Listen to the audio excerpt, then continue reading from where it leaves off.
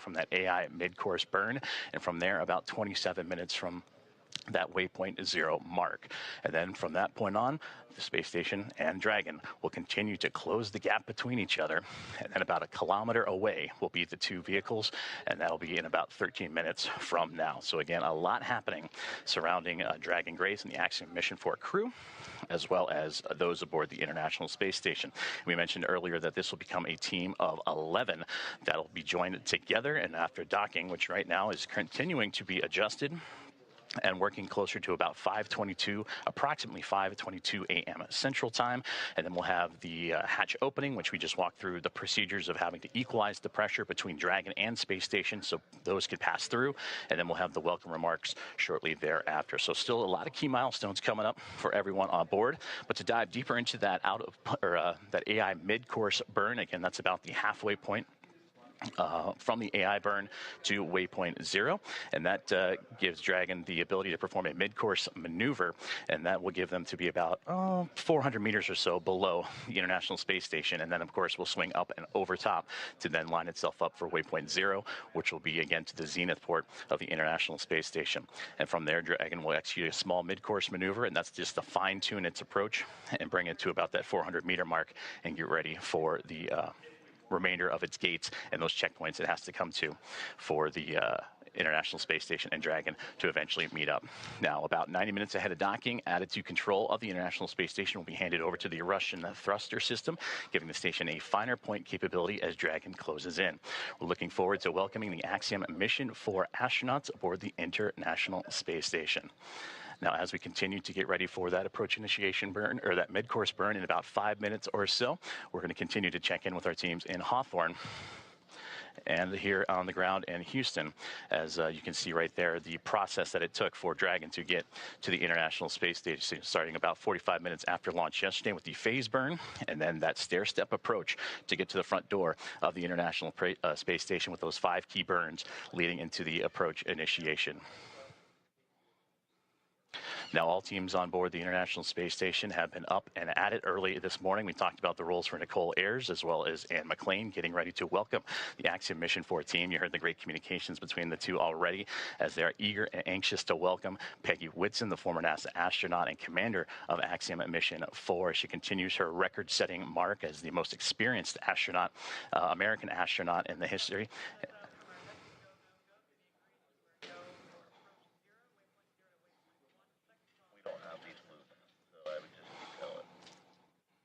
Currently listening into the loops of here, the teams on the ground as they're getting ready to do a go, no-go for Waypoint 0 and Dragon's continued approach to the International Space Station.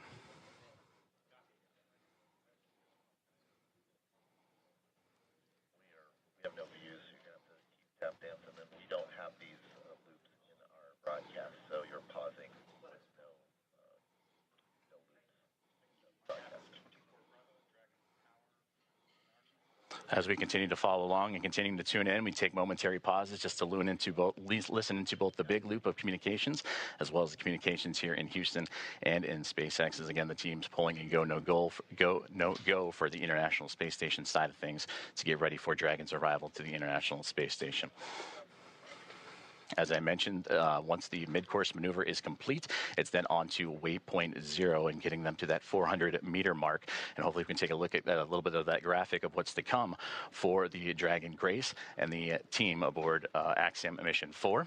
And you see there, Waypoint 0, about that 400-meter mark just outside the approach ellipsoid, that 400-kilometer by 2-kilometer by 2-kilometer invisible oval ellipsoid outside of the International Space Station, one of 2 imaginary boundaries that the Dragon will have to pass through, and then of course it'll make its way onto the keep out sphere, and that's that 400-meter mark that we've been talking about, and that's where it's zeroing in on right now. So we've completed the approach initiation burn, which had them about 7 kilometers below the International Space Station, and now about 2 minutes and 45 seconds away from that mid-course burn, and we'll continue to track as Dragon and Grace continue to fine-tune itself and get ready to go and connect itself for the International Space Station. Now, of course, before Dragon is given permission to move inside the approach ellipsoid, the spacecraft configured to be known as what is a 24-hour safe trajectory. And this means that if Dragon were to lose control in its thrusters, it would be at least 24 hours before it could move inside the approach ellipsoid again. But again, those upcoming milestones, everything continuing to press on along as Dragon, so far so good, as it continues its chase down of the International Space Station.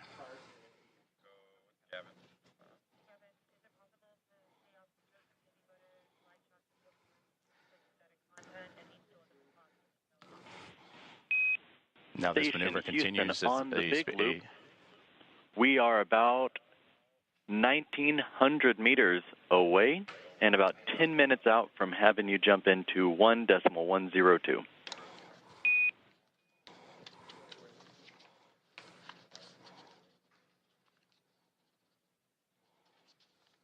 Great call outs there, as you heard the team saying about 1,900 meters away, that separates the Dragon and Grace spacecraft and the International Space Station. Now, as Paul and Ronnie have mentioned, that this is the 4th private astronaut mission, the first since January of 2024, and that was when Axiom Mission 3 would arrive aboard the orbiting laboratory. Now, from AX1 through AX4, once they are aboard, the teams will have welcomed 14 different... 10 minutes. Houston Station, copy 10 minutes until step 1 of the procedure. And continuing to track about now 55 seconds away from that AI mid-course burn, and was saying from AX1 through AX4, the International Space Station will have welcomed 14 different private astronaut crew members representing 11 different nations, and showcasing again how private astronaut missions truly expand access to the space station for more nations, people, and opportunities. And we'll continue to tune into all of the loops here inside of the International Space Station flight control room as we await the AI mid-course burn. And now standing about 20 seconds away as it continues to fine-tune, Dragon Grace continues to fine-tune its path towards the International Space Station.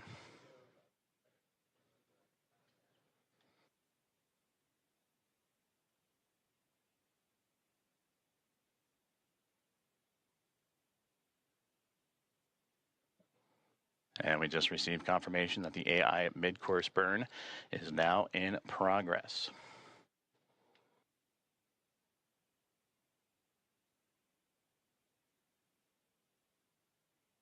And again, this is done about halfway from our starting point, which was the approach initiation burn, and that'll get Dragon on its path towards Waypoint 0. It's just a small burn, but again, all about fine-tuning and its approach to ensure that we're targeting a precise point of about 400 meters directly below the International Space Station.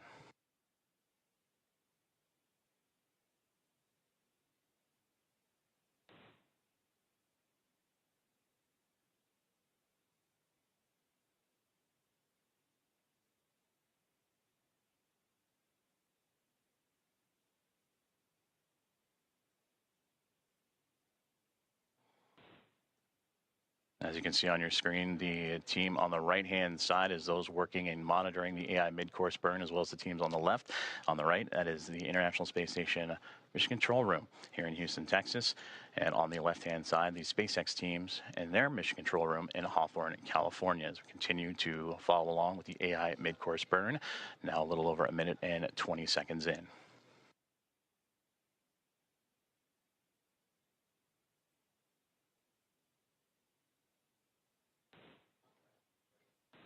And mid-course burn has just been completed, and everything has been reported as nominal. Dragon, SpaceX on the big loop, mid-course maneuver complete. Performance was nominal. The trajectory has converged on Waypoint 0. So great news there. Dragon copies on the big loop. And confirmation from Dragon Grace, and you heard Commander Peggy Whitson relaying down to the ground. And now the next milestone that we're zeroing in on is Waypoint 0, which will be about 18.5 minutes from now, as that slow but methodical approach for Dragon Grace and the Axiom Mission 4 team continues to make its way towards the International Space Station. And with that, we'll check back in with Ronnie and Paul back in Hawthorne. Awesome. Thanks so much, Joseph. I'm loving all of these check-ins that we're getting about Dragon's progress on its way to station, how the crew is doing, hearing these call-outs from the nets. But I'm getting really spoiled today because you had great stories about the crew while we were here in kind of like our pre-show warm-up. And I would love to hear a little bit more about how you followed along the AX4 crew in like the 10 months leading up to this. Absolutely. And really like followed their preparations and everything that brought the crew to today. Certainly. And so there's obviously a large team that facilitates all of the operational training flow and helping prepare them for this moment. We have a unique opportunity to document that and follow that story with them quite literally around the world over the course of all of that training. And I think it's just interesting as you get to know each of the crew members, just to understand, like, in the midst of all of this operation, in the midst of all of the timing and the coordination, there's still 4 humans inside Dragon, each with their own personalities, each with their own ambitions and characteristics, and they add to what becomes the mission. In the crew, right? Exactly. Like they become one crew, which is AX4. Yeah. Absolutely. So Peggy, I would argue, is a consummate leader. I mean, if you know anything about her, you likely know she has record after record of human spaceflight, and it is. And here we are actually seeing some views of the ISS, of the International Space Station, from Dragon. And yet, as I was saying, with Peggy, if you know her, she obviously has all of these records for human spaceflight, and it's certainly not a surprise at all that she is an inductee into the 2025 Astronaut Hall of Fame. And yet, if you get a chance to get to know her, you quickly realize she's not just about those individual accolades. She is about the team and team efforts. She wants to build teams and take them to space. And so certainly we've had the honor of following her around the world, preparing for 2 Axiom space missions, both AX2 and now AX4. And it is remarkable how she commands every room she walks in without taking over. She just exudes this steady confidence that people respond to. Speaking of how she is commanding the capsule, we just had a great shot of her inside of the Dragon spacecraft, looking up at those touchscreen displays. And so we're going to keep bringing you views like the one we have on your screen right now of the International Space Station whenever we have ground station coverage. When we have good views, we'll obviously share them with you. This one is particularly cool because we're watching the International Space Station come into focus through a camera that is under Dragon's nose cone. So right after we got through launch and orbital insertion yesterday, we deployed the nose cone and exposed those docking hooks that we're going to use for the hard capture. Station, Houston, on the big loop. Dragon range is approximately 1,000 meters. Monitor long-range approach per steps 1 to 4 in 1.102. Dragon approach and retreat monitoring. ISS crew is now primed for vehicle approach monitoring.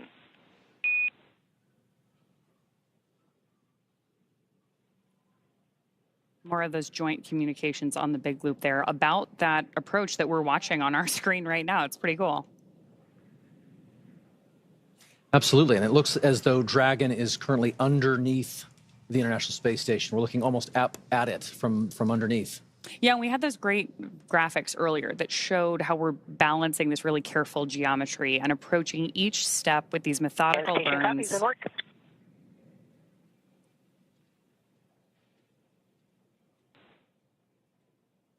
Acknowledgement from our commander there. So we're stepping through each of these really methodical burns of those Draco thrusters on board Dragon. There are 16 of those thrusters around the spacecraft, and we use them for these careful, fine-tuned maneuvering once we get to orbit. So right now on our screen, we've got our commander, Peggy Whitson, and our pilot, Shubhanshu Shukla. And you got a chance to chat with Shuks in the lead up to this launch too, right? Absolutely. He is such a unique, quiet force. He is witty and smart, and I tell you, 3 steps ahead of any given moment, and you don't even realize it. He's already there. He has said that his career is defined by simply saying yes, which I thought was so interesting and powerful and simple. I mean, effectively, he was saying that every opportunity, whether it was to get a chance to learn to fly or join the military or even pursue this mission, he simply said yes. And in doing so, he walked through the door and made the most of it. No matter what he's faced alongside this crew, from days of poor weather out at the Knowles expedition, which is the National Outdoor Leadership School, to processing kind of the immense volume of procedures that must be taken on and understood across all of the myriad of procedures that one must understand and become proficient on for this kind of a space flight. in the midst of all of that, he has remained calm and collected, and quite honestly, it just made it look easy. And what's more, he has this unwavering spirit about him that just invites everyone around him to step up and into their roles effectively. It's awesome to hear these stories about the way this crew really came together and everything that brought them to the mission today. For those of you who are just joining us, we have some great graphics along the base of your screen to help you follow along the mission the same way that we have been eagerly following it for the last several weeks, really, in the lead up to today.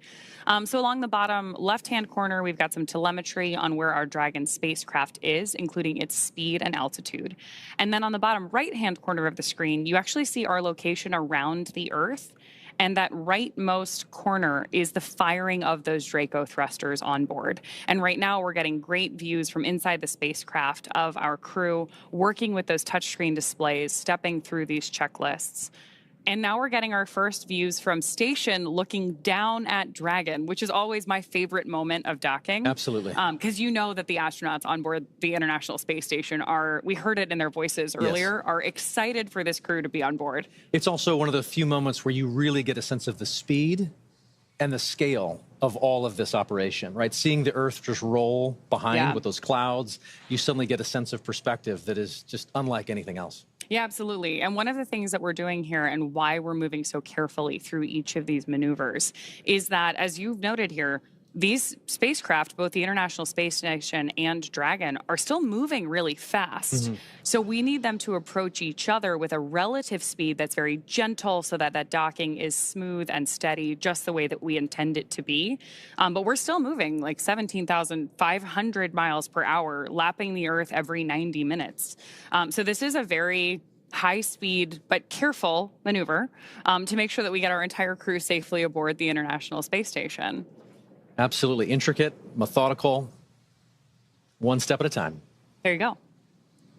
Speaking of people who are particularly methodical, you were mentioning that Sławomir is like very deliberate in his actions and his lead up to everything with the crew earlier. Sław, yes, as he likes to, as we like to call him, Sławomir Uznanski-Wiśniewski, is quite a lot to say. So they've quite poignantly call him Sław. He is brilliant, and I tell you, but more specifically, Dragon SpaceX on the big loop. I'll pause here. Ground is go for approach 0. Burn is enabled. Maneuver start time is 9:34 Zulu. As a reminder, Dragon will nominally continue approach through Waypoint 1 toward Waypoint 2 without stopping at Waypoint 1.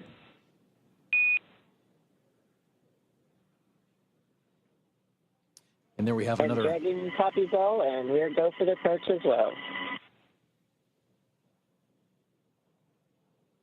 Another call out between Core and our commander, acknowledged by Commander Peggy Whitson.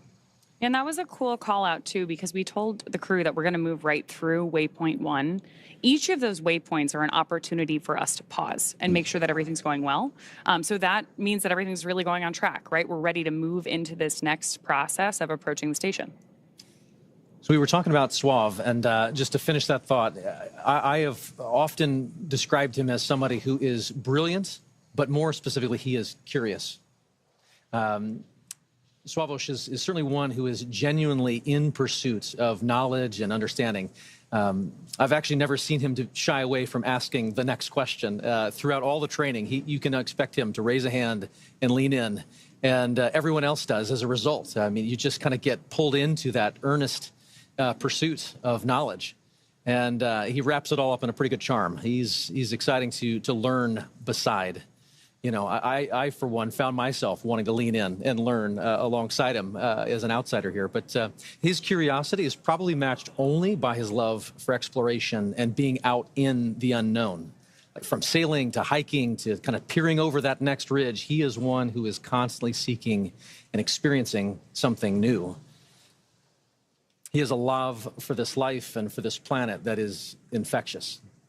One can only imagine how that perspective is growing as he's looking out the window and seeing the Earth and perhaps even maybe the ISS at this point outside Dragon. Oh, yeah, absolutely. I mean, speaking of his love of something new, 3 of the crew members that we have on board AX4 are first-time flyers to low Earth orbit and to the International Space Station.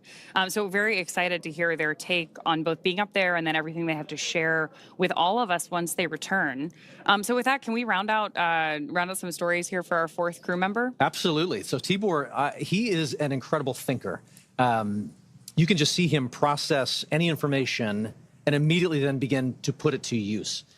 He is someone who just grabs and goes. But also, even more than that, he's someone who really feels things deeply. He cares about what this mission is. He cares about what it means for all those back home in Hungary. He's got a very high emotional intelligence, I would say. He can read the room in an instant. But I tell you, his gift to humanity is to then be able to elevate and brighten everyone around him. I don't know of a single instructor, maybe ops team member, or even medical support staffer who doesn't smile when they think of Tibor Kapu. And I also tell you, he is tireless. There is quite a lot that he is capable of and responsible for, and that is invigorating to just see him approach every step of everything he's asked to do with diligence. And there were a lot of steps in the lead up to this for our crew. Astronaut preparation is extensive, from training that's specific to each crew member's role to learning SpaceX protocols, space station systems, and preparing for the science and outreach activities they'll be conducting in space. Private astronaut training is pretty rigorous. So in addition to the work that they did in the field, like you mentioned with the National Outdoor Leadership School, or NOLS. Station Houston on the Big Loop. First step, 1 of 1.102. Can you please confirm Dragon is in sight and give us an attitude assessment?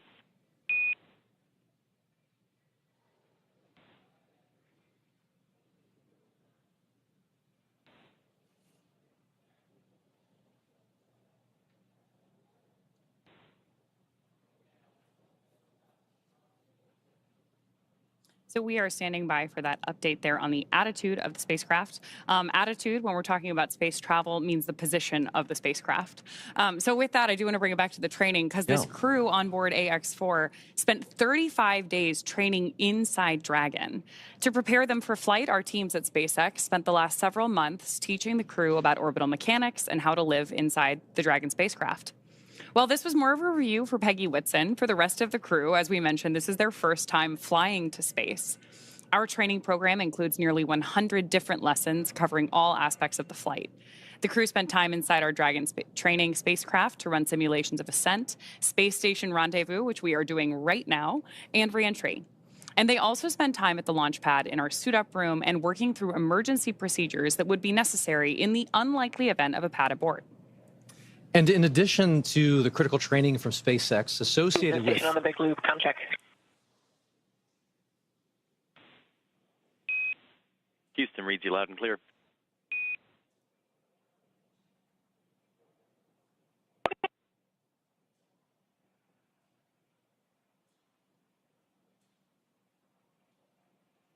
And as we were saying, in addition to the critical training from SpaceX associated with all of these dynamic phases of ascent and return, Axiom Space has facilitated a host of training efforts since August over these last 10 months to ensure that the crew and all of those who support them are ready Station for this Houston mission. on the Big Loop. We did not copy your last.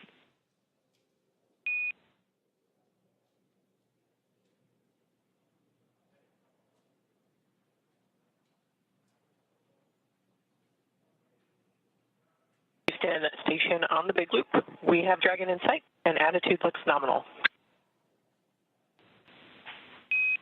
Houston copies. That's a good report. That is a great report. It's always nice to hear those confirmations, especially across the Big Loop, because we are coordinating so many teams for missions like this. Absolutely.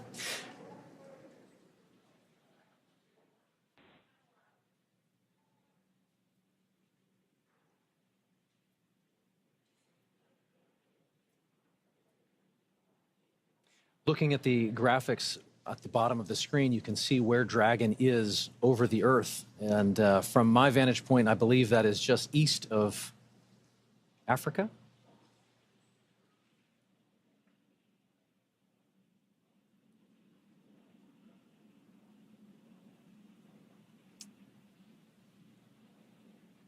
I think one of the things that's the most striking to me is that as we watch all these different visuals come into play, which again, we are bringing you whenever we have them. So when we've got good views, we're sharing them with you. We're really seeing how quickly Dragon is approaching the station. At 429 kilometers above the Earth, they are continuing to raise that elevation, that altitude, and get closer and closer to where they'll be working and living for the next 2 weeks. But again, these visuals just tell an amazing story of where we're going and what we're doing, where low Earth orbit is. It is hard to really comprehend and wrap your mind around the idea of living off planet, and yet visuals like this start to help you make that real. Oh, absolutely. And hearing commentary like we did earlier from that on-orbit check-in, it was great to hear how quickly even the crew was saying they were learning how to do things in microgravity, especially because we have so many first-time flyers on this mission. Hopefully, first time but not the last. We have a repeat with our commander, Peggy Whitson, as well. Absolutely. A little bit of joy goes a long way, and overcoming some of those probably initial sensations and adjusting to microgravity. Shubhanshu had mentioned that it was taking a minute to kind of collect himself and find his space legs, but clearly they are all in good spirits and getting ready to get very active on board the International Space Station. Which I'm sure will also be like an acclimation process, right? Absolutely. They've gotten used to Dragon. They've been in flight now for more than a day. All told, from launch to rendezvous at the station, we're looking at about a 28-hour flight. The time is somewhat dependent on the relative position of the International Space Station to our launch site at the time that we launch. But for any time that we're rendezvousing or meeting two spacecraft in orbit, we do have an instantaneous launch window. So we know how long that trip is going to be at the moment that we lift off. And the entire crew operations plan is built around filling that time effectively so that they're well acclimated on board the Dragon spacecraft while they approach the International Space Station. But then as soon as they get on board, we'll do our welcome ceremony. And I'm sure there's an orientation for them as well. Absolutely. So they have an effective 2 weeks while they're up there. And the clock starts as soon as they get on board, right? You just mentioned the welcome ceremony. So there will be a moment once they've crossed the hatch and are officially on the International Space Station where they get to meet the other expedition crew members, have a moment to meet and greet, acknowledge the moment with a little bit of ceremony and tradition. There might even be some pinning of astronaut pins to go around. But then they get right to work. Certainly, I know that there are steps where they take to just kind of acclimate to the station, where the commander is going to take them around and make sure that they're clear on roles and responsibilities. But then again, the red line begins, and they are chasing it for the next 2 weeks, trying to accomplish a host of research efforts and outreach events. It's a full couple of weeks ahead of them. We also have a full couple of hours here ahead of us before we get to that part. Yes. We are less than a minute away from approaching Waypoint 0. So I do want to check back in with NASA. Joseph, why don't you give us an update on where our spacecraft is relative to the ISS? Thank you very much, Ronnie and Paul, as we here in the teams at the International Space Station Flight Control Room tracking the arrival to Waypoint 0 for Dragon Grace and the Axiom Mission 4 team, which they have just now hit that mark, which means approximately 400 meters directly below the station. And we can see those wonderful views now, and you can really see that high resolution of Dragon Grace continuing its methodical approach to the International Space Station. We're still tracking a docking time of about 5:18 a.m. Central Time, 6:18 a.m. Eastern. And you mentioned the hatch opening, and then as well as the welcome remarks shortly to follow. Hatch opening roughly about 2 hours or so after the initial contact and capture.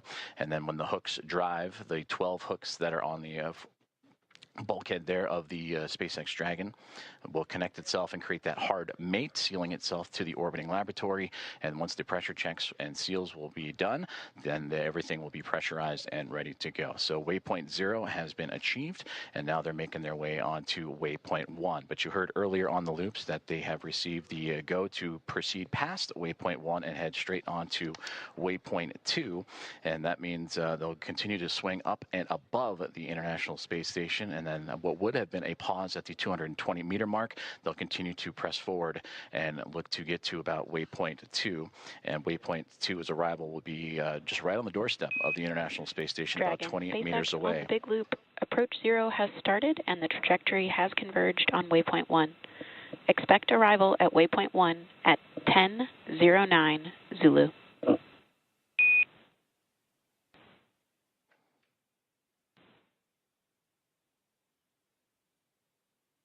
Expecting arrival at waypoint 1 at 10:09 Zulu.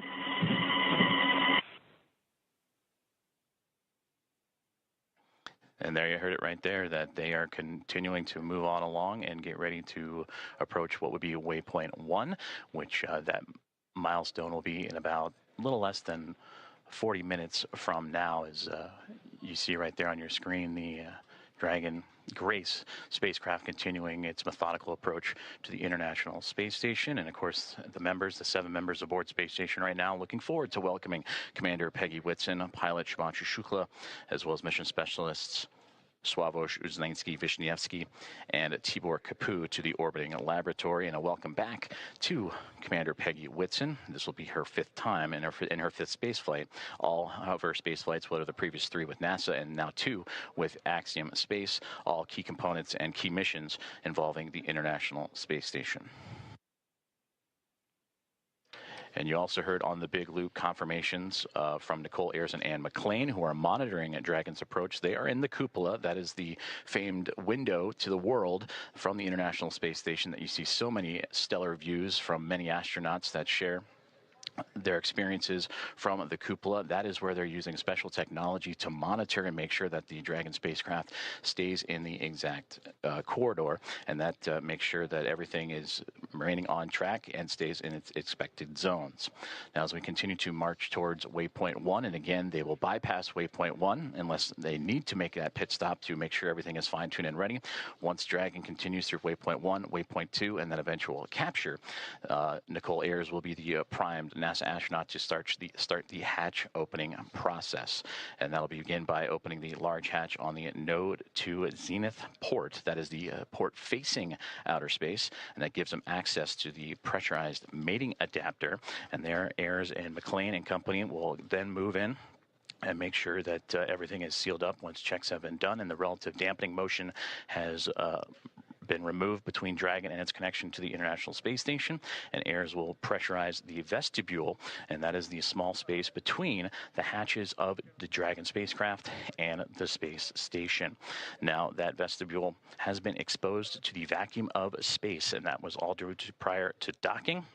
So the crew will need to fill it with air to make sure its pressure is nearly equal with the atmospheric pressure on Dragon and in the station. That pressure, similar to what we experience here on Earth at sea level, about 14 psi is what they need to bring it up to, again, from the vacuum of space. And that's where Ayers will use a small valve on that station's hatch to slowly introduce the air into the vestibule, and flight controllers here in Houston will monitor and verify that pressure readings, and everything is making sure to be leak-free before we get ready to open up the hatches. As you can see, Space Dragon Grace making its way with the nose cone open, and you can see that strobe in the middle. And it's always fascinating to watch. Now during an orbital daytime, you can see the sun shining brightly on the spacecraft and the thrusters firing, and you can follow along in that bottom right-hand corner which thrusters are being activated again to fine-tune Dragon's path to the International Space Station.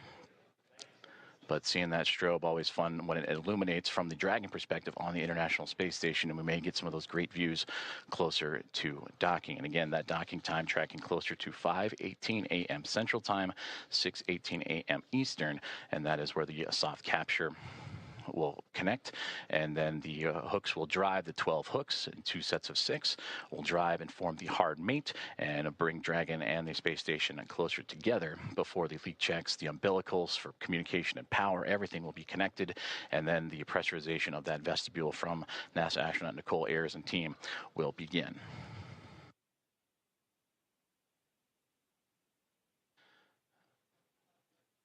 About 36 minutes from now, Dragon spacecraft will reach its waypoint 1 mark. And again, that's where the spacecraft will swing up and above the International Space Station, as it'll be docking to the space-facing or zenith port of the Harmony module.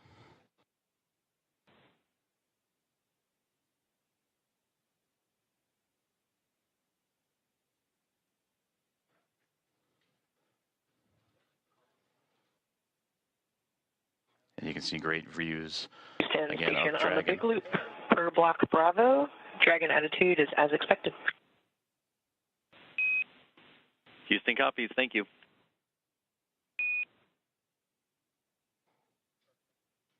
And great communications there. Is everything going to plan for Dragon Grace? And you can see those thruster firings, those plumes of gases that are helping the spacecraft navigate its way from Waypoint 0 to Waypoint 1. And as mentioned, it's going to go up and over top of the International Space Station and then align itself to that zenith port.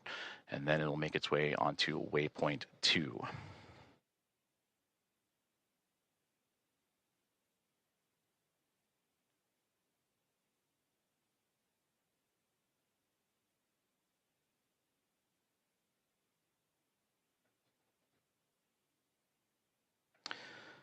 As mentioned previously, all visiting vehicles that arrive to the International Space Station take this phased approach when going to the orbiting laboratory, stopping at those predetermined gates. And that's for teams here on the ground, both in SpaceX and in Houston, to run quick checks on vehicle performance before approaching the laboratory.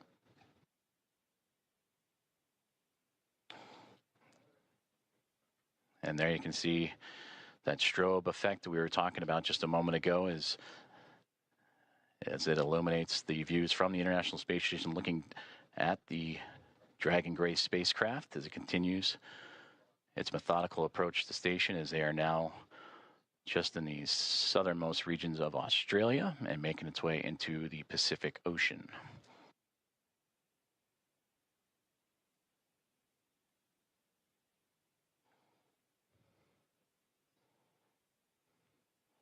Both Dragon and Station just began an orbital nighttime period, so we'll continue to lean on that strobe effect on the spacecraft to follow along.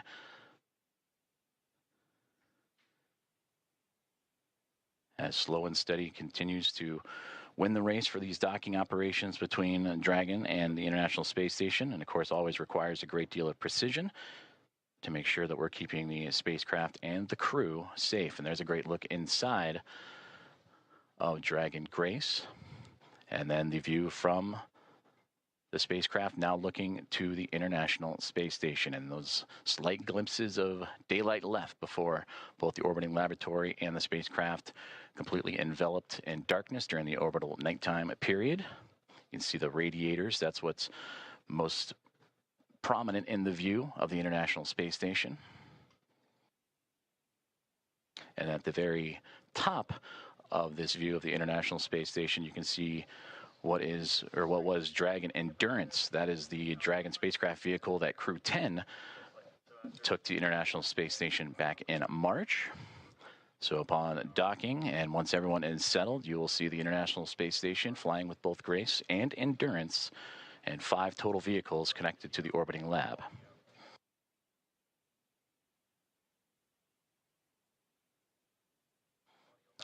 View inside of the Dragon spacecraft, and you see from just over the shoulder of Peggy Whitson and Shubhanshu Shukla, the commander and pilot, as they are continuing to monitor the progress of the spacecraft. And there the final faint views of the International Space Station before the orbital nighttime period. And as mentioned, these two chasing each other just off the southeast coast of Australia as we speak.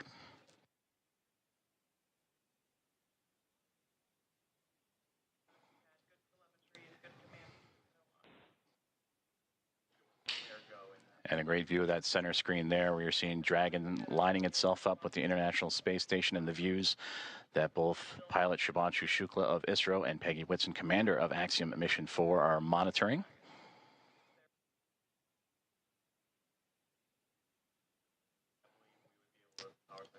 Now approaching about 31 minutes until we reach Waypoint 1.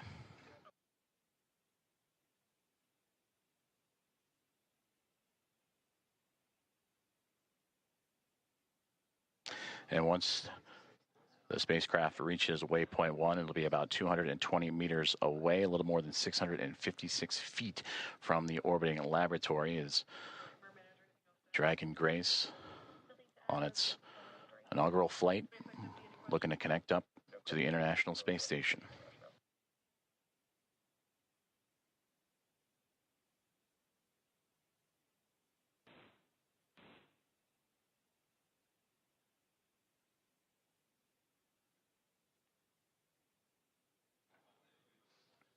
before we reach Waypoint 1, which will be in about 30 minutes from now. The teams here on the ground, about 10 minutes outside of that milestone, will conduct a go, no-go poll, which we've been talking about throughout today's broadcast, just that step-by-step process, that slow and steady methodical maneuvering of the spacecraft to connect to the orbiting laboratory.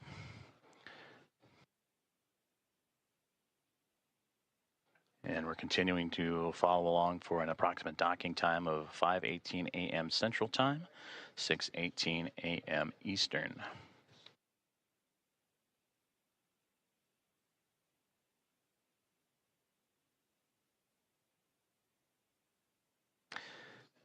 And the only light you're seeing from that shot was bouncing off of the International Space Station and what it provided, but now inside Dragon Grace and its Axiom mission 4 crew of Peggy Whitson, commander, Shubhanshu Shukla, pilot. That's who you see in the field of view there, just that over-the-shoulder shot as they monitor Dragon's maneuvering towards the space station, but also joined alongside by mission specialist Sławomir Uznański-Wiśniewski and Tibor Kapu, respectively, of ESA and Hunor.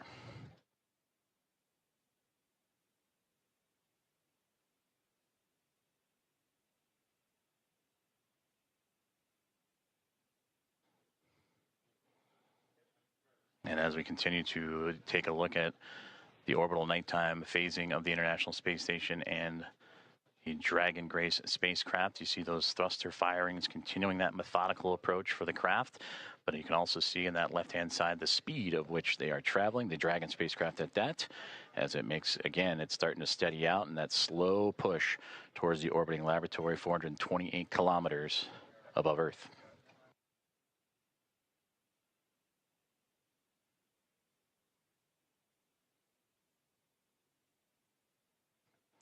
Once aboard the orbiting laboratory, the Axiom Mission 4 crew will participate in about 60 research investigations representing 31 countries, and more than 24 of those experiments supported by the ISS National Laboratory.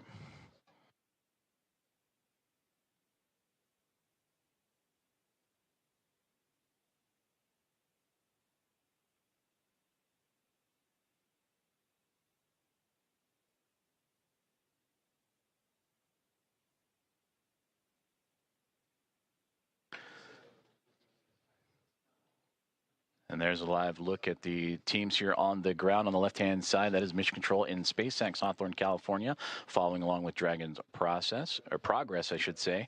And on the right-hand side, it looks to be Axiom Space here in Houston, just down the road from Johnson Space Center, NASA's Johnson Space Center, where we are located. And the International Space Station Flight Control Room, all three teams working together in integrated operations. That began just before we went live for today's broadcast. We're all three monitoring the progress of the Dragon spacecraft to the International Space Station. And you've been hearing communications on what is the big loop, which is that single line of comms that allow for the Dragon spacecraft and Grace to communicate with the International Space Station, but also for the teams on the ground here in Houston and in California and Hawthorne, all to communicate together. So everybody on the same page as the spacecraft continues its push towards the orbiting lab.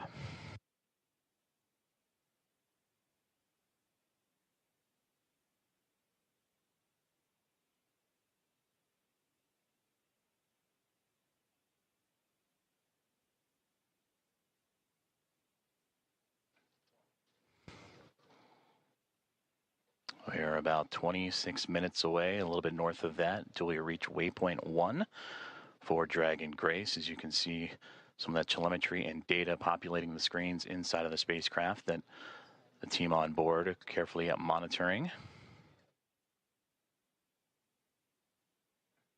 And this is the view from the Dragon spacecraft looking up at the International Space Station, as these two now making their way into the southernmost regions of the Pacific Ocean, having just passed underneath the south and then the southeast of Australia. They will continue into an orbital nighttime period until they reach roughly about the east coast of North America, and then you'll get some of those great views of the sunlight radiating over top of both of the craft.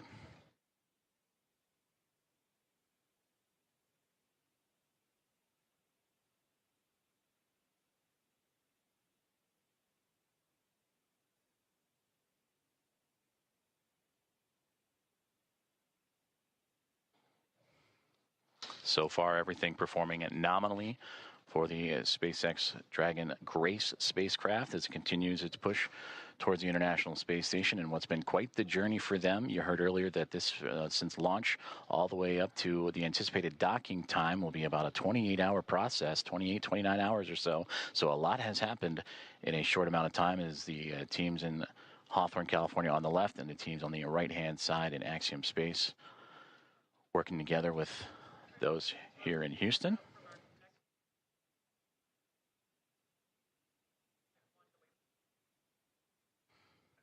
And those teams right now communicating with each other on those internal communications loops that we monitor and follow along with as they now prepare the teams for Waypoint 1 about 24 minutes from now. The go, no go for that will be in about 15 minutes or so. And we'll keep an ear out for those comms as, again, Dragon starting to slow down its approach towards the International Space Station, a very methodical journey that all started shortly after launch, what was yesterday morning at 1:31 a.m. Central Time, 2:31 a.m. Eastern. That saw the Axiom mission 4 team reach orbit and begin its journey to track down the International Space Station, the 4th private astronaut mission and the first since January of 2024, when Axiom mission 3 would join the expedition aboard the orbiting laboratory.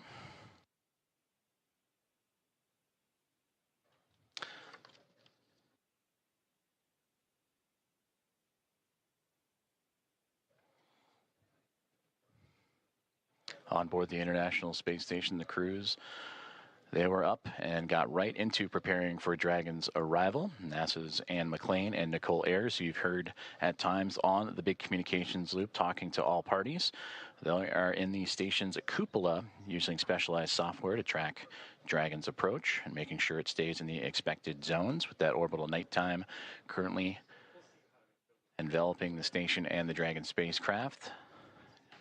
They're keeping a close eye, and of course from the space station perspective, and we'll see it as we receive video communication, that strobing effect, that strobe light on the front, and that forward nose cone of the SpaceX Dragon to help illuminate its path and help keep track.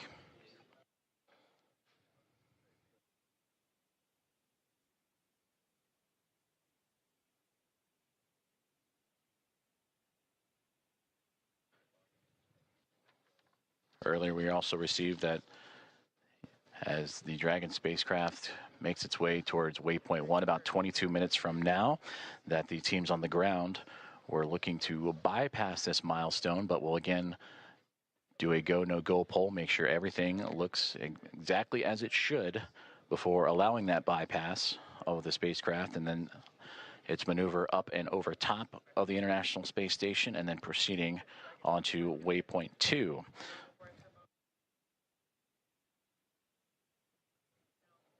And a great graphic of the International Space Station, and just below it, the Dragon spacecraft is, again, they are making their journey across the Pacific Ocean, traveling over 26,000 kilometers an hour and 420 plus kilometers above the Earth's surface.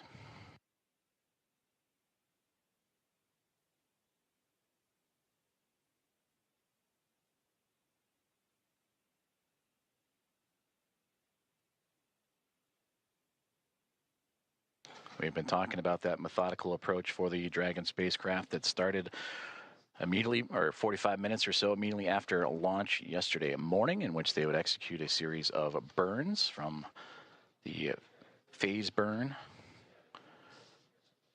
to the boost burn, co-elliptic, or close burn, transfer, and co-elliptic burn. Those 5 burns allow for the stair-stepping of Dragon to climb up in altitude, but also to close the gap, the distance between the International Space Station and the spacecraft itself.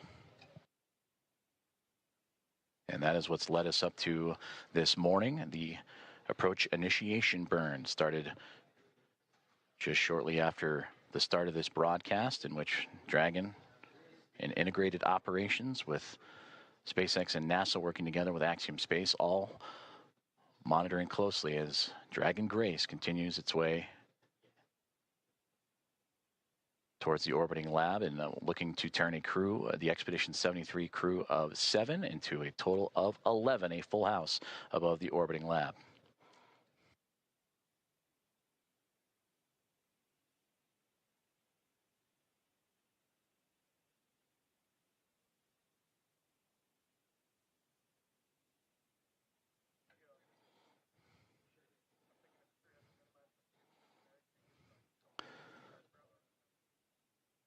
Now inside 20 minutes to the Waypoint 1 arrival. And about 10 minutes or so, the teams here inside Houston as well as and SpaceX in Hawthorne, California will continue to monitor and do the go, no go for Waypoint 1. And if everything is on track, they'll continue to proceed through Waypoint 1 onto Waypoint 2. And Waypoint 2 has them right on the doorstep of the International Space Station, about 20 meters out when they arrive to that waypoint, a little more than 65 feet away.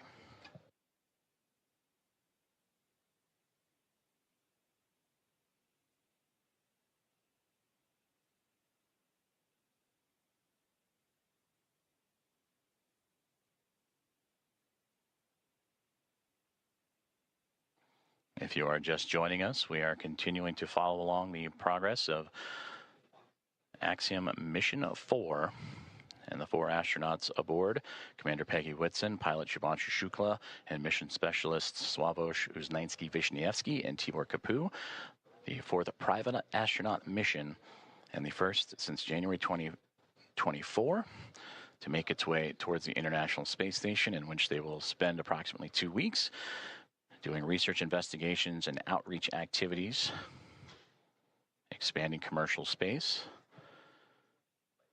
We are tracking a docking time of approximately 5:18 a.m. Central Time, 6:18 a.m. Eastern. The next key milestone that we are keeping an eye on is the arrival of the spacecraft to Waypoint 1.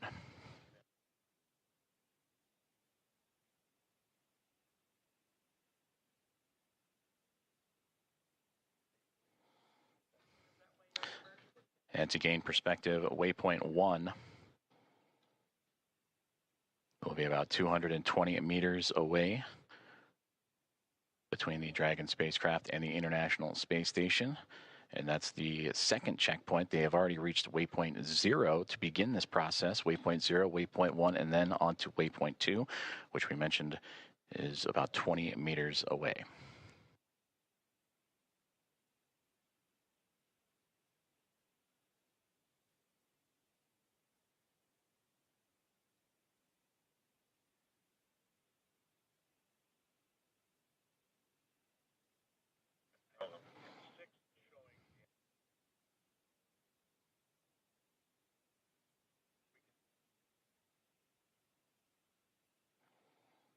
Okay, it's very set down.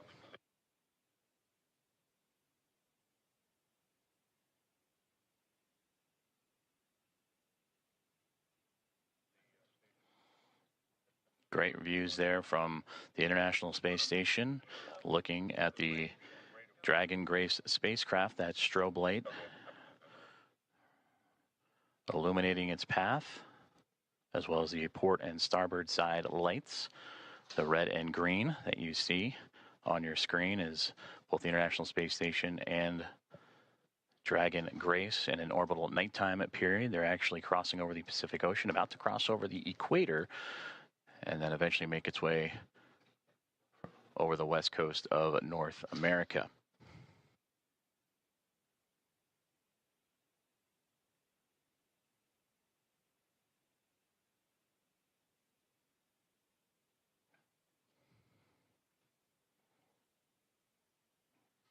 We'll start to see the spacecraft and the International Space Station once again become illuminated with an orbital sunrise. In a few more moments, that'll occur as they continue their journey over the Pacific Ocean. And for the Dragon spacecraft approaching Waypoint 1, now about 15 minutes from that point.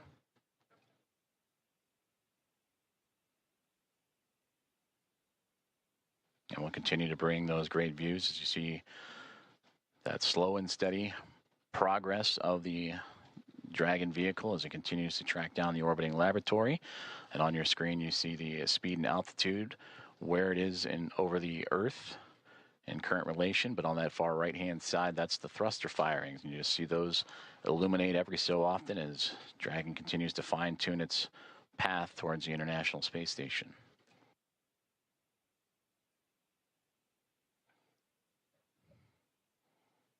And this mission since launch approaching now 1 day, 3 hours or 3.5 hours of time. That's the time you see in the middle there, the T plus. 1 day, 3 hours, 28 minutes and 40 plus seconds. As the crew aboard, anxious and ready to join the Expedition 73 crew aboard the International Space Station. And as we take a look at those crew members and introduce them to you, that'll welcome the Axiom Mission 4 team. They are led by Commander Takuya Onishi of JAXA, the Japan Aerospace Exploration Agency, who just recently celebrated about 2 weeks ago his 200 days in space. Anne McLean, NASA flight engineer, will be there as well. Her and Nicole Ayers, the two NASA astronauts monitoring Dragon's approach to the International Space Station. For McLean, celebrating 300 days in space last week. And for Nicole Ayers, this past Monday, celebrated 100 days in microgravity. They're also joined by NASA astronaut Johnny Kim, flight engineer, and Roscosmos cosmonauts Kirill Peskov. For Peskov, he would also celebrate 100 days this past Monday as a part of the Crew at 10 team.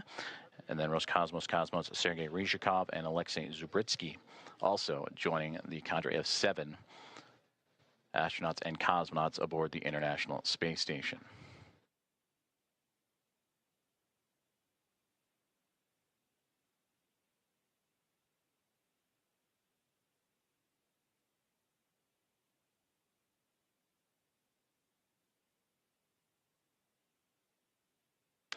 We mentioned earlier, this is the 4th private astronaut mission to the International Space Station, and the first since January of 2024, since Axiom Mission 3. From the Axiom Mission 1 now through Axiom Mission 4, the International Space Station will have welcomed 14 different private astronaut crew members representing 111 different nations, and showcasing how these private astronaut missions truly expand access to the space station for more nations, people, and opportunities. And we talked about this crew, in approximately their 2 weeks on board the orbiting laboratory, will participate in around 60 research investigations representing 31 countries, with more than 24 of those experiments sponsored by the ISS National Lab. In about 2 minutes, we'll monitor the loops and keep an ear out for the go, no-go poll on the ground for teams that'll be monitoring Dragon's approach to Waypoint 1. And that waypoint will be reached in a little less than a dozen minutes, 12 minutes from now.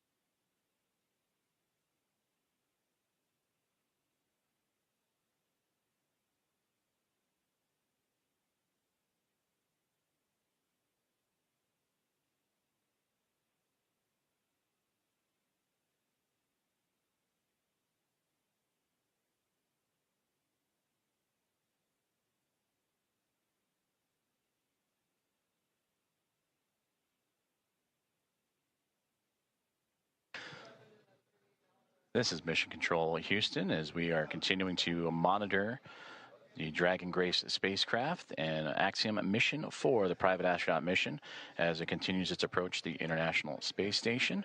They have moved past Waypoint 0 and are now on its way to Waypoint 1, the second of 3 checkpoints or 3 gates for this journey. for the spacecraft to the orbiting laboratory. We just received update that the new anticipated docking time, approximately 5:30 a.m. Central Time, 6:30 a.m. Eastern, as the Dragon spacecraft and the International Space Station teams here on the ground, both in Hawthorne, California for SpaceX and inside of NASA's Mission Control Houston and the International Space Station Flight Control Room, continuing to work together in communication and relay those updated data and projections and trajectory and all the information needed. So again, that docking time has been updated to now approximately 5:30 a.m. Central, 6:30 a.m. Eastern.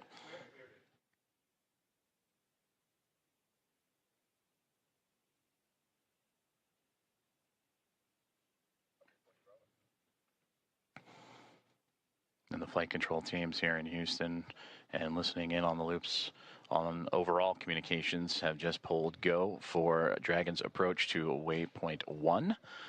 And they will reach that milestone, Waypoint 1, in about 9 minutes from now.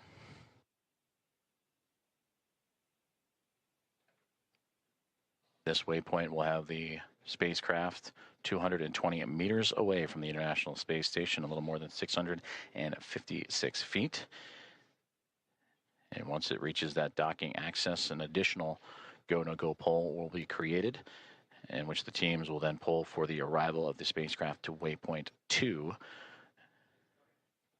And given the go there, Dragon Grace will move to within 20 meters and little more than 65 feet from the orbiting laboratory.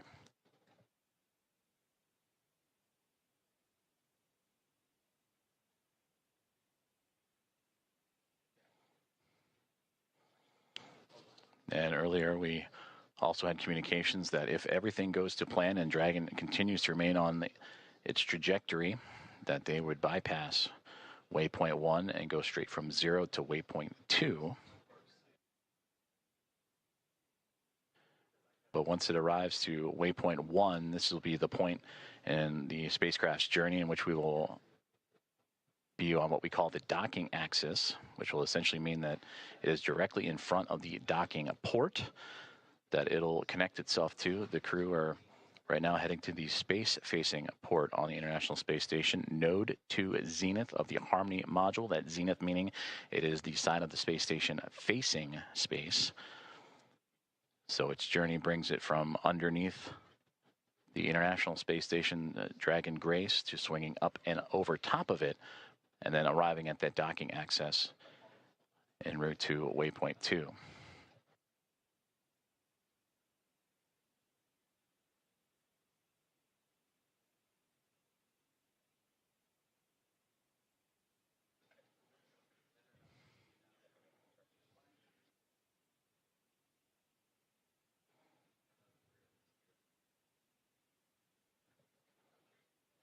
We'll continue to bring views of the International Space Station and Dragon Grace spacecraft as we receive them, as the two continuing their chase to connect up as they're now making their way towards the western coast of North America in an orbital nighttime configuration. And we've seen views of the Dragon spacecraft in that orbital nighttime with the strobe lights shining bright. Once it gets closer, it'll actually illuminate the International Space Station and allow for greater views of the docking port itself that it'll connect to. And again, that node 2 is zenith port of the Harmony module of the space station. And that anticipated docking time that has now recently been updated to 5:30 a.m. Central, 6:30 a.m. Eastern.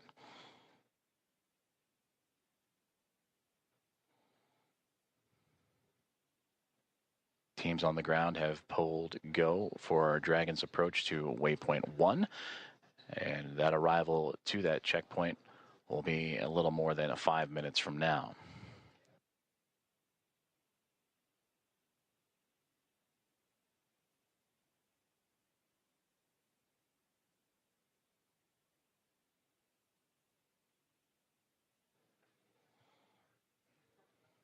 The crew inside Dragon Grace Axiom Mission 4.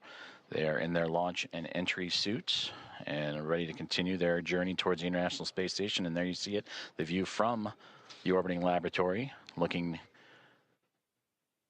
at Dragon Grace. As you see that strobe light we were just mentioning, as it gets closer, will illuminate the side of the orbiting laboratory, as well as the port and starboard lights, the red and green. Crew in their launch and entry suits, providing that extra layer of protection of pressure, and that happens, are in them during these dynamic phases of flight.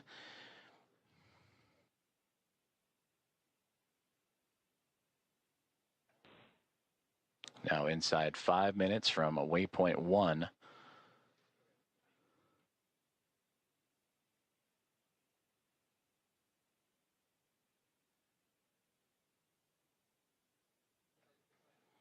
When Dragon docks to the International Space Station, there will be 5 spacecraft connected to the orbital outpost, and we'll bring the crew up to 11 crew members, and the overall total of the International Space Station to 288 visitors since 1998.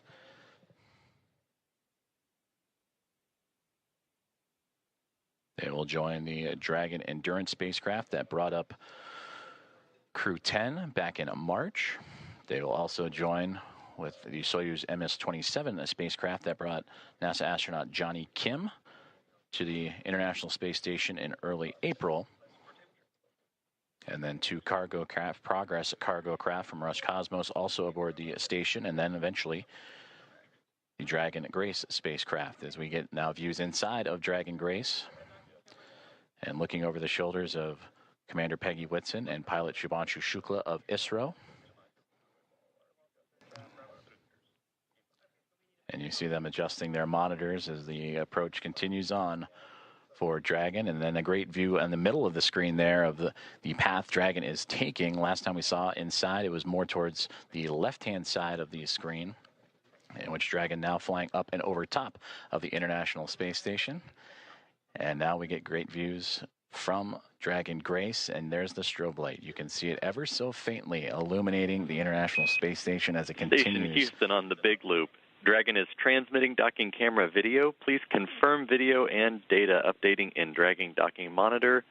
Also, we have a new docking time of 10:30.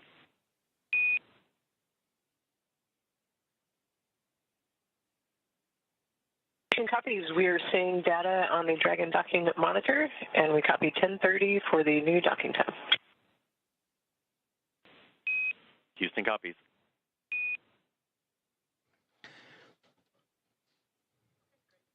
Great communications there on the Big Loop between the teams in Houston and SpaceX, talking to Dragon Grace and the confirmations of the updated docking time. You heard the words 10:30. That's 10:30 Zulu, which Central Time is 5:30, as we had mentioned, 5:30 a.m. Central, 6:30 a.m. Eastern, as we return to that exciting view from Dragon looking up at the International Space Station. You can ever so faintly see the solar arrays coming into view, and that strobe light illuminating the radiators, which are right along that central portion and angling upward.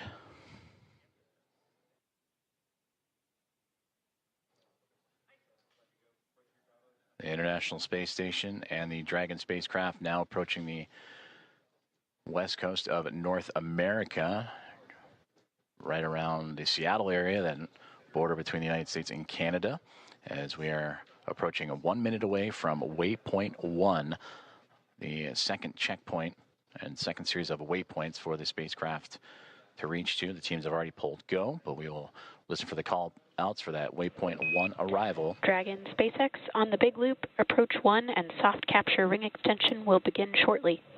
Dragon will continue approach to Waypoint 2. As a reminder, manual impulsive retreat recovery is not permitted. And Dragon copies all.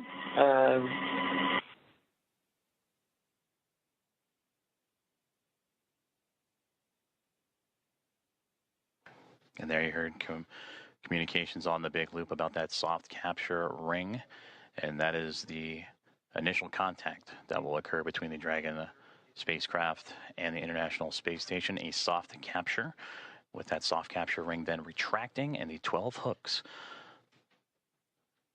that will drive and connect and form a hard mate between the spacecraft and the International Space Station. From there, power communications will then be connected up, and astronaut Nicole Ayers will make her way into the pressurized mating adapter and get ready for hatch opening procedures, which will require bringing the vestibule, the space between the two hatches, between the International Space Station and Dragon Grace, together.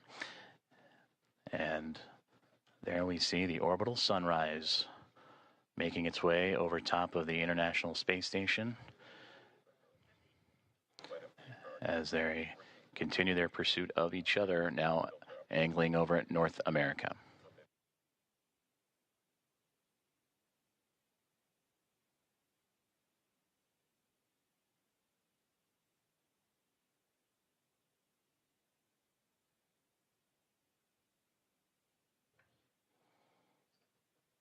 And there in the center screen, if you look at the topmost, the Dragon now perfectly aligned over top of the International Space Station, now looking down at that Node 2 Zenith port, and a great view just off the bottom portion there. That is the Dragon Endurance spacecraft that it'll be just alongside of.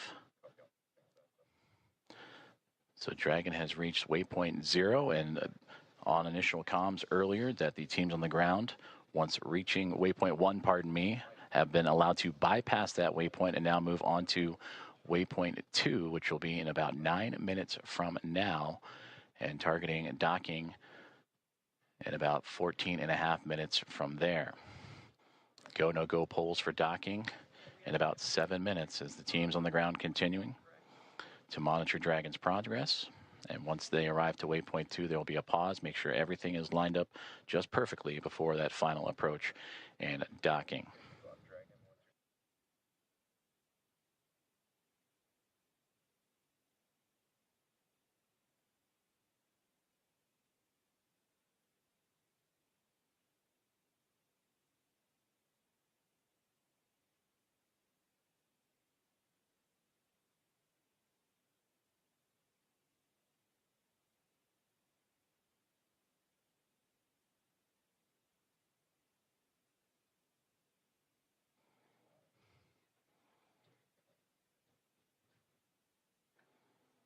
This is Mission Control Houston as Dragon Grace and the spacecraft carrying Axiom Mission 4 and their 4 astronauts continuing their approach to the International Space Station. They have just made their way past waypoint 1, which had them at 220 meters away from the space-facing port of the International Space Station's Harmony module. And now on the path to reach waypoint 2, teams on the ground have concurred or agreed that they will take a brief pause at waypoint 2, which is 20 meters away, to make sure everything is aligned precisely. And there you see the view from Dragon and that newly illuminated International Space Station as the two craft navigating its way over North America, coming into an orbital sunrise and daytime period.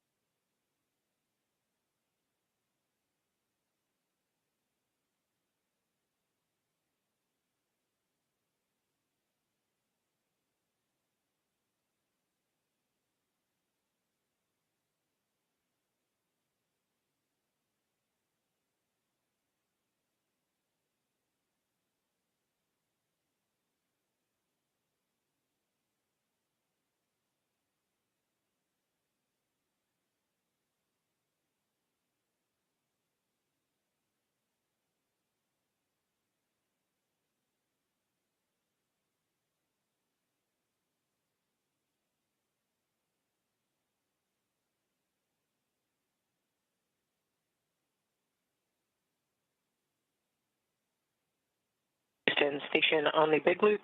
Dragon attitude is still as expected, and station is ready for docking. Houston copies. At Waypoint 2, Dragon will briefly pause to align for docking, then automatically resume approach. Houston copies. Commentator Rob.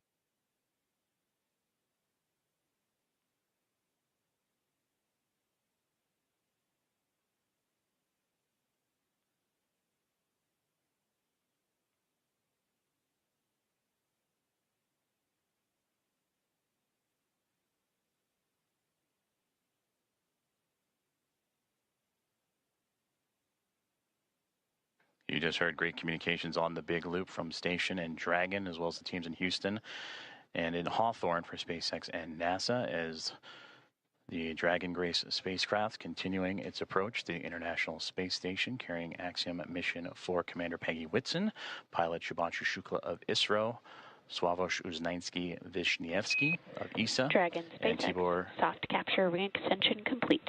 Dragon will continue through Waypoint 2 without a hold. Second copies, no hold at Waypoint 2, and good rating extension. Great communications there. They were anticipating a brief hold to make sure everything aligns, but Dragon Grace continuing on what has been so far so good. A great rendezvous with the International Space Station. They will proceed to continue past Waypoint 2. And you also heard in the communications with NASA astronaut Nicole Ayers, the station ready for docking.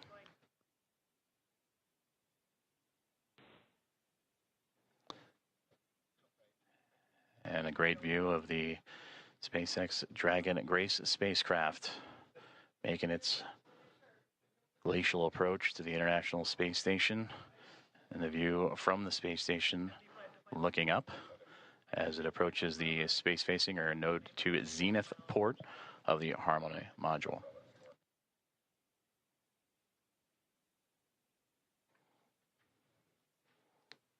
We are about 4 minutes away from the Waypoint 2 arrival, which again, they are expecting to move right past through without a hold. That is at the 20-meter mark, and proceed right on into docking, soft capture, and then soft capture ring retraction and hooks to drive. And that capture, about Dragon 8 minutes SpaceX and 47. on the big loop. Ground is go for approach 2, and approach is now allowed. Reminder, ensure that visors are closed prior to Dragon's departure from the waypoint. Once Dragon is inside the crew hands-off point, retreat and breakout are not permitted.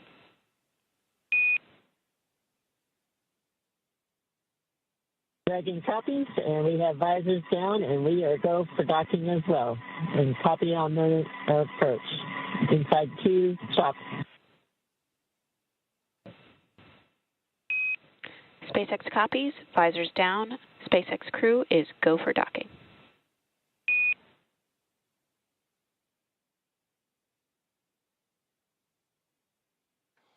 All great communications there, as the communications from the ground up to the SpaceX Dragon Grace spacecraft, as visors are down on the 4 astronauts inside, as they continue their approach to the International Space Station, now nearly 7 minutes away from that initial contact.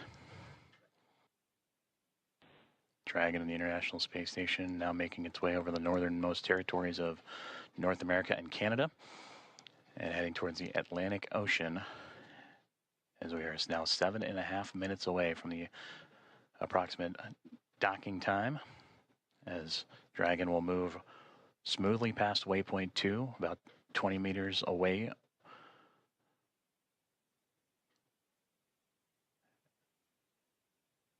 And continuing its fine-tuning and approach, you see little plumes coming off the spacecraft. Again, those are those thruster firings, continuing to inch and adjust the spacecraft towards the orbiting laboratory.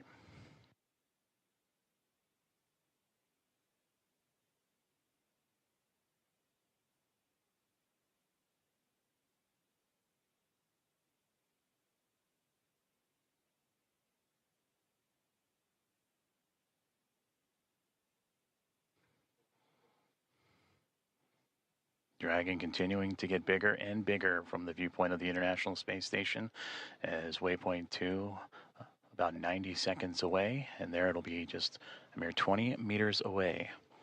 And there, the spacecraft will focus on aligning its docking system with the docking adapter, and then fly in to make the initial contact and give us what we will call that soft capture, or the soft capture ring will retract, and then the hooks will drive to form the hard mate. And that capture, or that initial contact, coming in about 6 minutes from now.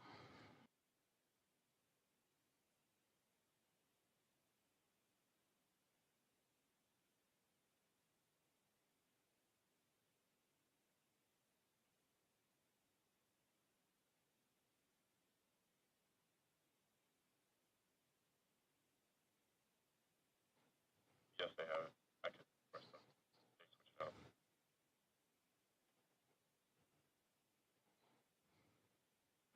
Approaching 30 seconds away from Waypoint 2 arrival, in which the Dragon spacecraft will be about 20 meters away, just called out 30 meters, so continuing its close in to the International Space Station.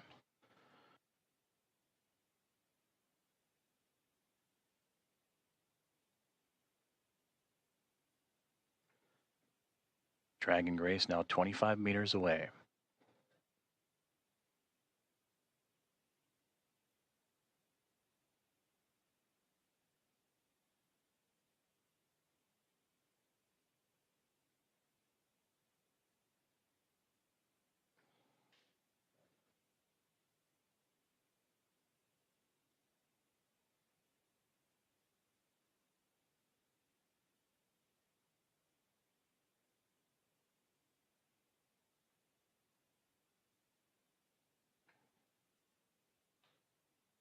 Dragon has now reached Waypoint 2, 20 meters away from the International Space Station, and will continue its approach to the International Space Station.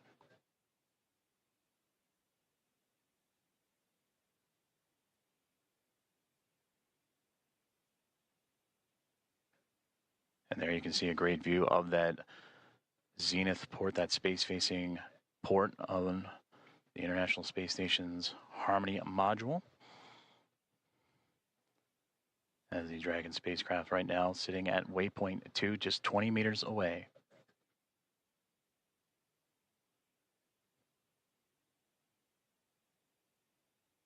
Houston at station for step 4 in block Bravo. Dragon attitude is as expected.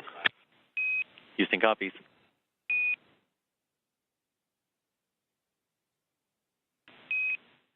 Station Houston on the big loop. Dragon is on final approach and is go for docking. Monitor per steps 5 and 6 and 1.102. Station copies. Monitoring per steps 5 and 6.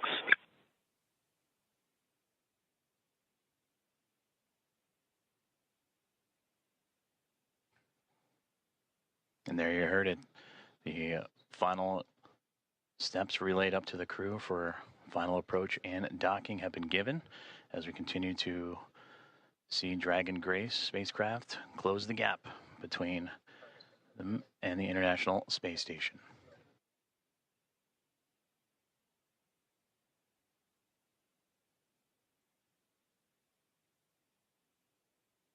Now, just before the spacecraft reaches the international docking adapter for that soft capture, you'll hear the call out CHOP, or crew hands off point, which Dragon will continue its journey and make that initial connection, that soft capture, in those final few moments.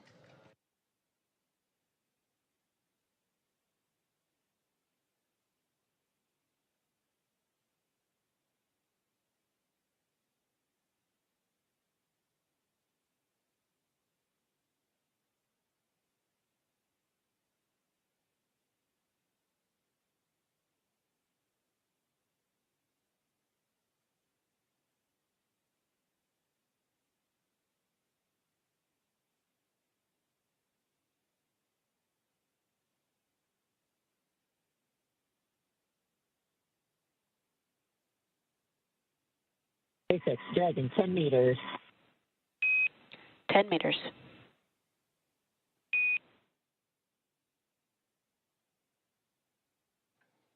Inside 10 meters, a little less now than 30 feet away, is all that separates Dragon Grace from the International Space Station.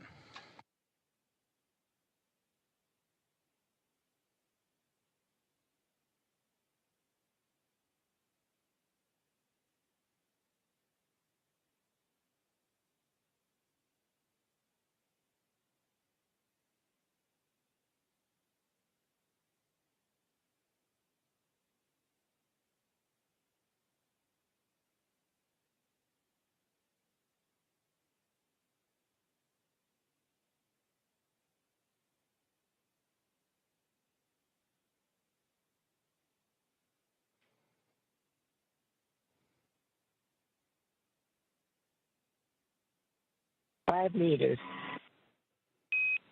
5 meters.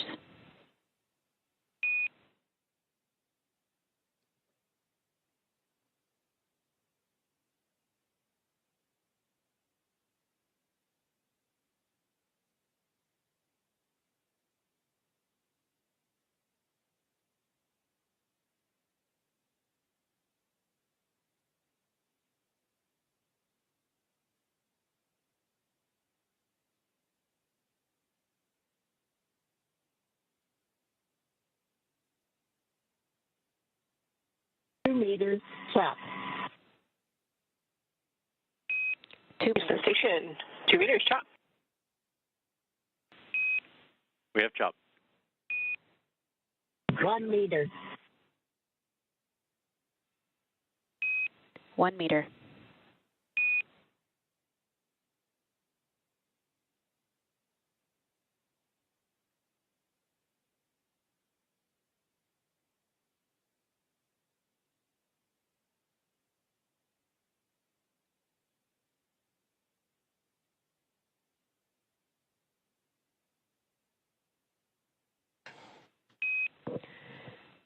Dragon contact and soft capture complete.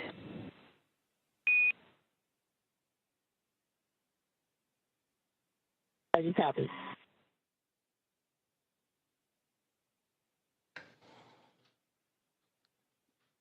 Dragon Grace and the Axiom Mission 4 crew have arrived to the International Space Station at 5:31 a.m. Central Time over the North Atlantic as the two orbiting around the Earth, connecting with the soft capture ring, and now we'll begin the ring retraction to bring the two vehicles closer together, and then the 12 hooks, the two sets of 6, will drive to form a hard nut.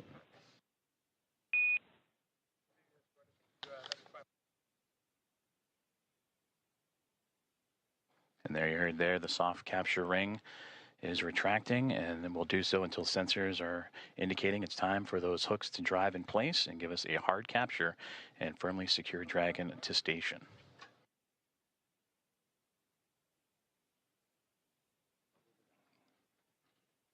And again, Axiom Mission 4 and its commander Peggy Whitson, pilot Shubhanshu Shukla of ISRO, and mission specialist Sławosz Uznański-Wiśniewski and Tibor Kapu of ESA and Hunor have arrived to the International Space Station with contact at 5:31 a.m. Central, 6:31 a.m. Eastern, as the two were orbiting over the North Atlantic.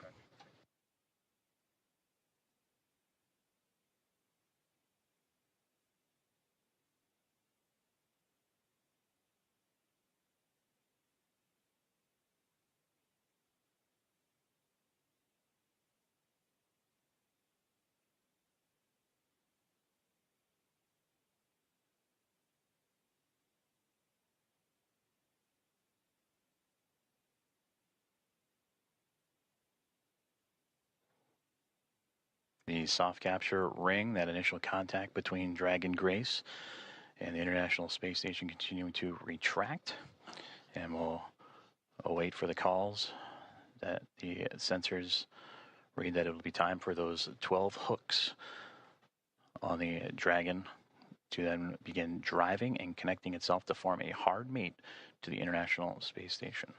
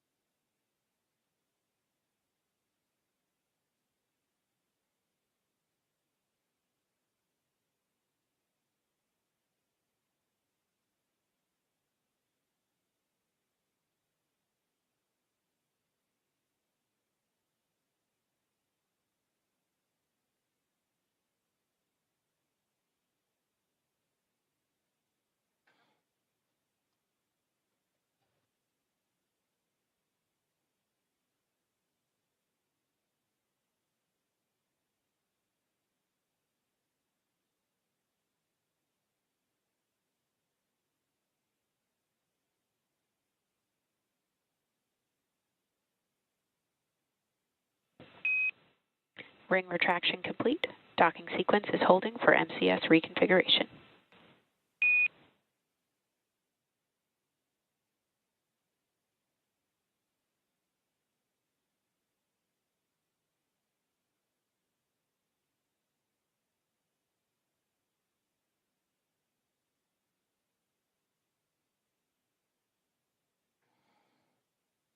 This is Mission Control Houston, as you are seeing a live view of the recently connected Dragon Gray spacecraft with the Axiom Mission 4 astronauts and Peggy Whitson, Shubhanshu Shukla, Sławosz Uznański-Wiśniewski, and Tibor Kapu arrive to the International Space Station.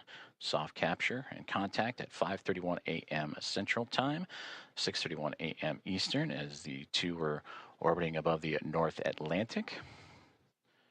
And right now, the two mated with that soft capture, the soft capture ring retracting to pull the spacecraft closer to the International Space Station. And once given the go, the ring or the hooks around the Dragon nose cone will drive and connect to form a hard mate.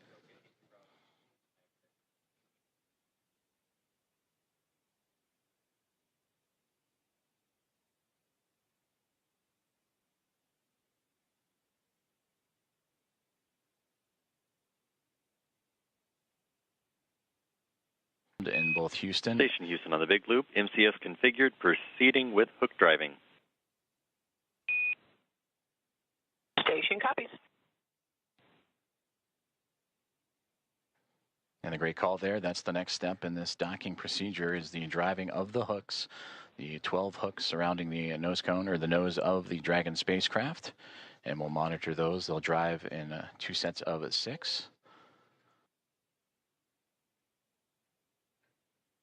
The first set of 6 right now, they're traveling, and we'll continue to follow along as the docking process continues on.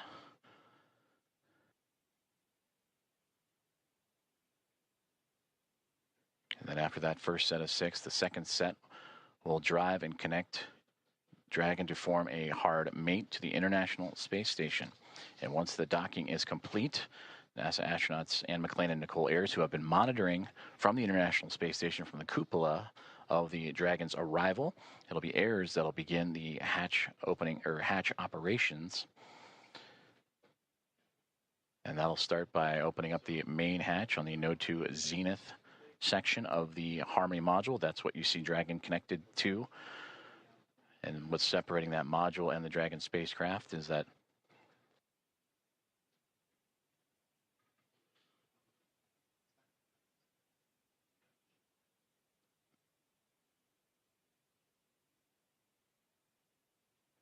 and continuing to monitor that first set of 6 hooks forming that hard mate.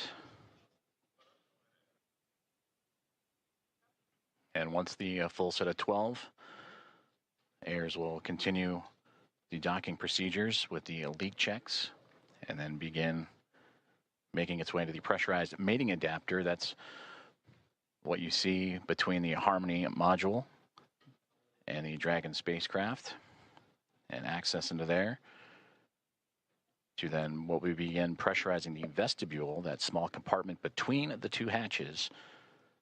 And that vestibule has been exposed to the vacuum of space prior to Dragon Grace's arrival. So the next step is to carefully reintroduce that air and pressure inside so it matches both that of the station and the Dragon spacecraft.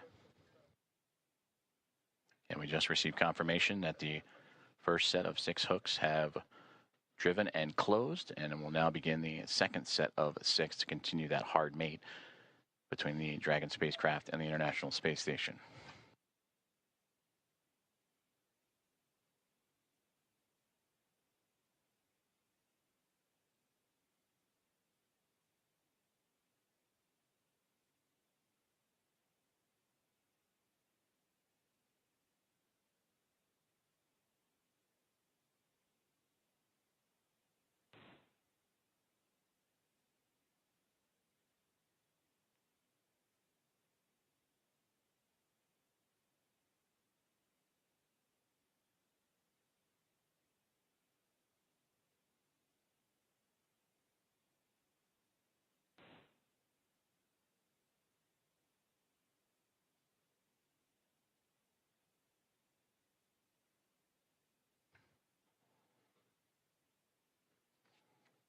If you are just joining us, this is Mission Control Houston, where Axiom Mission 4 aboard the Dragon Grace spacecraft have connected to the International Space Station at 5:31 a.m. Central Time, currently in the process from soft capture to the hard mate to the orbiting laboratory.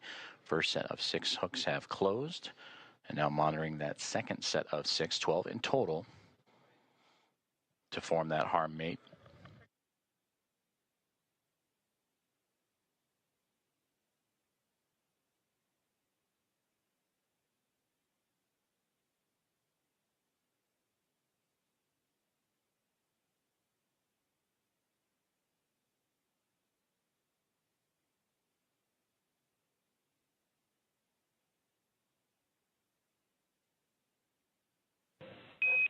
Dragon SpaceX on the big loop, hard capture complete.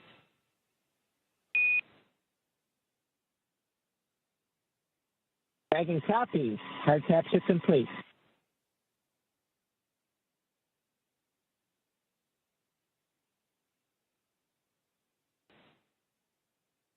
And we just heard confirmation there. All 12 hooks have closed, and that is a hard mate to the Dragon Grace spacecraft and the International Space Station, completing from soft capture to that hard mate. And these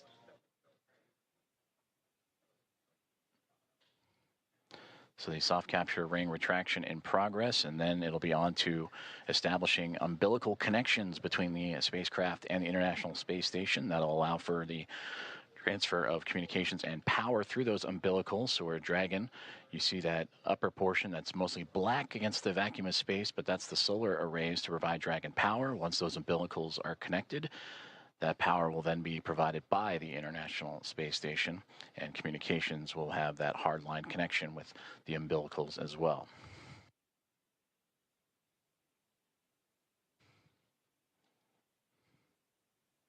And once those umbilicals have been connected, that'll complete the docking process, and that's when NASA astronauts Anne McClain and Nicole Ayers, namely Ayers, will jump into action and begin the leak checks and hatch opening procedures, and that'll allow the pressurization of the vestibule, the space between the Dragon spacecraft and the International Space Station, to be brought to pressure equal to that of what is inside station and inside the Dragon spacecraft, about 14 psi, what you experience here on Earth as sea level. And then from there, the hatch operations will continue,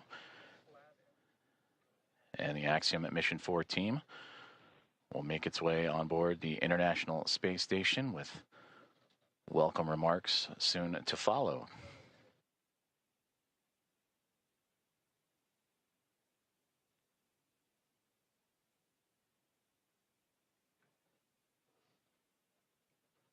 Soft capture ring has now been stowed away, and the umbilicals are in motion again to connect Dragon Grace and the International Space Station, providing that communications, that direct line of communications and power.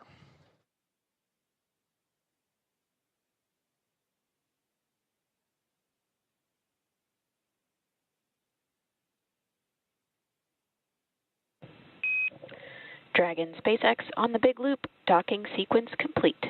Ground will be enabling hardline power and comm connections shortly. You are go to DOS suits per procedure 4.012 and begin post-docking cabin configuration per 4.400 in parallel. Dragon copies. Docking complete. 4.012 and 4.400 are in work. And Grace is happy to be on Harmony.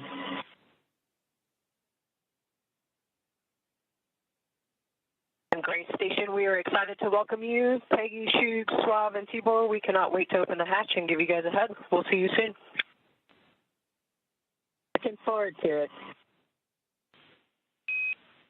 And Axiom 4 from Houston, welcome aboard the International Space Station. It's an honor to have you join our outpost of international cooperation and exploration. We are honored to be here. Thank you.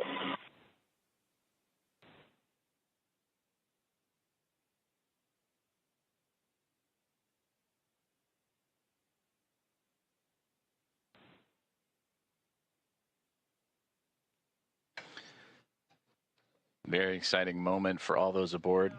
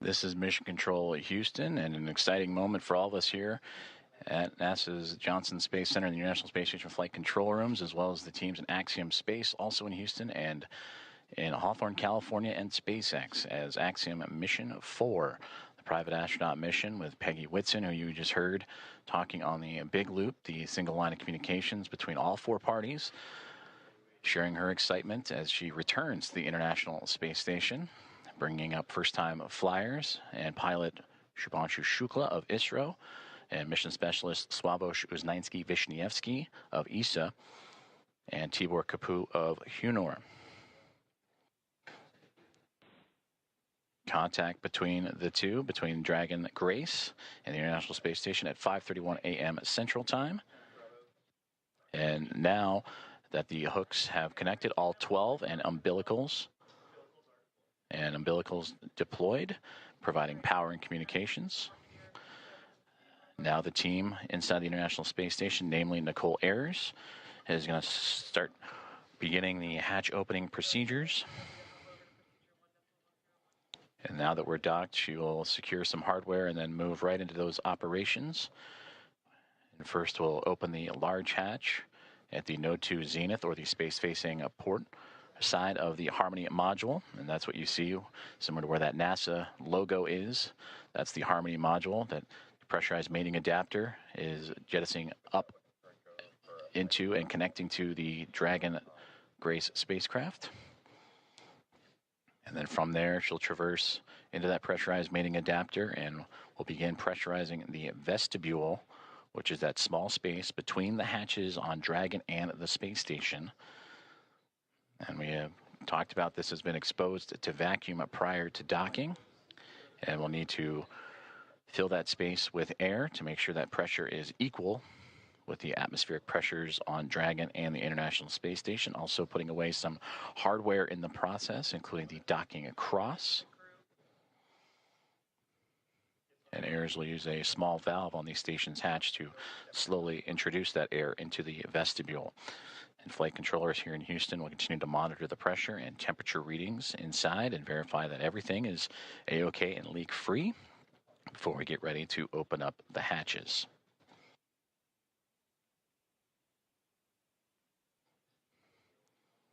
From that capture moment, which again was 5:31 a.m. Central, 6:31 a.m. Eastern over the North Atlantic. It takes roughly about 2 hours to get everything pressurized and checked out before we open up the hatches and welcome in Axiom Mission 4 to the International Space Station.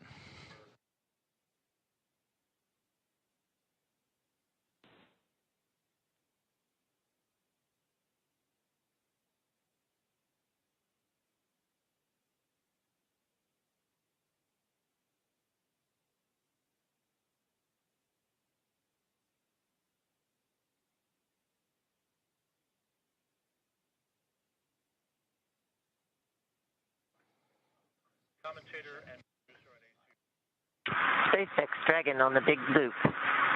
Com check on the cabin mic. How do you...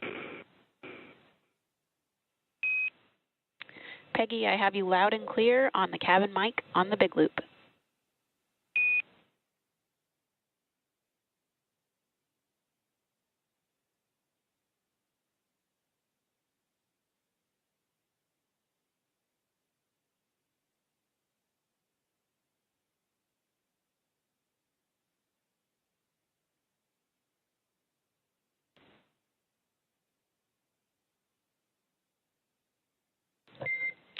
Dragon, SpaceX on Dragon aground. That call on the cabin mic actually came over Dragon aground.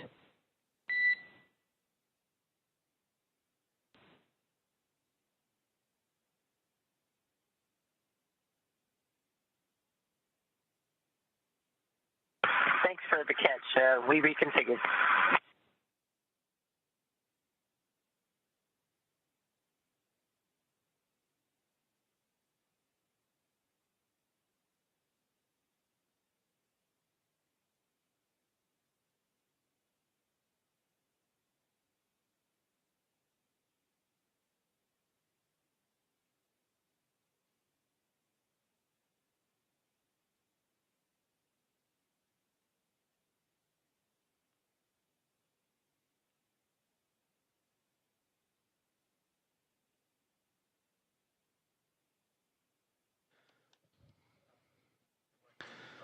This is Mission Control Houston as we continue to follow along the progress of the contact capture and beginning of hatch opening procedures as Axiom Mission 4 has arrived to the International Space Station with contact at 5:31 a.m. Central Time.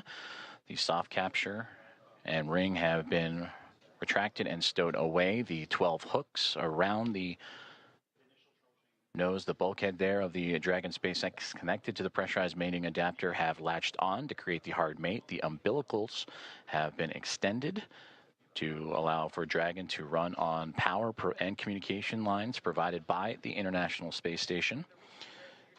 And now looking at approximately 8:35 a.m. Central Time for welcome remarks, and shortly after the Axiom Mission 4 team make their way through the hatchway and into the International Space Station.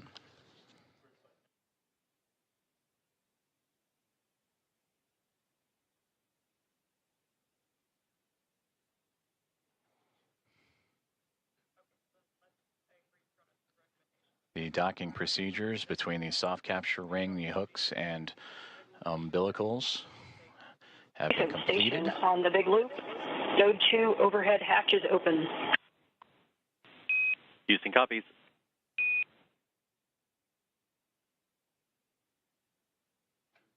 And a good call there down from NASA astronaut Nicole Ayers saying that she has opened up the hatch for the Node 2 Zenith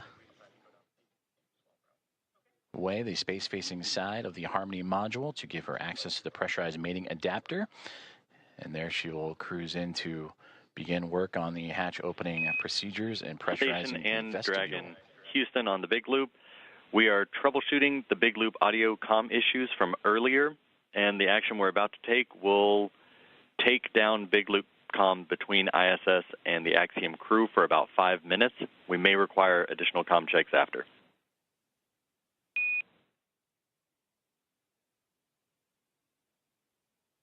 Station copies. Dragon copies.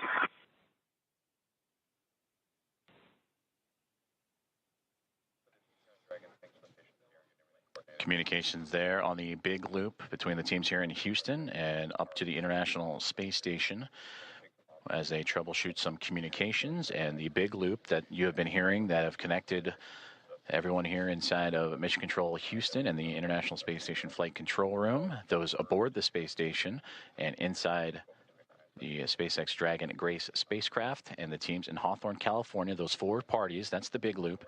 They will troubleshoot those communications for about 5 minutes and then recheck. But you heard just prior to that NASA astronauts Anne McLean and Nicole Ayers have begun the hatch opening procedures, in which the large hatch at the Node 2 Zenith, that's the space-facing side of the Harmony module, has been opened, and that will allow for them to begin the hatch opening procedures and pressurize the vestibule, which is what, in addition to the comms checks, we will monitor, as Ayers will use a small valve on the station's hatch to slowly introduce air into the vestibule. That's the gap between the Dragon spacecraft and the International Space Station that has been exposed to vacuum. And from there, they will match the pressure, the atmosphere inside both station and Dragon.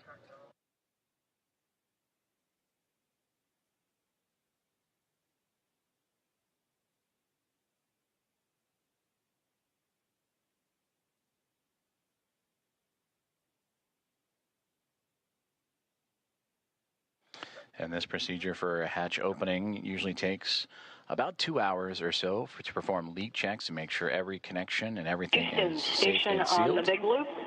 In step 2.4, the time is 10:56. The APAS equalization valve is back closed.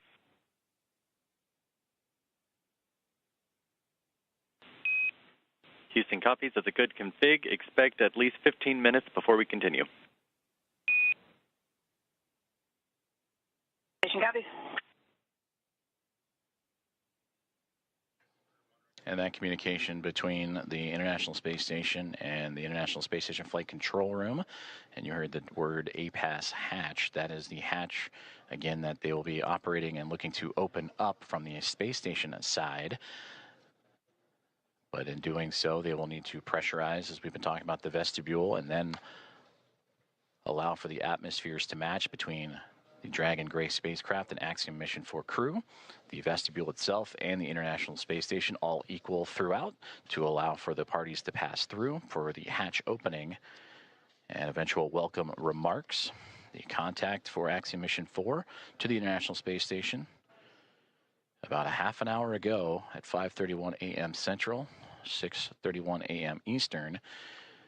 And as they continue to configure the hatch opening procedures for NASA astronaut Anne McClain and Nicole Ayers, between the two of them, we'll continue to work those procedures, and we'll hear those communications throughout in anticipation of Axiom Mission 4 and Commander Peggy Whitson making her return to the International Space Station, her 5th flight, second as a member of Axiom Space and the commander of Axiom Mission 4, and her previous 3 as a NASA astronaut servicing key missions to the International Space Station. And a big part of the coming up in November, 25 years of continuous operations and humans on board the orbiting laboratory. And there she will welcome also first-time flyers and pilot Shubhanshu Shukla of ISRO, Sławomir Uznański-Wiśniewski of ESA, and Tibor Kapu of Hunor for Shukla, Uznański, Wiśniewski, and Kapu, representing India, Poland, and Hungary. This will be those nations' first time visiting the orbiting laboratory.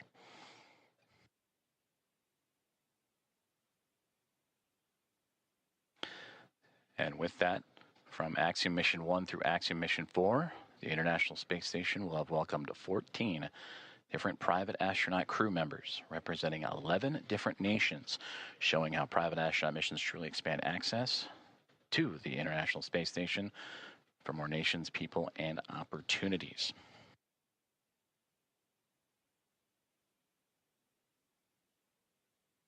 And on your screen, you see the clock counting upwards at the bottom, the T+, that is 1 day, 4 hours, 28 minutes, and now SpaceX Dragon.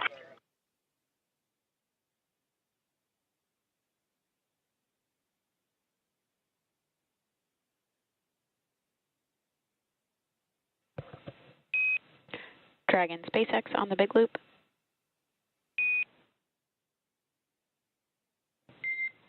Dragon SpaceX comm check on Dragon to ground.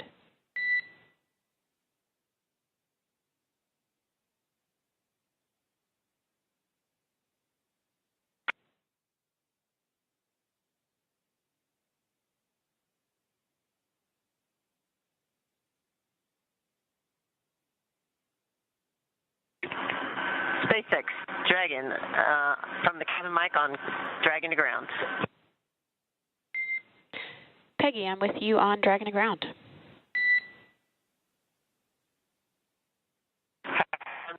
Here. Did you call for me, or did I misunderstand? I was returning your call. Okay, stand by for inventory. Copy, standing by.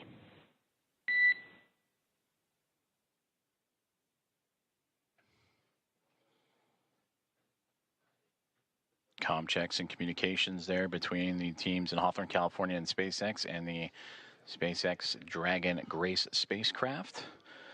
as we heard earlier that they were troubleshooting some communications and looking to bring back on the big loop that connects the teams on the ground in SpaceX and NASA, as well as the teams in the International Space Station and the Dragon spacecraft itself.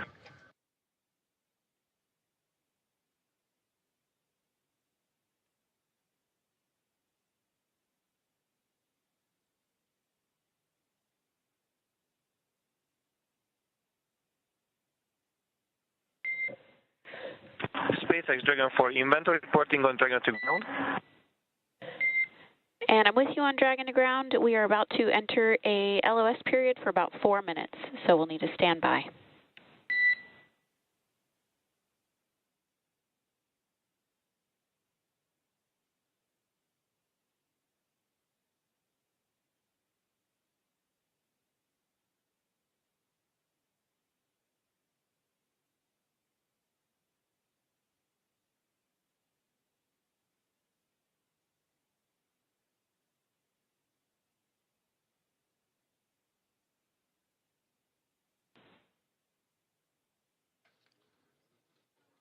Communications between SpaceX and the crew aboard the SpaceX Dragon Gray spacecraft saying they are upcoming on a period of LOS, or loss of signal, that's anticipated as the International Space Station and the spacecraft orbiting around the Earth and transfer of satellite signals. Right now they are making their way over the southern Indian Ocean and about to head into a period of orbital nighttime, as we will get back views as soon as we have them.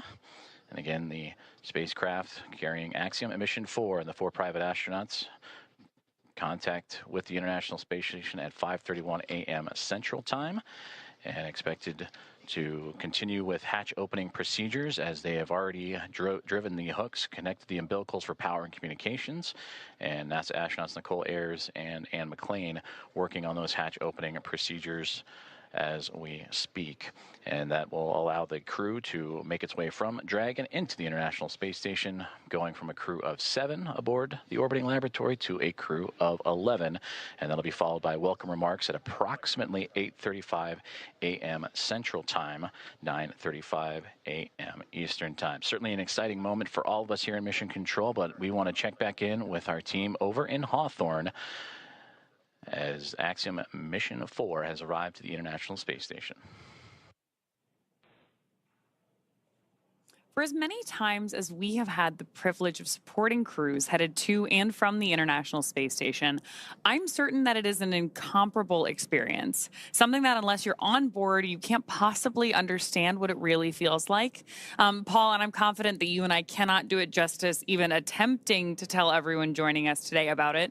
So instead, we have invited Axiom Space's own commander, Michael Lopez Alegria, to share from his previous experiences. LA, MLA, or Commander, you've got a few designations, right?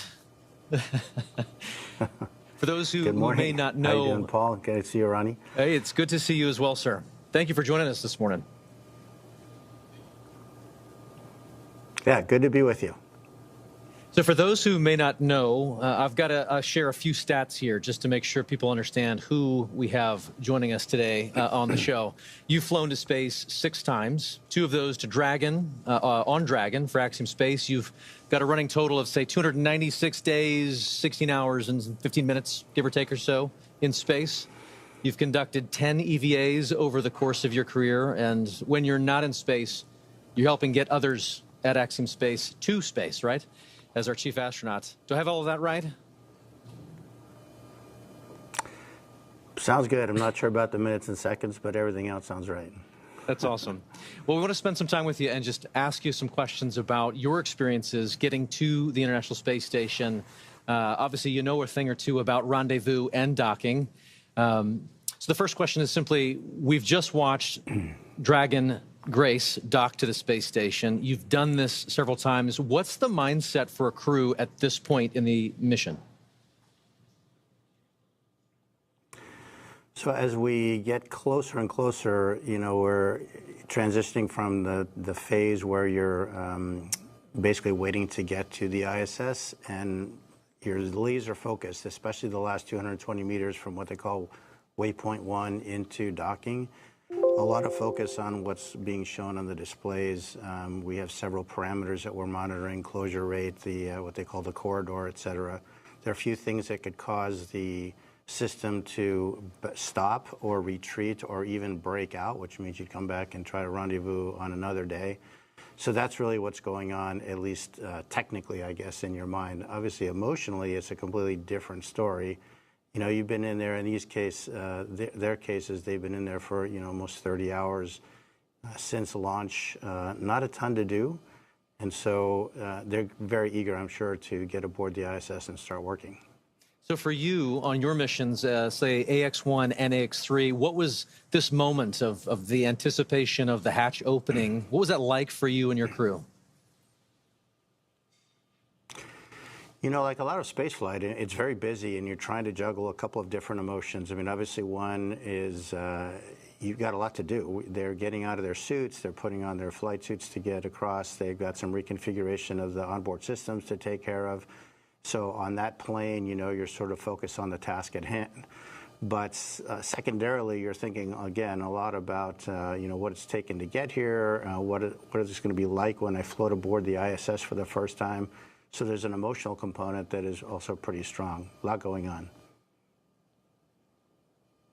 So backing up even further, before you get to that kind of emotional moment of crossing the threshold, tell me a little bit more about the journey to get to that point. We, on this end, get to see launch, ascent, and then spacecraft separation. But after that, as you mentioned, you're kind of on your own. What are some of the hallmarks of your transit up to the station? Yeah, as you know, Ronnie, from the time of post-orbital insertion, when the Dragon is configured for on-orbit operations, until you really start the approach initiation, you're basically playing catch-up. And I heard it very well explained by John yesterday on the broadcast during launch, that it's basically you're on the same lane as the ISS, but now you've got to catch up.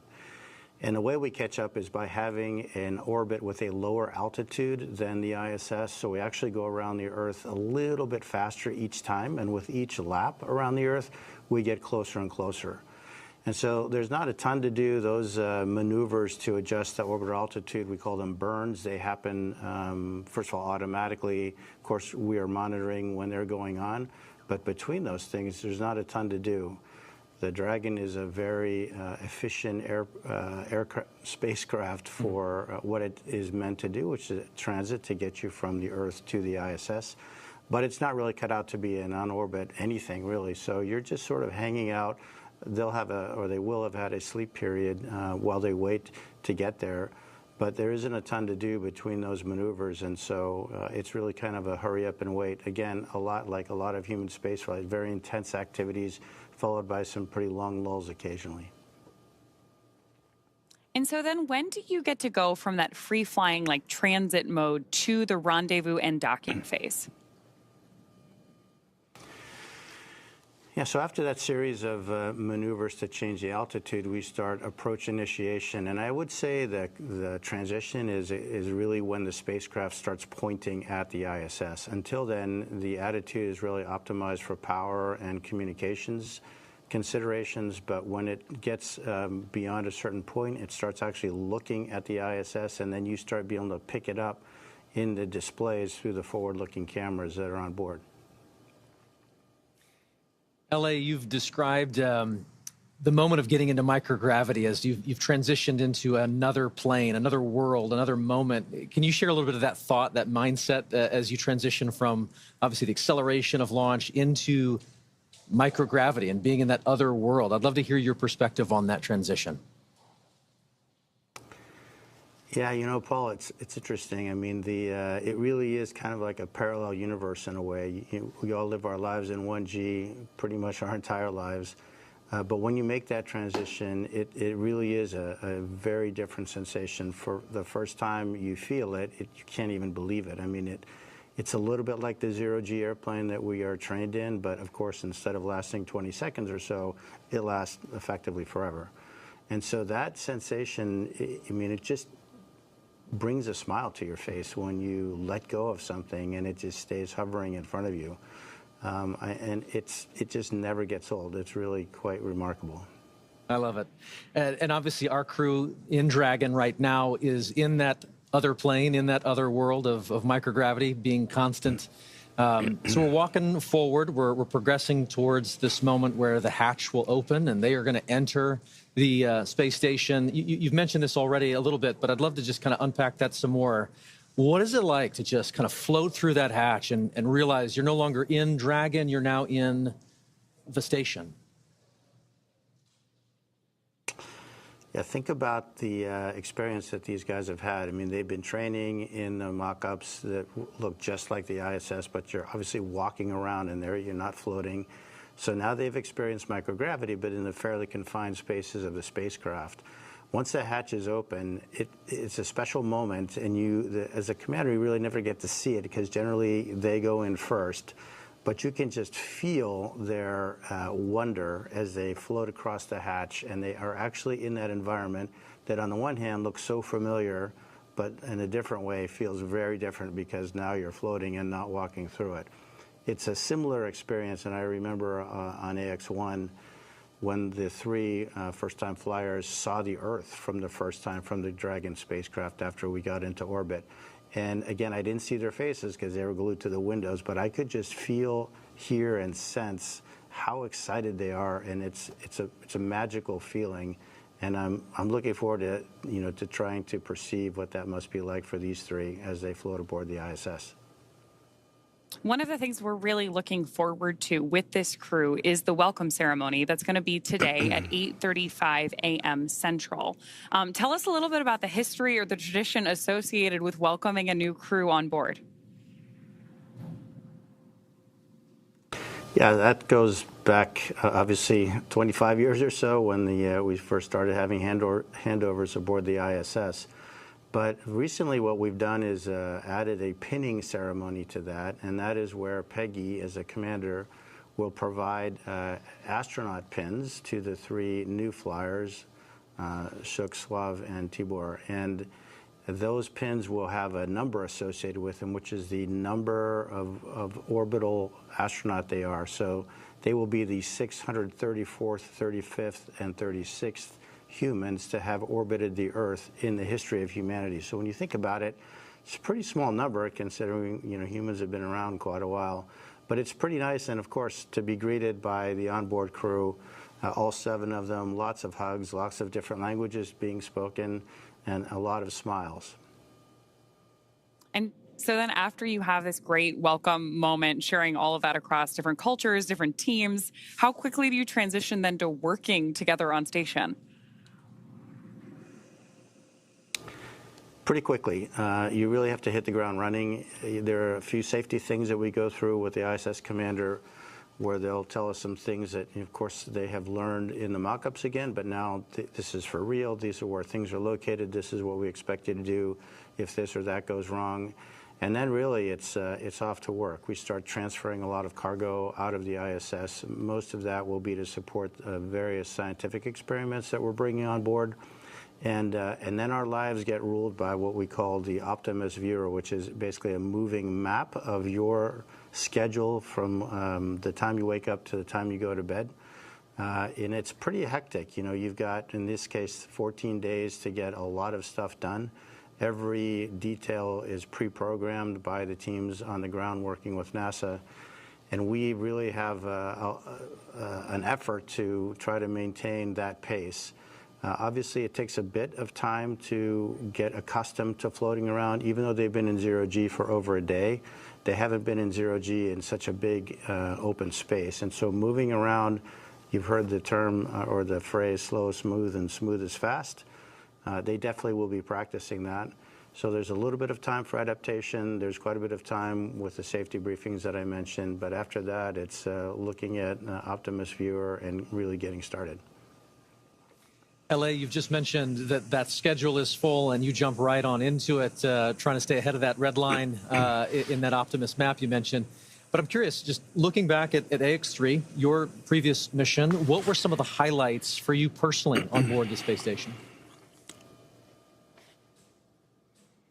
We've learned a lot since AX-1 and the progression through AX-3, and I think one of the things we learned is that we really need to focus the commander's time on being available to the other crew members. So I would say one of the most gratifying things is giving them the time and space to sort of inhale, exhale, think about what they're doing, and take their time, because really the planners have done a great job fitting all of these activities into these 14 days, and there is enough time to do it.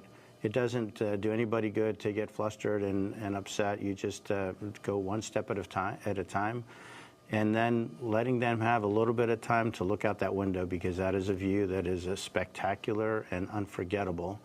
I think my advice to the crew would be, you have a huge responsibility. Your families, your colleagues, your space agencies, your nations are really counting on you. But at the same time, try to enjoy it. Try to really soak this in. This is generally a once-in-a-lifetime opportunity.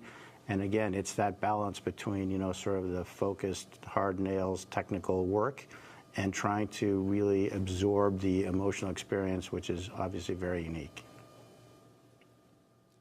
Unique indeed. You just mentioned there that there's lessons to be learned that you share out with each of the crew members. And I know that you got a chance to do that with this crew ahead of their launch, I believe, in quarantine. So I'm curious if you could share some of those lessons learned with us. If you were preparing to take us up next, what would you share with us? Well, the good news is that, you know, Peggy has done this a time or two herself, and her crew will probably be as ready as anyone that you can imagine. So my time with this crew was pretty short and pretty informal because of A, her experience, and B, the training that, as I mentioned, has evolved since AX1 to the point that I think we have it pretty well suitcased in terms of what to train, what not to train, and how much of each. Again, my advice to them is try to absorb it, try to be as cognizant of what's going on, because it is that parallel universe, again, that's hard to get to. And the more of that you can sort of soak away in the recesses of your mind, the better. Because I'm quite convinced that this crew in particular is extraordinarily well trained, and they'll have no issue getting through their timeline and all their activities that they have to do. I just want them to think about the stuff that they can do and take advantage of the amazing experience that they're having. Commander, thank you so much. We truly could spend the next hour talking space with you. Thank you for sharing your time and your perspectives with us this morning. You bet. It's been a pleasure. All the best. Thank you. You too. With that, we're very excited to hand the ball back over to NASA Johnson Space Center, where we're going to get a further update on the progress on board station and our AX4 crew. Joseph? Thank you very much, Ronnie and Paul. We appreciate it, and great interview there with Michael Lopez Alegria.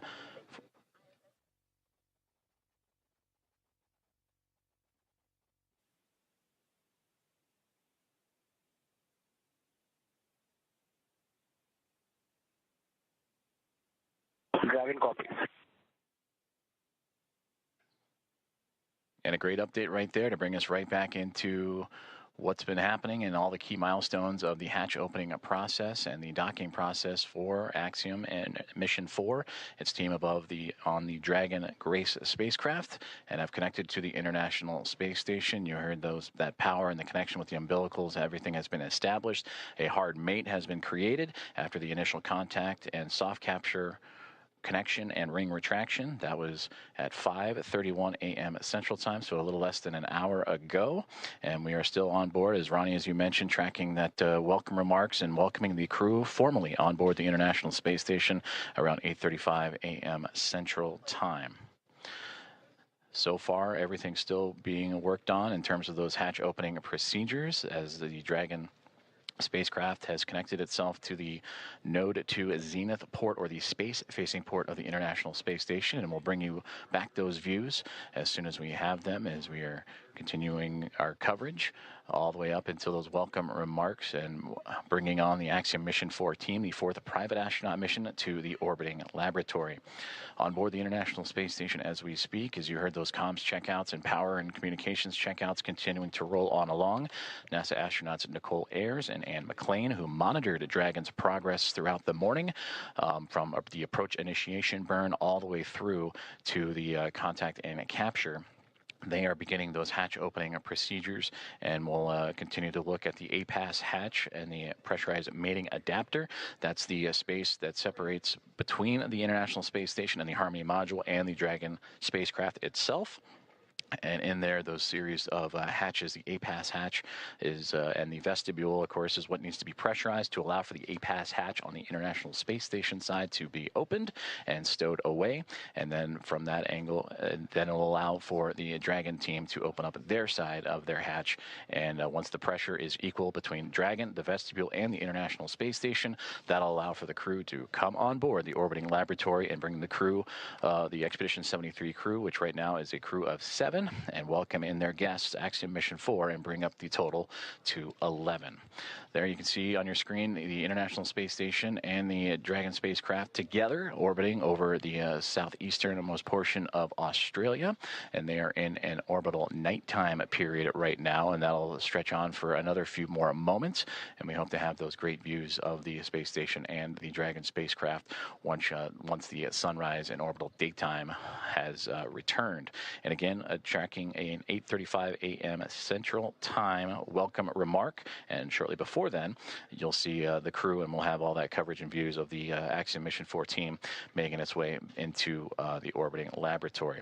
And again, a great interview there with Michael Lopez Alegria, commander, former NASA astronaut and commander of Axiom 1 and Axiom 3, and the ISS, the International Space Station, ready to welcome in Peggy Whitson, a former NASA astronaut, on her 5th flight, second with Axiom as commander of Axiom 2 and now of Axiom Mission 4, and bringing in pilot Shubhanshu Shukla of ISRO, Sławomir Uznański-Wiśniewski of ESA, and Tibor Kapu of Hunor, each representing India, Poland, and Hungary respectively. It'll be the first time that those 3 nations have been on board the International Space Station.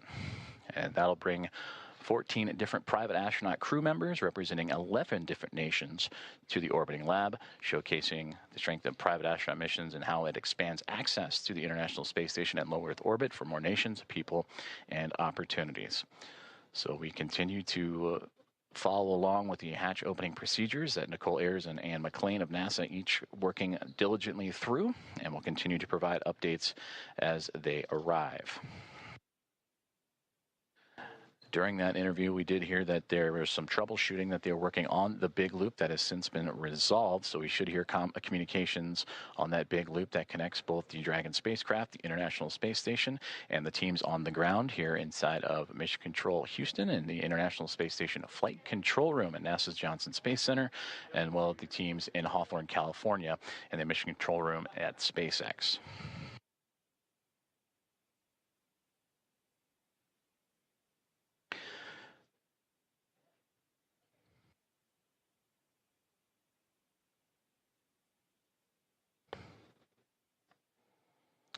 Currently on board the International Space Station. Oh. Station Houston on the big loop for PMA.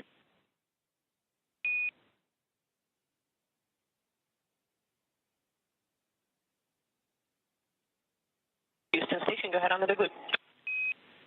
Hey, we're about to get you into your next activity, but in the meantime, would you mind setting up a video of the PMA so that we could watch the crew ingress?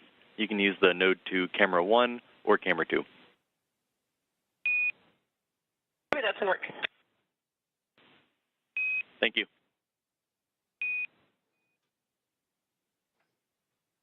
Communications from the ground here in Mission Control Houston up to the International Space Station, that PMA, pressurized mating adapter, and that is where NASA astronaut Nicole Ayers is currently operating in the hatch opening procedures, and they're asking to set up a camera so we can get live views in and witness the Axiom Mission 4 crew as they ingress or enter the International Space Station. So we will keep an eye out for those views coming from that pressurized mating adapter just inside the Zenith, Node 2 Zenith port of the International Space Station, that space-facing port. Before those communications, I'm going to say aboard the International Space Station as we speak, the 7 members of the Expedition 73 crew, featuring Anne McLean and Nicole Ayers, who are prime characters in today's docking operations, joined by Takuya Onishi of JAXA and Kirill Peskov, alongside NASA astronaut Johnny Kim, Sergei Ryzhikov, and Alexei Zubritsky.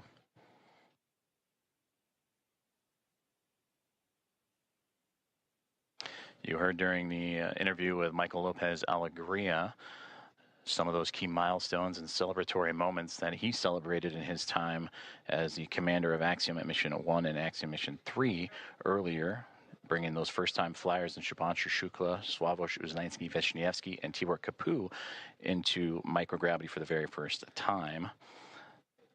The International Space Station also featuring first-time flyers Nicole Ayer and Kirill Peskov, alongside with Johnny Kim and Alexei Zubritsky for Ayers and Peskov. They recently just celebrated their 100th day in orbit this past Monday. You actually have both Node 2 cameras on. You guys are welcome aboard. Fantastic. Those are great views. Thank you.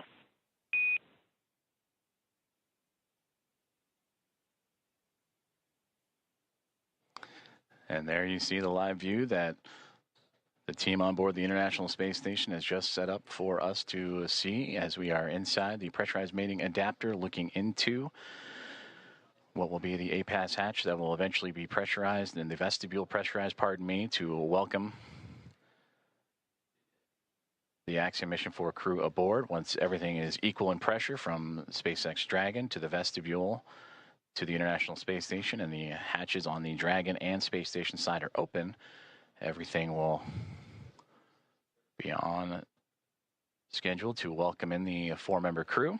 And the, again, welcome remarks tracking for approximately 8:35 a.m. Central Time, 9:35 a.m. Eastern. And you heard Michael Lopez Alegria talking about the pinning ceremony that will take place during those welcome remarks. I'm looking forward to seeing those as the team aboard the International Space Station continuing to work through their hatch opening procedures.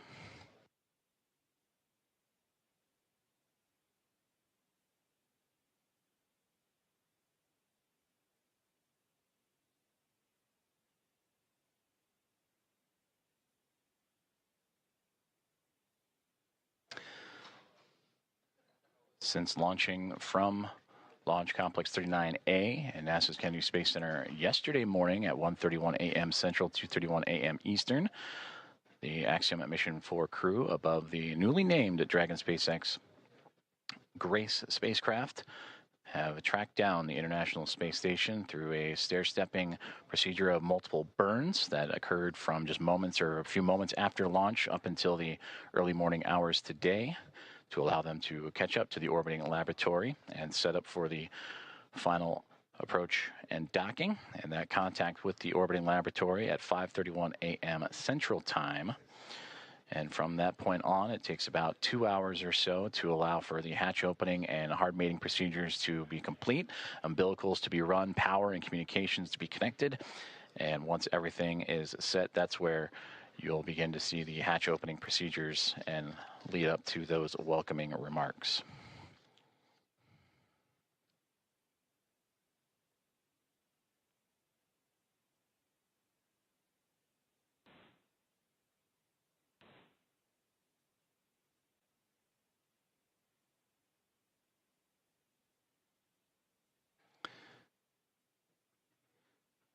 And as you're following along with us, as we continue to wait for views of the International Space Station and the Dragon spacecraft as they are in an orbital nighttime period, making their way across the Pacific Ocean and approaching the equator, almost right in the middle of the Pacific Ocean. We'll get those views back from the exterior cameras. And the astronauts on board the International Space Station continuing to configure the cameras for views inside the orbiting lab.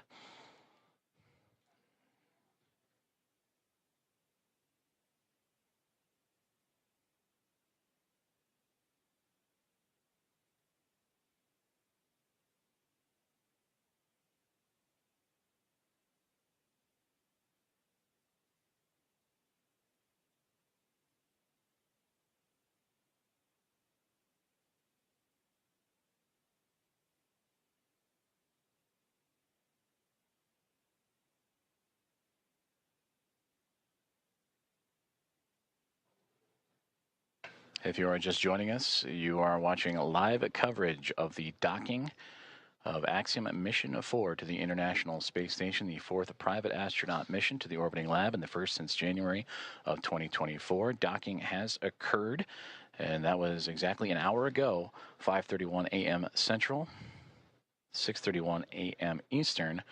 And now with Axiom Mission 4 attached to the International Space Station, docking and leak checks and hatch procedures and opening procedures continuing to move along. The crew aboard the SpaceX Dragon Grace spacecraft going through their procedures, as well as the 7 members of the Expedition 73 crew who are in the middle of their workday, and namely NASA astronaut Nicole Ayers and Anne McLean, who oversaw today's approach monitoring from the cupola of the International Space Station, that window to the world that you see so many wonderful views from.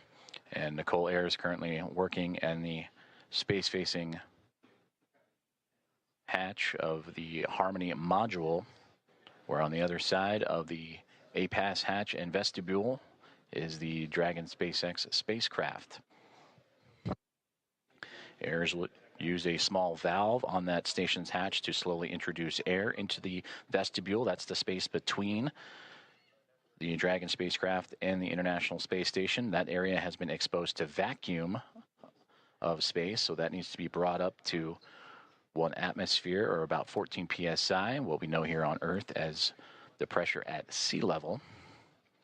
And the flight controllers here in Houston will continue to monitor that pressure and temperature readings inside and verify that everything is leak-free before we go ahead and open up the hatches.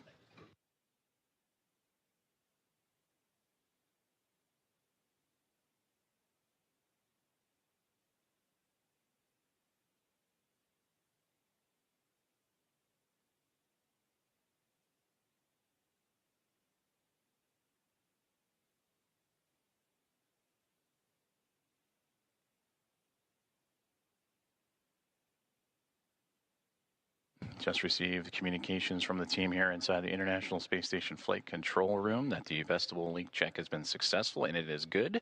So they will continue to move forward with the hatch opening procedures.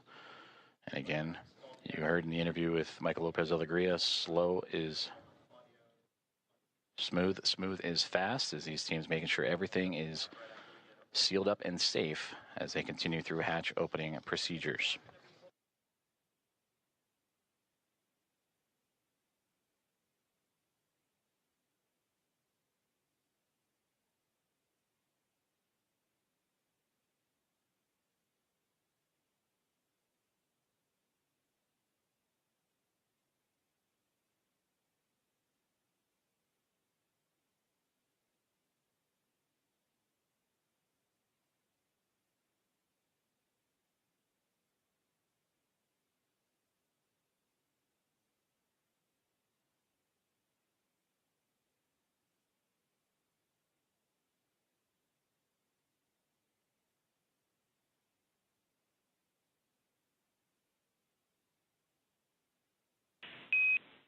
Station Houston on the Big Loop. We are doing some more troubleshooting for the C2V2 audio issue, so Big Loop is going to be down for another 5 minutes.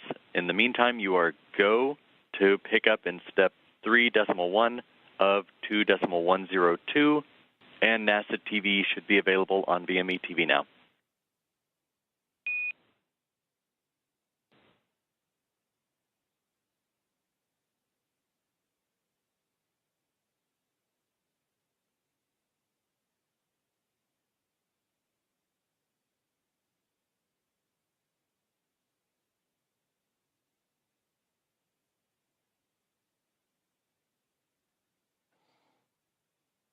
There you heard communications radioed up to the crew aboard the International Space Station on the Big Loop that they are continuing with the troubleshooting of that communications as we are looking live up towards that node to Zenith hatch in the Harmony module, and you see several members of the Expedition 73 crew in and out of the field of view. That is Nicole Ayers going into the pressurized mating adapter and continuing hatch opening procedures, and she is wearing the long-sleeved navy polo. And the red polo that just flew by, that is Expedition 73 Commander Takuya Onishi. We've also seen glimpses of Anne McLean in the field of view as well as certainly everybody aboard the International Space Station anxious and excited to welcome Axiom Mission 4 with Commander Peggy Whitson, pilot Shubhanshu Shukla, Mission Specialist Sławomir Uznański-Wiśniewski, and Mission Specialist Tibor Kapu aboard the orbiting laboratory.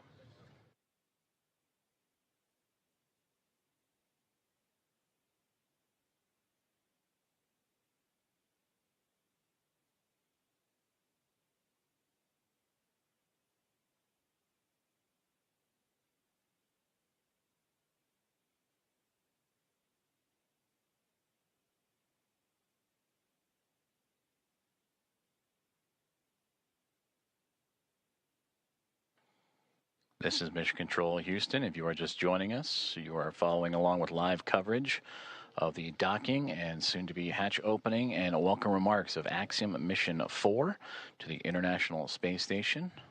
The mission began with the launch off of Launch Complex 39A and NASA's Kennedy Space Center yesterday morning at 1:31 a.m. Central, 2:31 a.m. Eastern. That took them on a journey that was a little more than a day to get them to the orbiting lab. They have since docked, and contact was at 5:31 a.m. Central Time. And after the connections made, the hooks driving to form the hard mate, umbilicals with power and communications connections all run.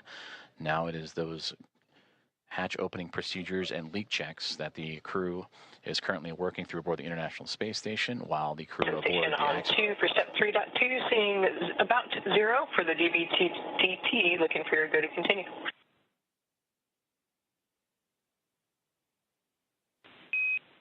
We see the same. You're good to proceed.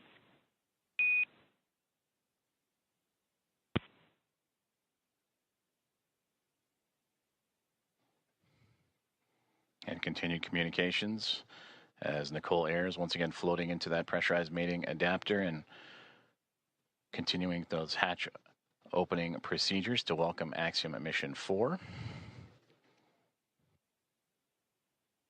The target welcoming remark ceremony time, 8:35 a.m. Central.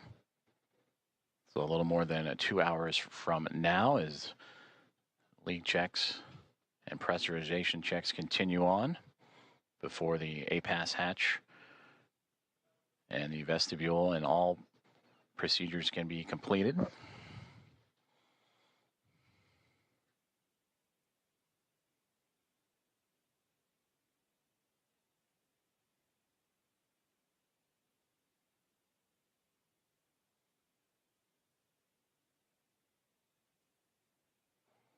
And a great view of some of those procedures is Nicole Ayers. Again, you can see her with that right hand turning the crank and working on that hatch to continue those procedures.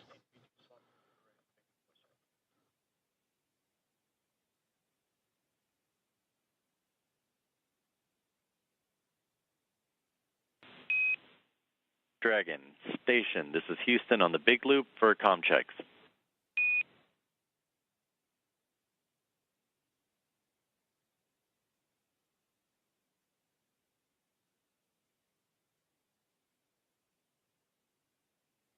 Dragon has you loud and clear.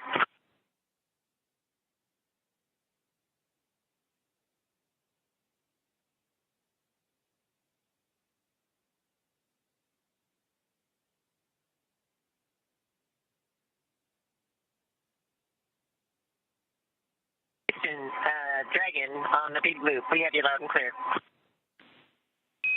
And Dragon, we read you the same.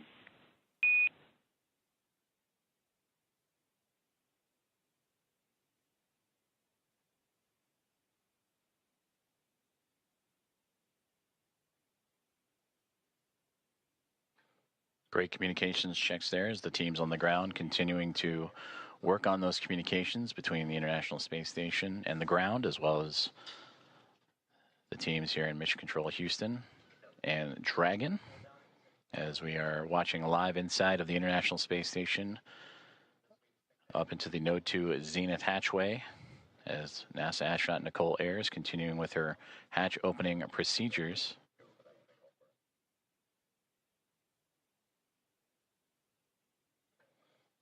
Docking of Axiom Mission 4 to the orbiting laboratory occurred about an hour and 10 minutes ago at 5:31 a.m. Central, and since then the crews for both station and inside Dragon have been going through those procedures and making sure everything is as it needs to be, including the proper leak checks and stowage from both perspectives, before continuing on with hatch opening procedures and welcoming remarks.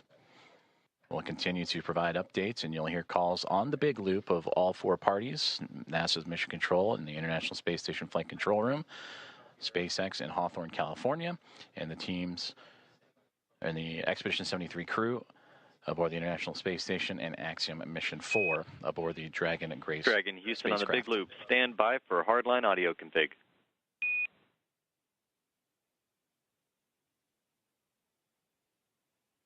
Dragon copies.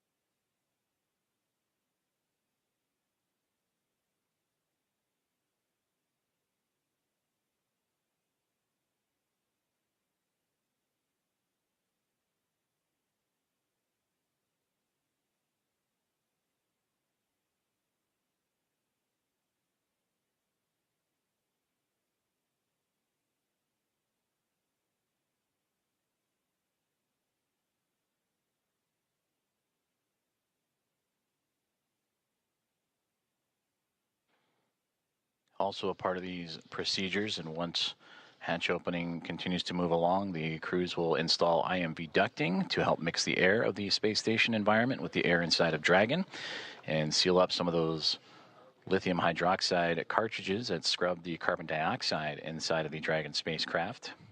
And that was on their ride to the International Space Station. They'll also check some vent valves as we go, and maybe need a little bit more time on board, but these last final checks are crucial to make sure everything is good to go, since it will remain docked to the International Space Station for nearly 2 weeks.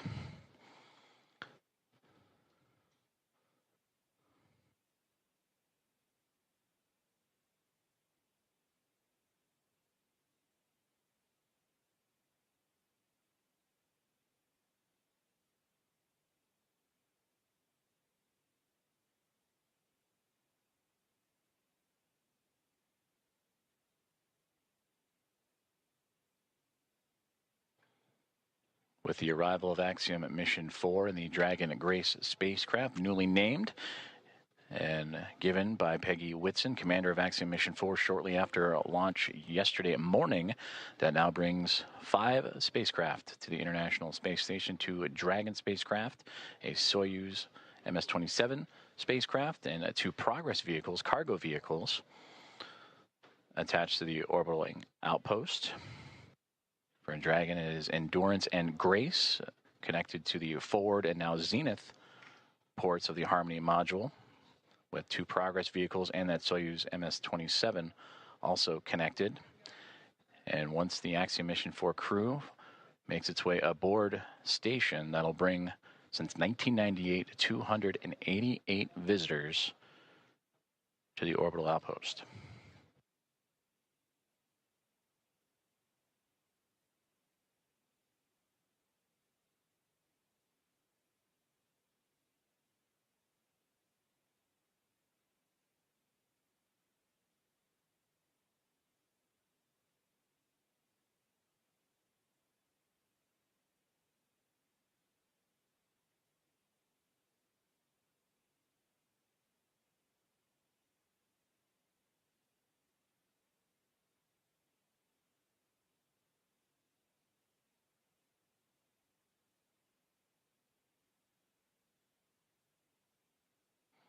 Nicole Ayers, NASA astronaut, has returned to inside the pressurized mating adapter and working on the APAS hatch and hatch opening procedures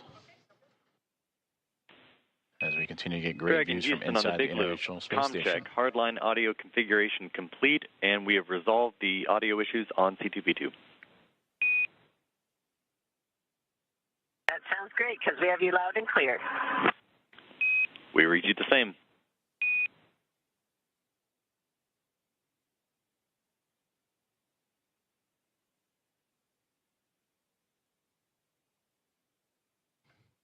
And that was a good communications checkout The team's on the ground up to Dragon Grace on the C2V2 line, common communications for visiting vehicles, and that communications line connecting all parties.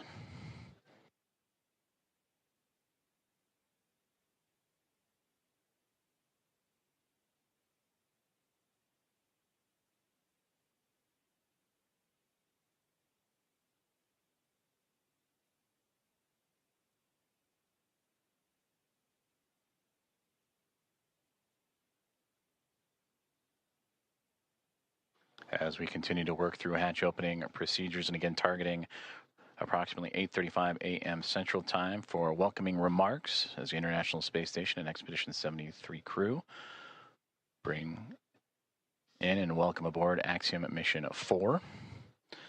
Both the orbiting laboratory and the newly docked SpaceX Dragon spacecraft over the northern Pacific Ocean, about to cross into the west coast of North America, right along the U.S.-Canadian border. And also around that time, we will start seeing an orbital daytime period as Dragon and the International Space Station have been orbiting in a nighttime phasing.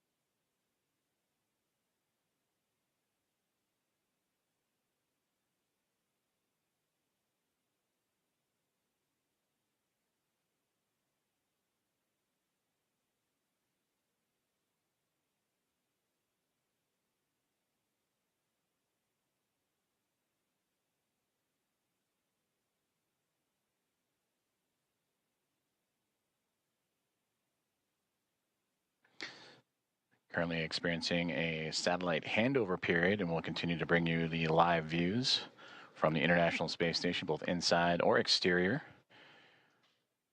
Once communications is established, which should be here in the next few moments. Until then, you can see on this map where exactly we're talking about, where the station and Dragon orbiting over the Pacific Ocean and about to cross over North America and over the northernmost territories of Canada.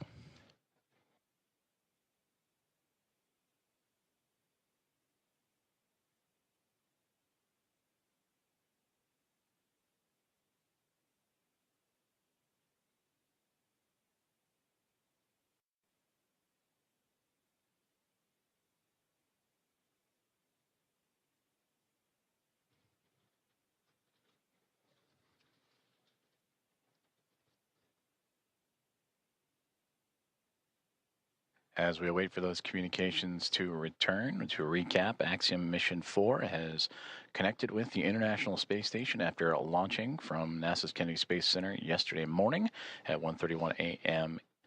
Central Time to connect with the space station at 5:31 a.m. Central this morning. So a little more than a day's transit, and where it would execute a sequence of burns to raise its altitude and close the distance between Dragon spacecraft, Dragon Grace, and the International Space Station through a phase burn, boost burn, close burn, transfer burn, and then eventually the co-elliptic burn, to make sure that the spacecraft is on the same pathway as the International Space Station and able to make its way up and over top of it to connect to the space-facing port of the Harmony module, the Node 2 Zenith port. As we now get views back inside of the International Space Station, that is a view from the other side. We mentioned the space-facing port that is looking up into where the hatchways will be to allow for the Axiom Mission 4 crew to pass through and be brought aboard the International Space Station for Peggy Whitson, commander of Axiom Mission 4, her second flight as an Axiom commander after previously serving as commander of Axiom Mission 2. This is her 5th flight and return to the International Space Station, where she continues to build on an impressive career, the most experienced United States astronaut entered the mission with 675 days to her credit, and will certainly add to that record-setting total in her time aboard the orbiting laboratory, and bringing up pilot Shubhanshu Shukla of ISRO, Sławomir Uznański-Wiśniewski of Polsa, and Tibor Kapu of Hunor. And for Shukla, Uznański-Wiśniewski, and Kapu, representing India, Poland, and Hungary, respectively, for those nations, it'll be their first time coming to the International Space Station. Nicole Ayers. And the last one into the hatch, I believe that was Anne McLean, making her way in as they continue to work through hatch opening procedures.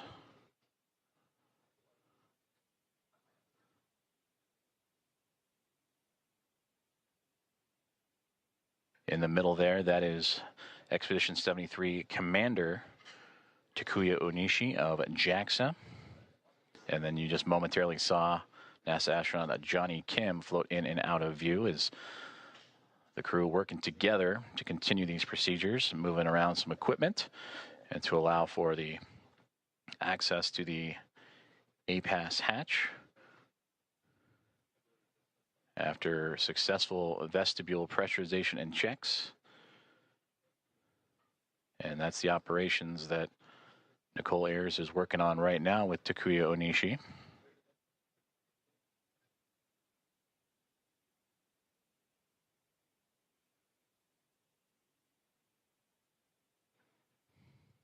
And Johnny Kim with camera in hand to document these procedures.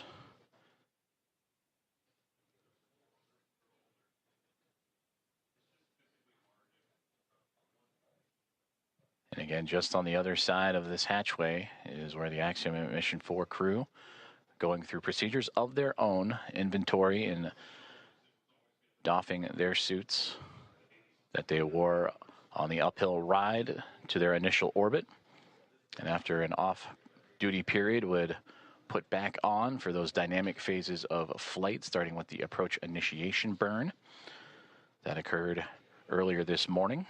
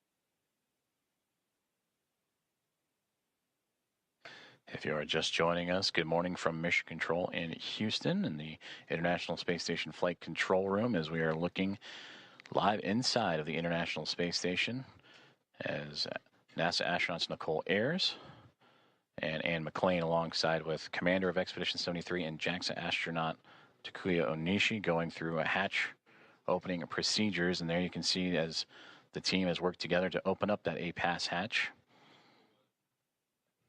and continue on with those procedures to welcome aboard eventually the Axiom Mission 4 crew with the welcome remarks. Houston Station on the big loop, the APAS hatch is open and no condensation observed on the seals. Houston copies, looks great, thank you. And a perfect call down right there, as that is the APAS hatch that we were just mentioning that Nicole Ayers and team have opened up, and radioing down the status and condition of that hatch with no condensation reported.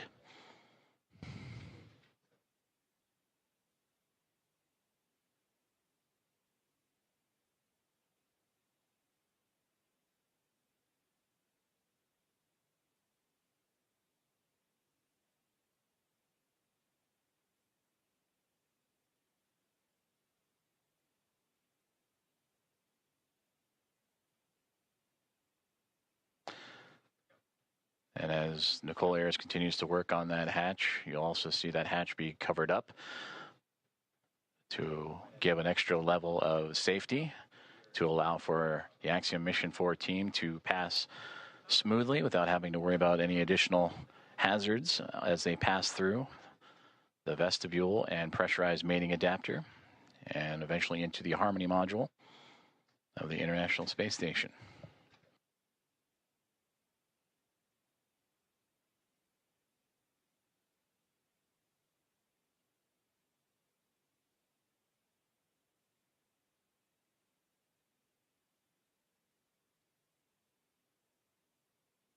Another step in this hatch opening procedure is the removal of the docking cross, which it looks like that is what Nicole Ayers is working on as we speak.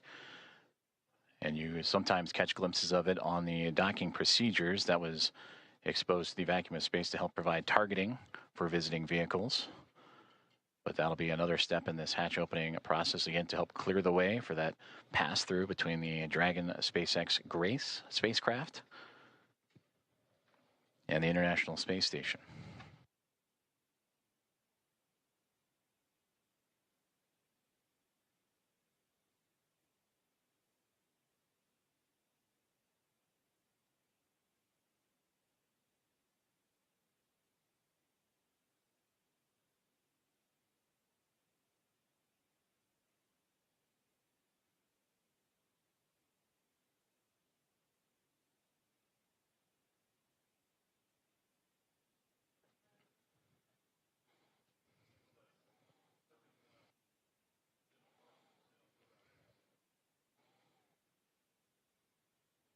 To move along for the teams aboard the International Space Station and Axiom Mission 4 as we draw closer and closer to the anticipated hatch opening and eventual welcome remarks.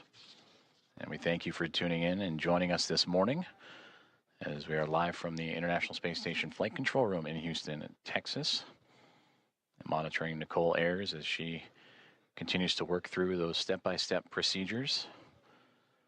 As the hatchway, there you see the large square structure just off to the right-hand side of our field of view with that window in the middle was opened up. Houston on the big loop.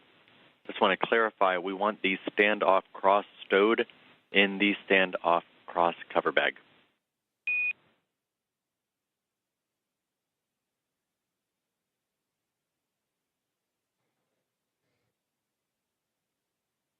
Houston station copies.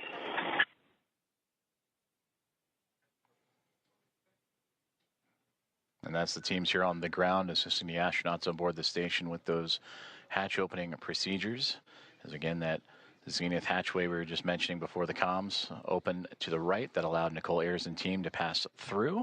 And that docking cross that was just removed will be inserted into its own bag. And there is NASA astronaut Ann McLean to join Ayers in the hatchway and continue on with those procedures as they now look to cover up the APAS hatch, which was just opened a few moments ago, to provide an extra layer of safety and protection for astronauts passing through.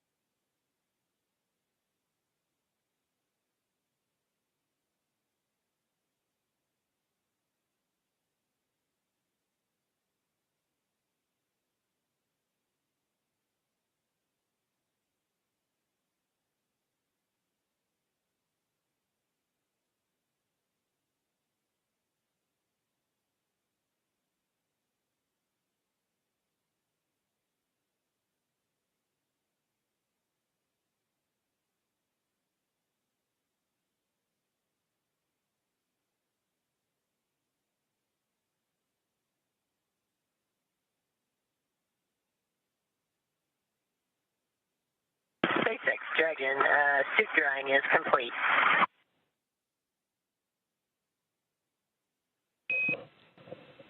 And Dragon, we copy on the big loop, suit drying complete.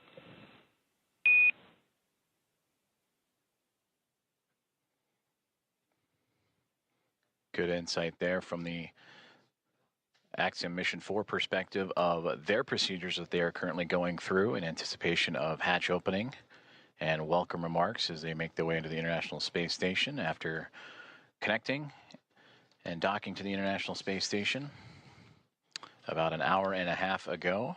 5:31 a.m. Central, 6:31 a.m. Eastern. They went through their procedures, inventory, and stowage, and doffing of their suits that they wore from launch yesterday morning from Cape Canaveral, Florida, at NASA's Kennedy Space Center, and then during the dynamic portions of operations, and are now settling into their flight suits that they will bring in and wear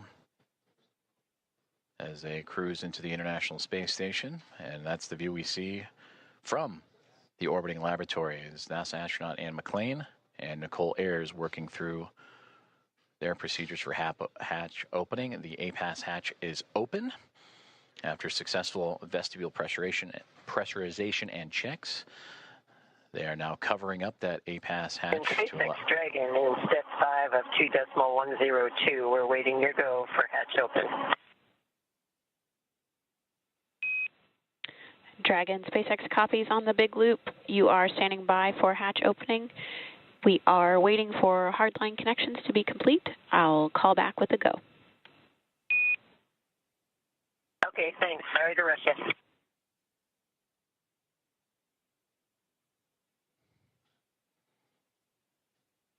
And there you heard Axiom Mission 4 Commander Peggy Whitson radioing down to the team at SpaceX. They are awaiting the go for hatch opening. I'd imagine the crew aboard the Dragon Gray spacecraft anxious and excited to float into the International Space Station for the very first time.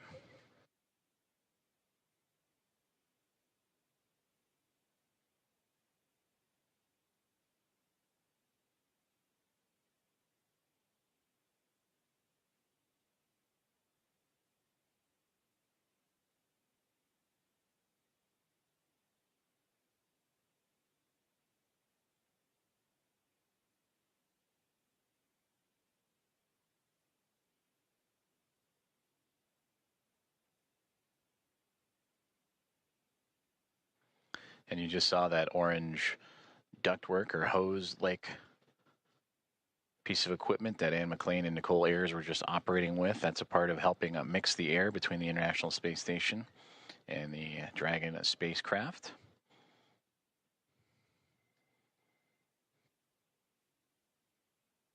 They'll continue to check some vent valves as well, so it just might be a little bit more time before we welcome the crew on board. But these final checks, again, critical to making sure that everything is good and sealed tight with no leaks and no issues, as Dragon Grace will be docked to the International Space Station for approximately the next 2 weeks.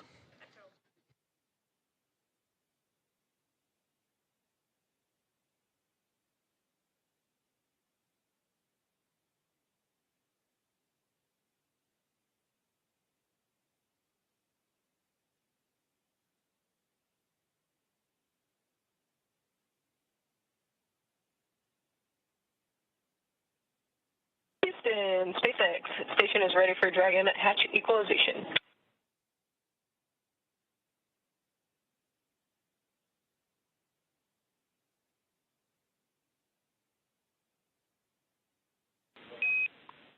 Houston, copy. Stand by.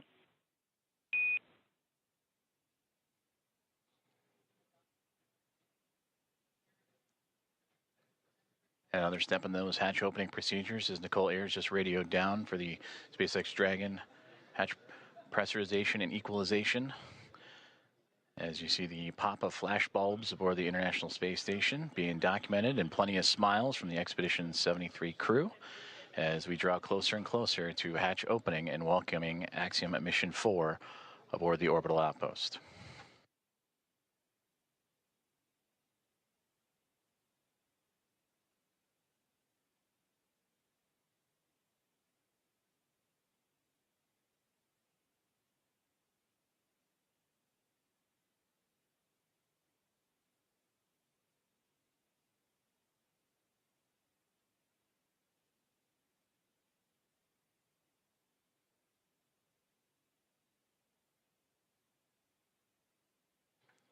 Meanwhile, here on the ground inside NASA's Mission Control, the International Space Station Flight Control Room, anticipation also building up as the room starting to fill with NASA leadership, as well as the Athena flight team continuing to work through the hatch opening procedures. Flight Director Allison Bollinger closely monitoring every step of the way as Nicole Ayers continuing to work through each checkpoint on her list. That's what you saw on the little tablet that she was referring to, making sure every step is covered as she is now floated back into the pressurized mating adapter across the APAS hatch. Station Houston on the big loop. We're still working some ground config actions before we're ready for equalization. In the meantime, can we get confirmation that the standoff cross went into the standoff cross bag? We were unable to tell from the video. It was in there when you guys called. Thanks. Copy, thanks.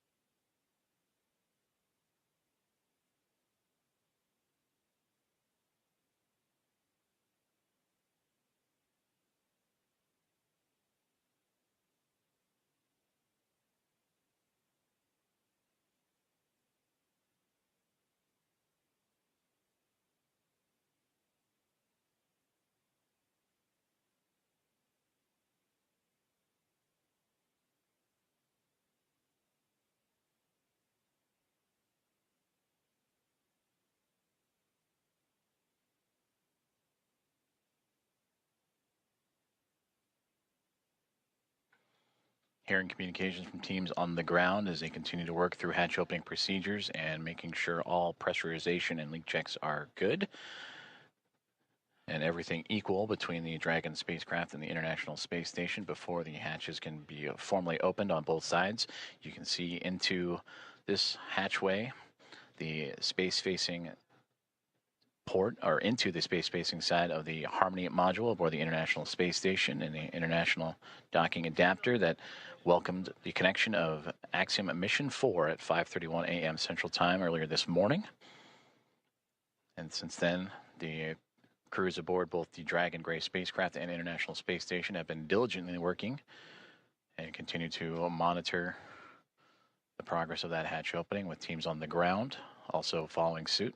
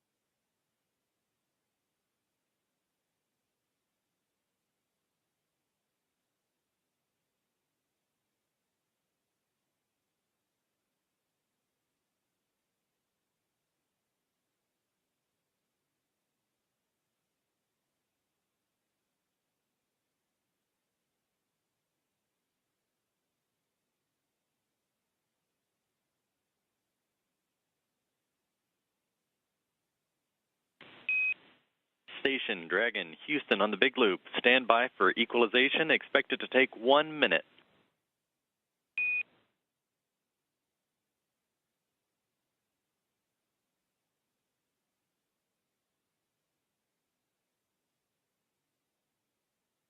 Station copies 1 minute. Dragon copies 1 minute.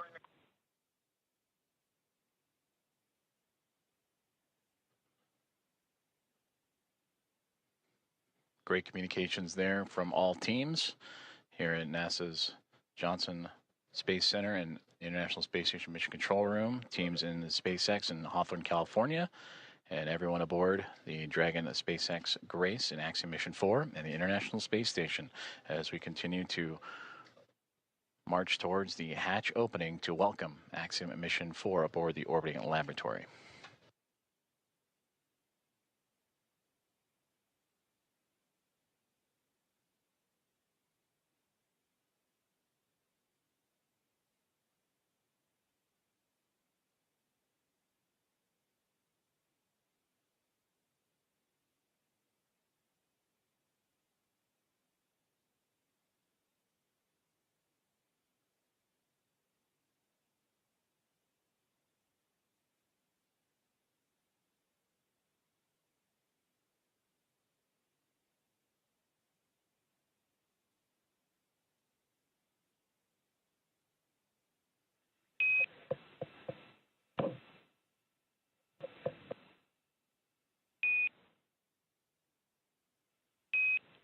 Dragon SpaceX, on the big loop, you are go for hatch opening per the decal, followed by the remaining actions in Procedure 4.400, Section 6. Dragon copies. Go for hatch open and remainder of steps in 4.400.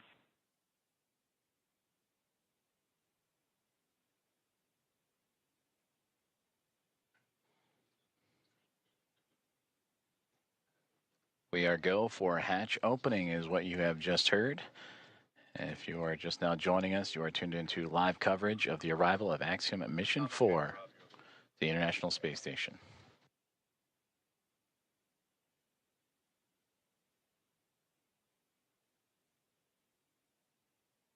SpaceX Dragon, hatch is coming open. SpaceX copies.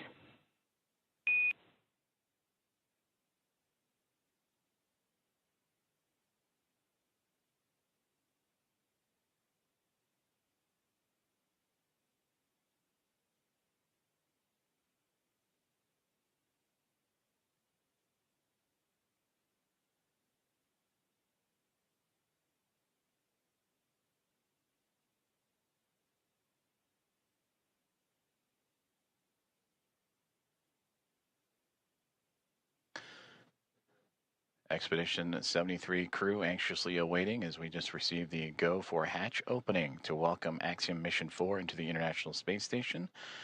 There you see Ann McLean in the foreground working on the tablet, alongside with Johnny Kim on the far right-hand side, NASA astronaut, and then Roscosmos cosmonaut Kirill Peskov next to him, with Alexei Zubritsky and Sergei Ryzhikov, also of Roscosmos in that mix. And right there in the middle, almost standing, if you will, from our perspective, is Expedition 73 Commander and JAXA astronaut Takuya Onishi.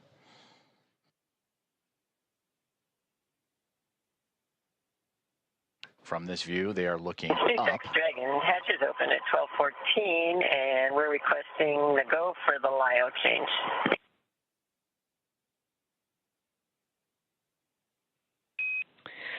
Copy 1214 Zulu hatch opening time, and you are go for LIO swap.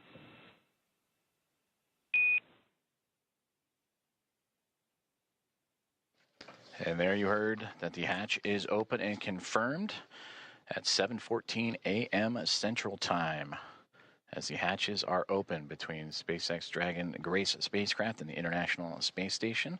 Again, 7:14 a.m. Central, 8:14 a.m. Eastern.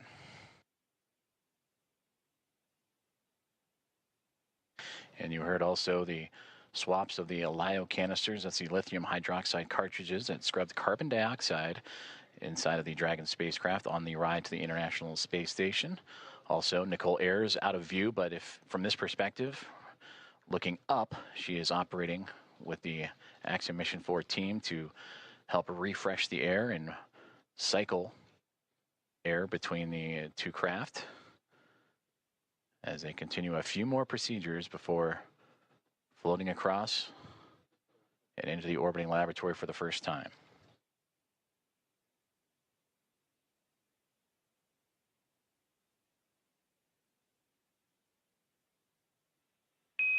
Dragon SpaceX on the big loop for LIO cartridge.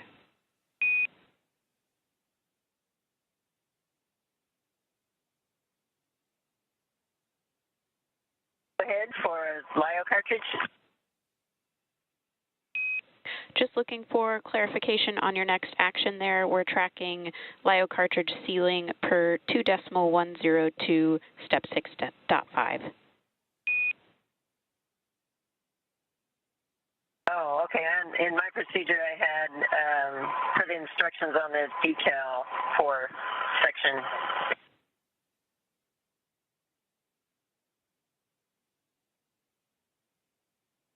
For section 4 of the instructions on the decal. And copy that, Peggy. We'll defer to the instructions in 2.102. Okay, that's where we are.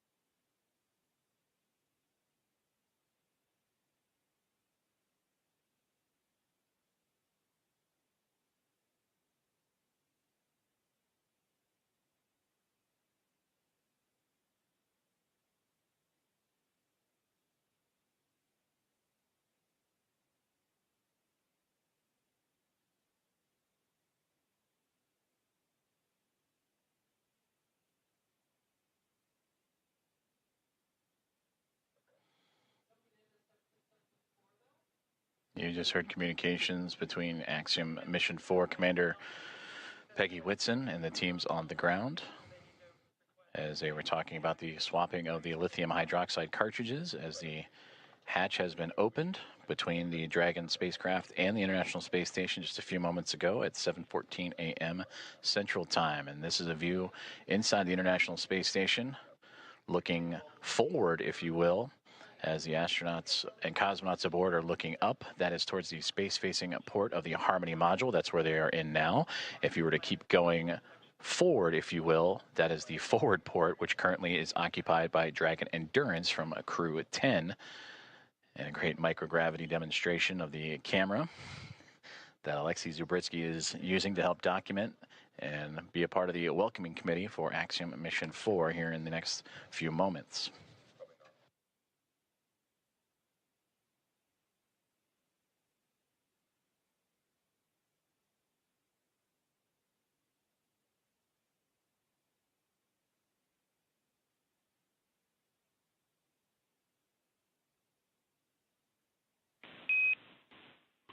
Dragon Houston on the big loop.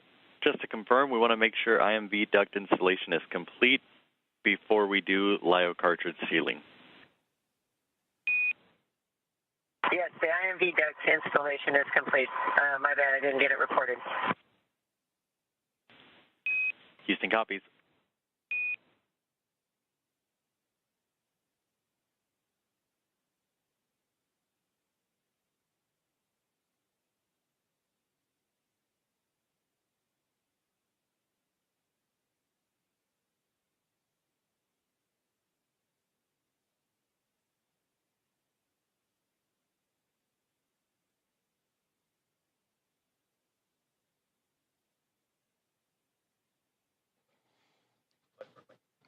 Now we switch views from pretty much the point of view of what the astronauts have been looking at. From what we have seen, they were looking up, and this is the shot up into that node to zenith hatchway of the Harmony module. That is Nicole Ayers, NASA astronaut, just on the other side of that APAS hatchway, working with the Axiom Mission 4 crew. You heard them talking about IMV ducting and LIO cartridges. That IMV ducting helps mix the air of the International Space Station environment with the air inside of Dragon.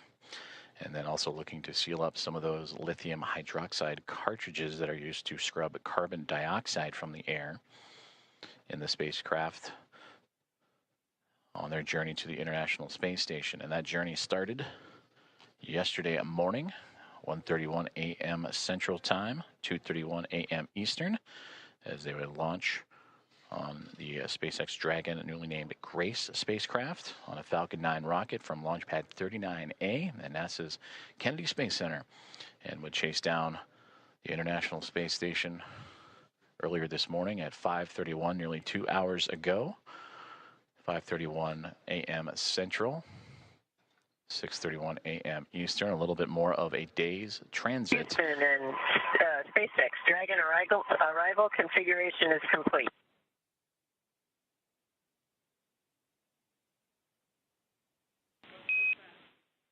Houston copies. SpaceX copies.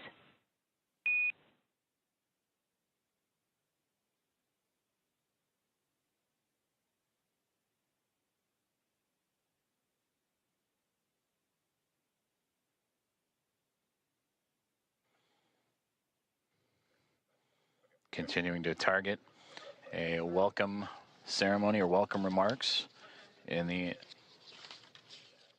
near future at 8:35 a.m. Central Time. So a little bit more than an hour from now is Axiom Mission 4 and the International Space Station continuing to work through hatch opening procedures, but getting close, you can start to see a little bit of a window of opportunity that was just on the other side of astronaut Anne McLean and Nicole Ayers there, as they are working on IMV ducting, mixing the air of the station and Dragon, and lithium hydroxide cartridges, stowage and swapping out.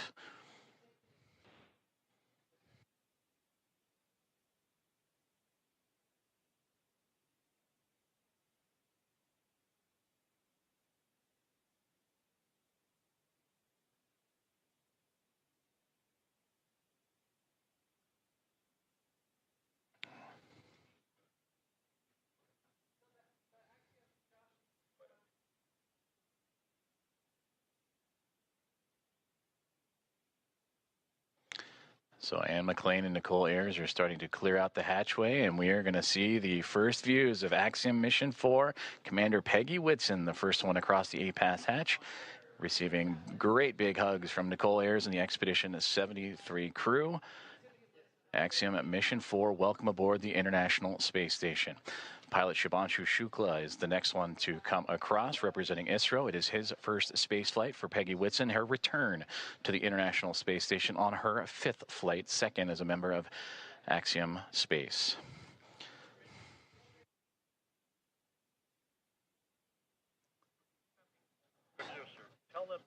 Sławomir Wisniewski of ESA, representing the nation of Poland. And their first visit to the International Space Station is next to cross the hatchway. And warm hugs all around. And applause breaking out here inside of Mission Control Houston and International Space Station Flight Control Room. And Tibor Kapu, the fourth and final member of Axiom Mission 4, representing Hunor and the nation of Hungary. Their first visit to the International Space Station as well.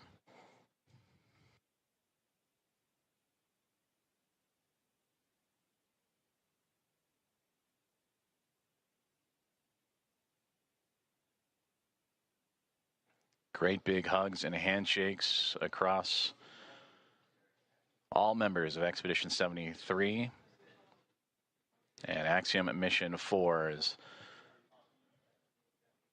Anne McLean and Nicole Ayers of NASA, along with Johnny Kim, Kirill Peskov, Sergei Ryzhikov, and Alexei Zabritsky of Roscosmos, and Takuya Onishi, commander of Expedition 73 and of JAXA, with handshakes and hugs for Peggy Whitson, Shubhanshu Shukla, Sławomir Wisniewski, and Tibor Kapu. And with their arrival to the International Space Station, that now makes 288 visitors to the orbiting laboratory.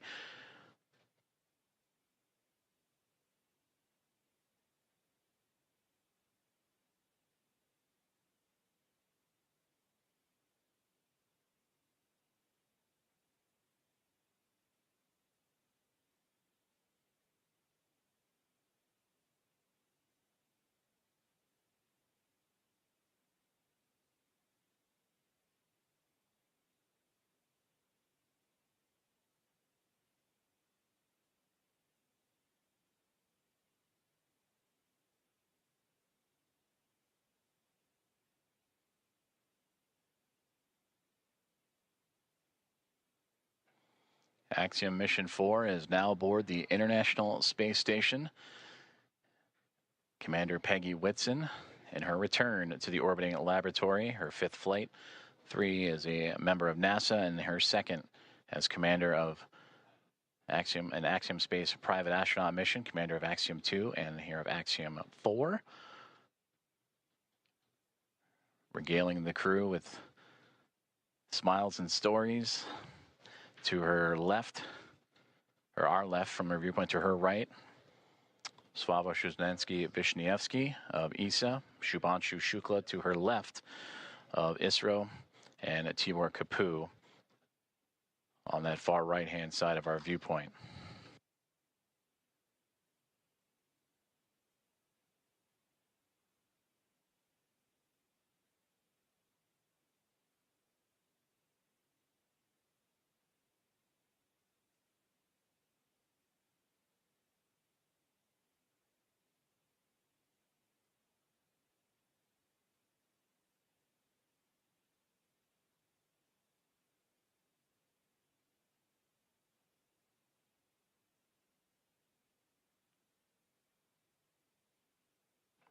The crew is safely aboard the International Space Station. Welcome again to Axiom Mission 4.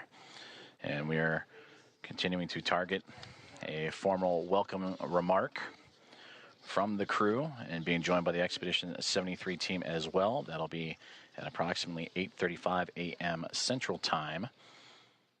And from there, they will receive a safety briefing and begin their nearly approximately 2-week mission aboard the International Space Station, in which they will participate in around 60 research investigations representing 31 countries, with more than 24 of those experiments sponsored by the ISS National Lab.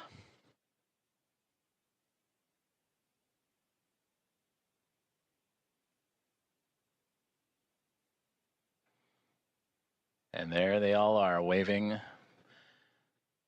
back at our coverage here inside of the International Space Station Flight Control Room.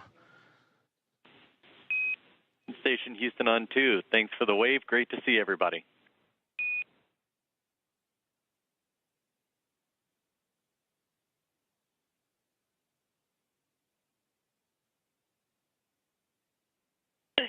Houston Station, we're happy to be here. It's so great to be here finally. It was a long quarantine.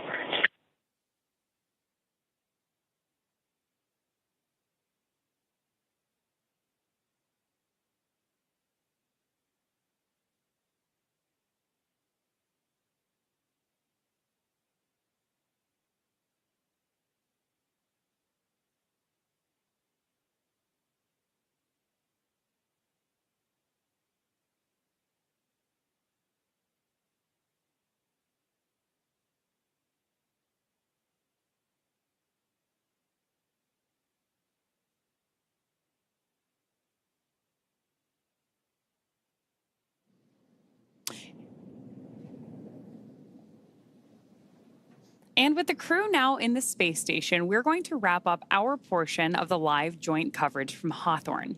It's been an honor to support Axiom Mission 4 thus far, and we wish the crew a successful time on the space station. We're, of course, also looking forward to joining AX4 again when it's time to return home. Ronnie, from launch to docking, it has been an absolute pleasure sharing this desk with you. What has been years in the making for India, Poland, and Hungary is now well underway. Axiom Space and NASA's joint coverage will continue from here through to the welcome ceremony as Peggy, Shubhanshu, Sławomir, and Tibor start their 2 weeks aboard the orbiting laboratory.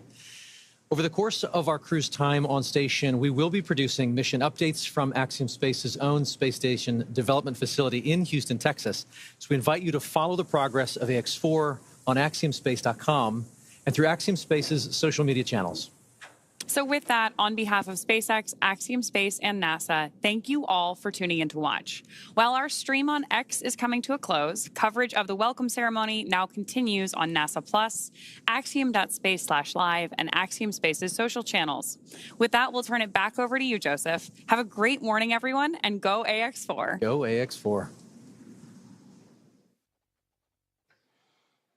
Thank you very much, Paul and Ronnie, and thank you for joining us on this morning's broadcast as we continue on with our live coverage of the arrival of Axiom Mission 4 to the International Space Station, the fourth private astronaut mission to arrive to the orbital outpost, and the first since January of 2024. We just saw the crew of 4, including Commander Peggy Whitson, Shubhanshu Shukla, pilot of ISRO, Sławomir Szuznański-Wisniewski, and Tibor Kapu of ESA and HUNORT, respectively, crossed the hatchway and into the orbital outpost for the very first time. We're continuing to follow along as we'll wait for the formal welcoming remarks that are currently scheduled for roughly 8:35 a.m. Central Time, so a little bit more than an hour to go as the crew continues to settle in. After you heard the remarks from Peggy Whitson mentioning the long quarantine, the ride up, which took a little bit more than a day's time to do so, as the teams here in the International Space Station Flight Control Room and special guests in the viewing room at the back of your screen on hand to witness this special moment and also to be a part of a handover period as the Orbit 1 team wrapping up their day's work, which certainly was busy. That saw the multiple burns as the Dragon spacecraft named Grace would continue its transit to catch up to the International Space Station, and ultimately docking at 5:31 a.m. Central Time with that initial contact. The soft capture turned to hard capture and mating. Hatch opening procedures took about 2 hours or so to complete, with teams on both sides inside the Dragon spacecraft and the International Space Station meticulously checking for leaks and going through each procedure step by step before that moment we just had a couple moments ago at 7:14 a.m. Central Time, in which the hatch was opened and the astronauts of Axiom Mission 4 floated on through to the International Space Station. We're currently experiencing a transition in communications satellites. That's nominal and to be expected, so we will bring you back those views inside the International Space Station once we have them. But again, the teams here inside of the International Space Station Flight Control Room. Orbit 1 team wrapping up a great day's of work, or great morning's work, that saw 4 new members join the orbital outpost to bring up the attendance to now 11.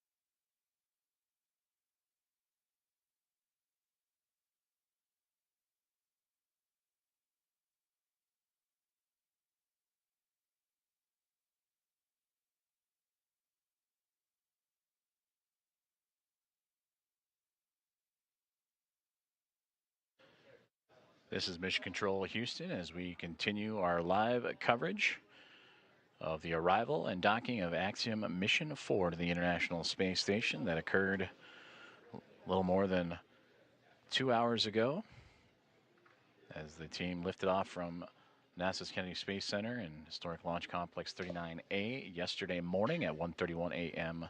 Central Time to begin its little more than a day transit to the orbiting laboratory. And just a moment ago, the hatches were opened, and welcoming in Peggy Whitson, commander of Axiom Mission 4, Shubhanshu Shukla, pilot representing ISRO, and the nation of India, Sławosz Uznański-Wiśniewski of ESA, and the nation of Poland, and Tibor Kapu of Hunor, as they have joined the crew aboard the International Space Station, and we will bring you those views as soon as we have them, as we are currently transitioning between communications satellites. We are targeting a formal welcome remark and ceremony coming up at 8:35 a.m. Central Time, in which the team on board the International Space Station will go through the proper voice and audio checks and visuals to perform that ceremony. Earlier in the broadcast, Axiom Commander Michael Lopez Alegria, former NASA astronaut, talked about what can be expected during that ceremony, including a pinning ceremony that Commander Peggy Whitson will perform for the newest members to go into low Earth orbit, and first-time flyers in Shukla, Uznański-Wiśniewski, and Kapu.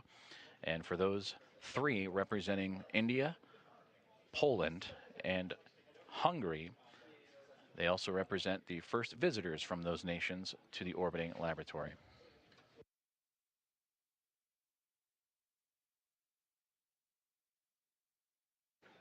You're currently seeing live views inside of the International Space Station Flight Control Room as the teams on the ground here in Houston are currently undertaking a handover period over at Orbit 1 team that had the early morning hours and monitored Dragon's approach and docking. We'll hand over to the Orbit 2 team, which will then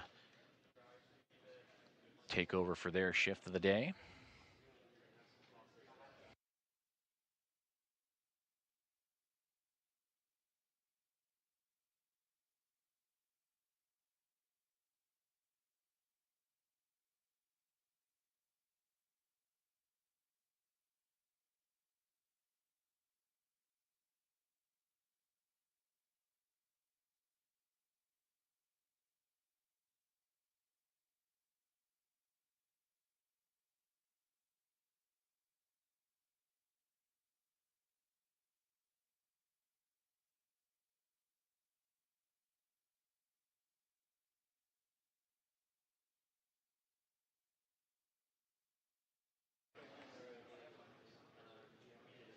Flight Director Allison Bollinger and her Athena flight team, that Orbit 1 team, undergoing the handover period as they will transition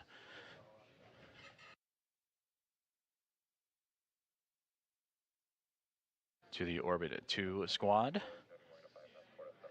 as we'll continue to follow along with live commentary and updates leading into the welcome ceremony and opening remarks on the arrival of Axiom at Mission 4.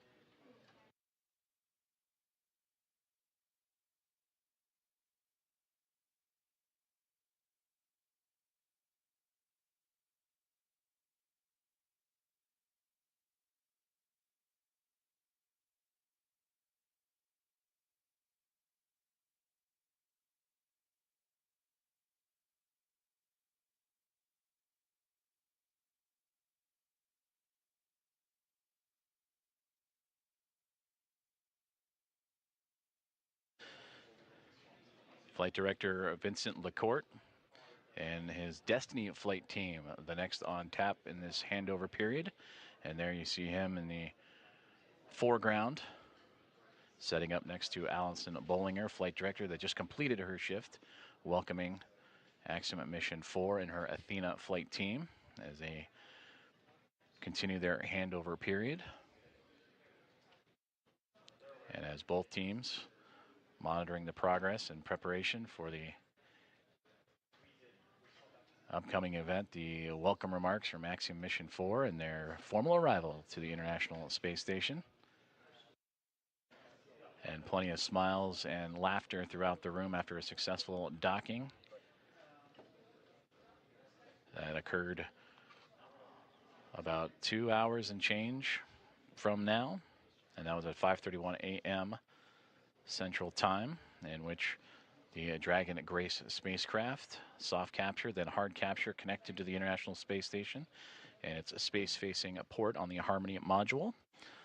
Hooks connected to form the hard mate, and then over the next 2 hours would begin the procedures to pressurize the vestibule, the gap between the Dragon spacecraft and the International Space Station. That was at vacuum. They wanted to bring the atmospheric pressure equal to that of what's inside Dragon and the space station, which is relative to here on Earth, which is equal to about 14 psi, which is sea level.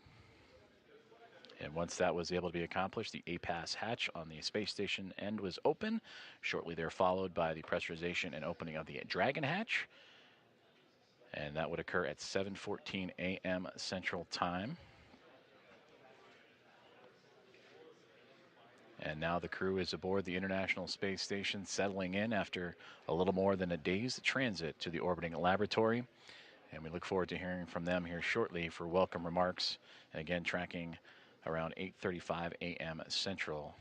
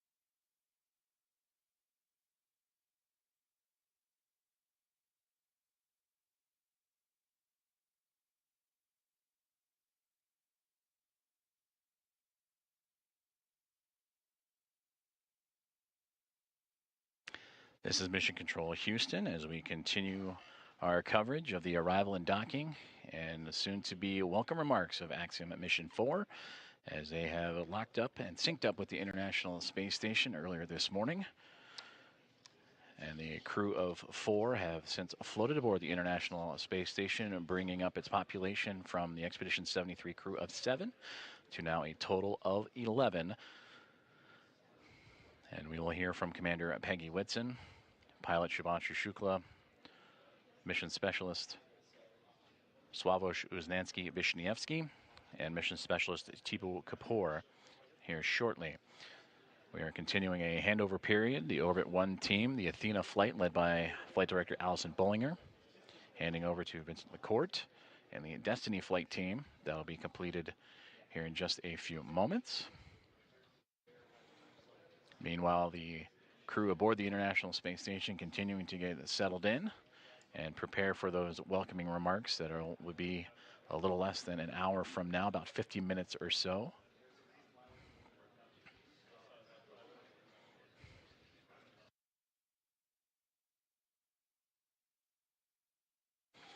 The Axiom Mission 4 team that just arrived and entered the International Space Station shortly after the opening remarks will settle in and recover, and soon to get to work, as they will participate in around 60 science investigations representing 31 countries, and more than 24 of those experiments sponsored by the ISS National Lab. They'll also participate in a wealth of outreach activities that they will participate during their approximately 2-week mission.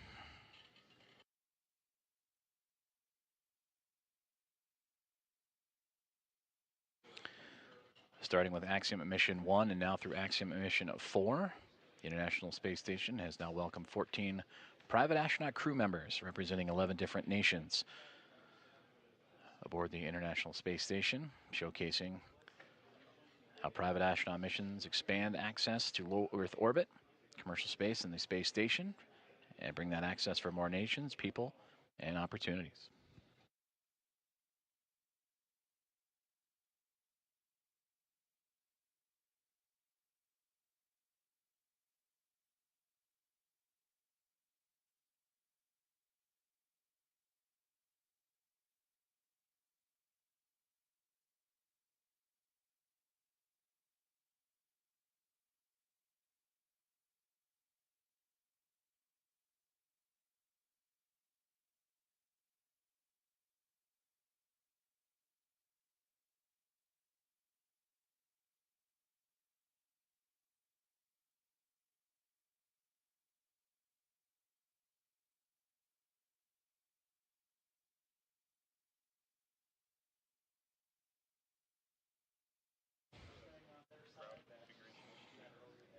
The views you are seeing now are from the external cameras on board the International Space Station, looking at the Dragon spacecraft as the vehicles now enter an orbital nighttime period. The two currently traversing across the southern Indian Ocean and about to cross the continent of Australia and make its way over into the Pacific Ocean.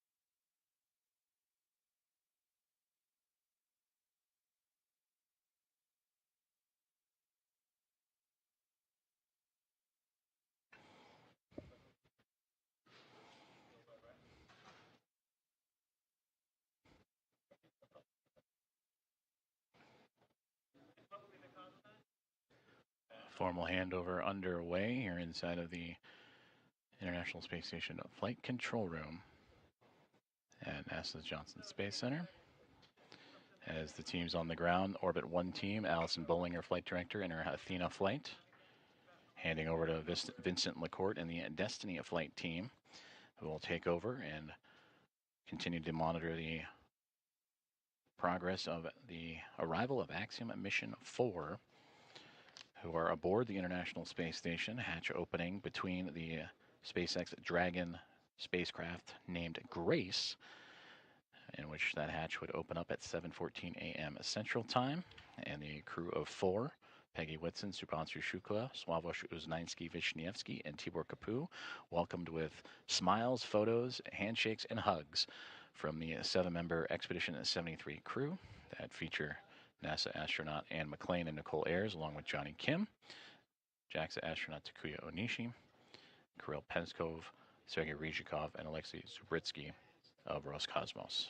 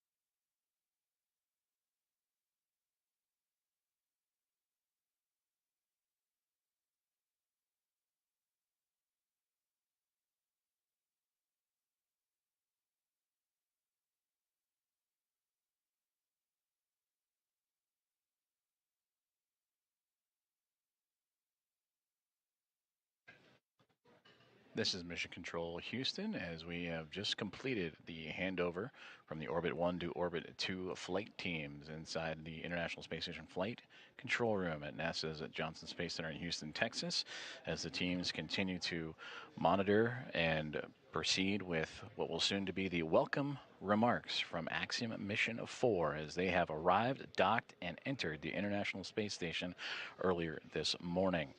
They would launch towards the International Space Station yesterday morning, starting their transit that lasted a little bit more than a day. And they would make their way starting at 1:31 a.m. Central Time with that launch. And then they would begin their transit with a sequence of burns to chase down the orbiting laboratory. And then earlier this morning,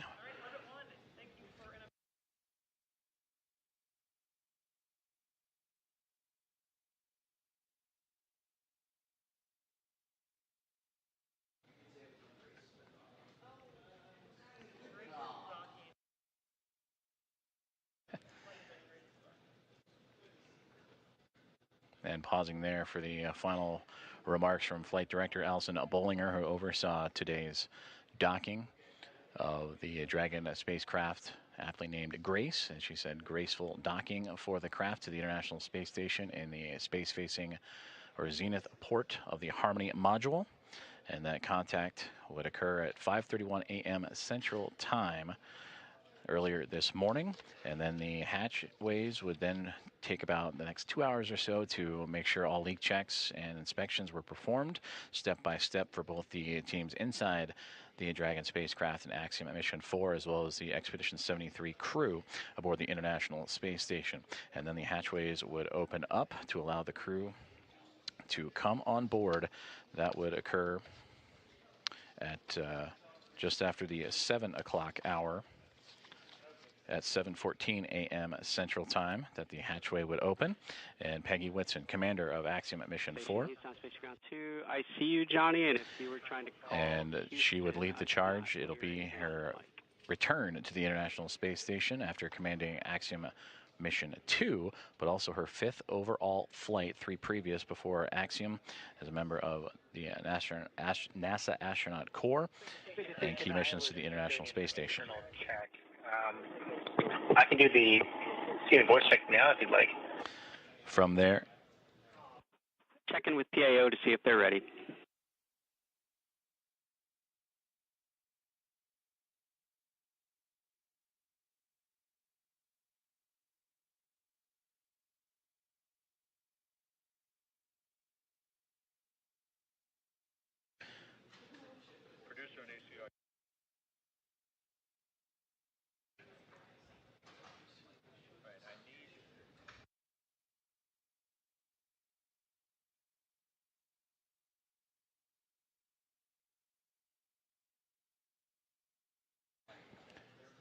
now the teams here on the ground preparing for the welcoming remarks. We will see the astronauts aboard the International Space Station prepare for the proper video and audio configurations before the formal remarks can be underway, and that should occur here shortly.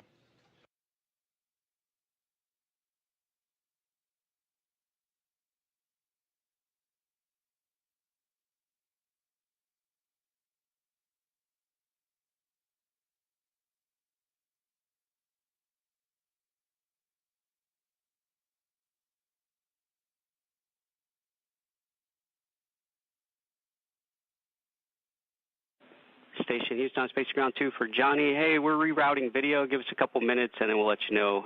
But we're getting ready for a scene and voice check shortly. Roger, sounds good. Thanks.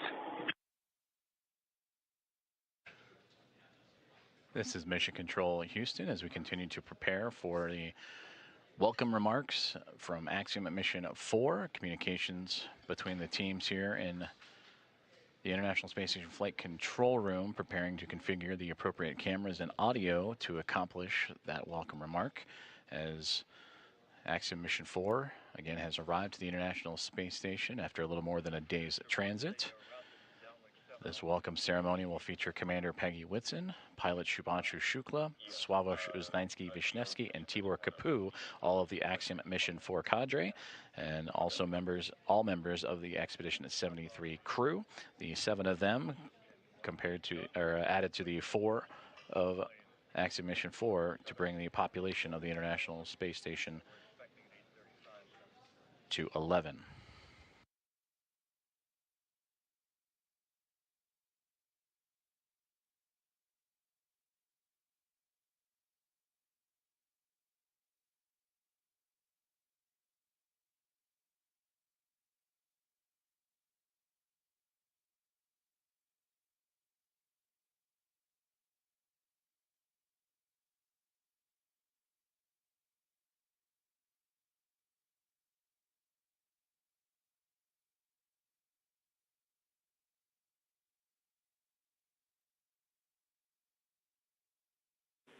Station Houston on Space Ground 2 for Johnny. We're ready for those scene and voice checks.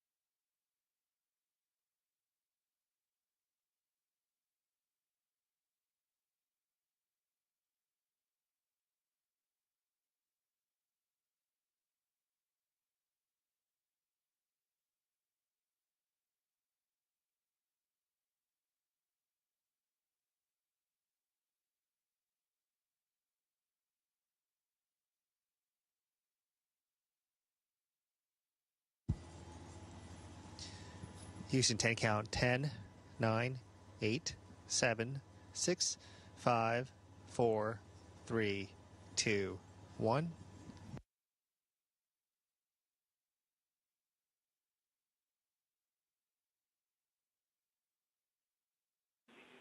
Johnny, we have a good scene, good voice. Thanks for the check. Yep, and just a friendly reminder, we're looking to start the event at 13:35.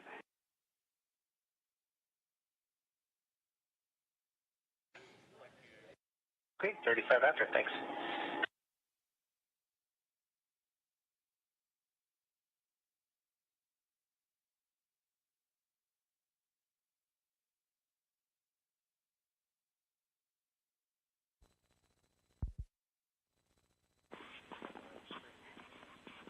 And Johnny, FYI, the current video that you are on is streaming live to NASA TV, so just FYI.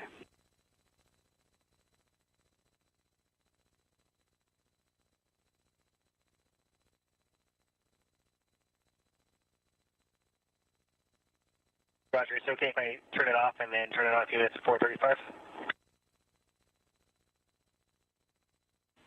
Sounds good. You can do that.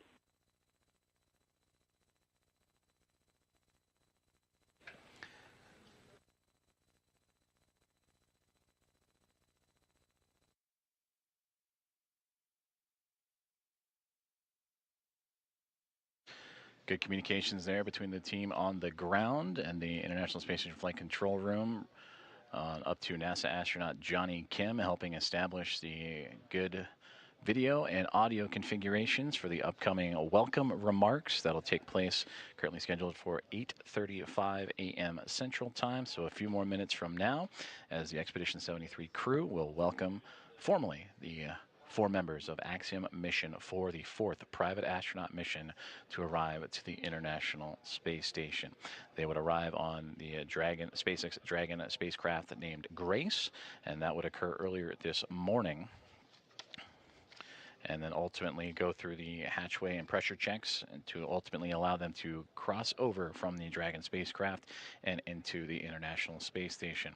And that docking would occur at 5:31 a.m. Central Time for that soft capture. It would take about 2 hours or so to make sure the leaks and everything was safe to proceed. The pressurization between the International Space Station and the Dragon spacecraft were equal, and allowing for the hatchway to be opened and then welcoming in Commander of Axiom Mission 4, Peggy Whitson, Shubhanshu Shukla, the pilot representing ISRO and the nation of India, Sławomir Uznański-Wiśniewski of ESA and the nation of Poland, and Tibor Kapu of Hunor and the nation of Hungary. They would cross over the APAS hatch starting at 7:14 a.m.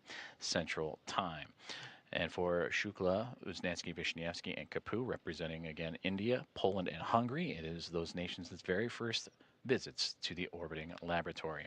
So we'll continue with live coverage of the welcome remarks that will again be taking place in about 25 minutes or so, as Johnny Kim and the team were able to configure the cameras and audio appropriately.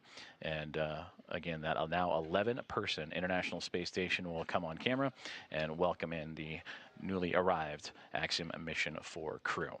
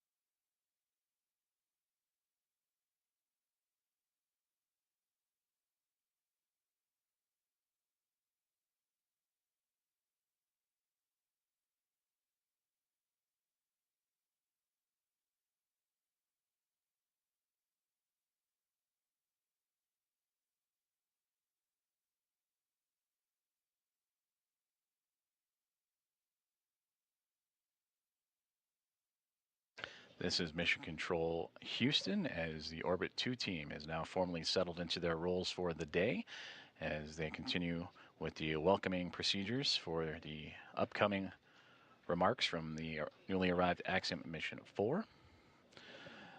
Flight Director Vincent McCourt and the Destiny flight team have now taken over, and will continue to work through as the Axiom Mission 4 crew begin their unpacking procedures and get to settle in aboard the International Space Station, the now orbiting lab with 11 members on board, currently in their midday meals and midday processes of their workday before transitioning into the back half of their day and then settling in for what will be a good night's sleep after a very eventful morning for us here in Houston, Texas, as well as those that followed along in the Joint Operations teams in both Axiom Space, also here in Houston, and SpaceX in Hawthorne, California.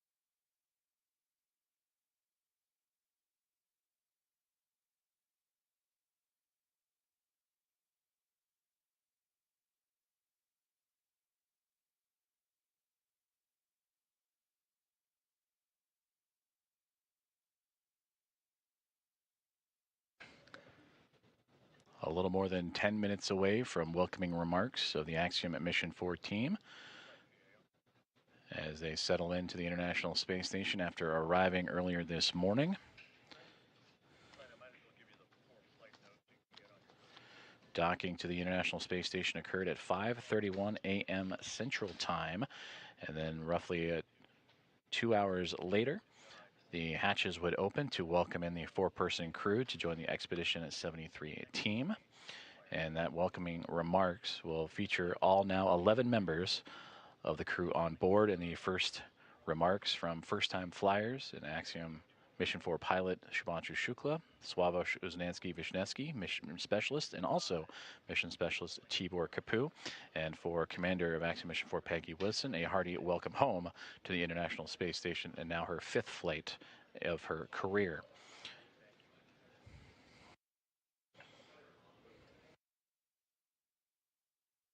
For Peggy Whitson, the most experienced U.S. astronaut in history, began this mission with 675 days under her belt, 9th all-time, but will continue to add to those incredible historical numbers as the Axiom at Mission 4 and its crew will proceed with an approximately 2-week mission aboard the orbiting laboratory, performing outreach events and research investigations, participating in around 60 of those investigations, representing 31 different countries.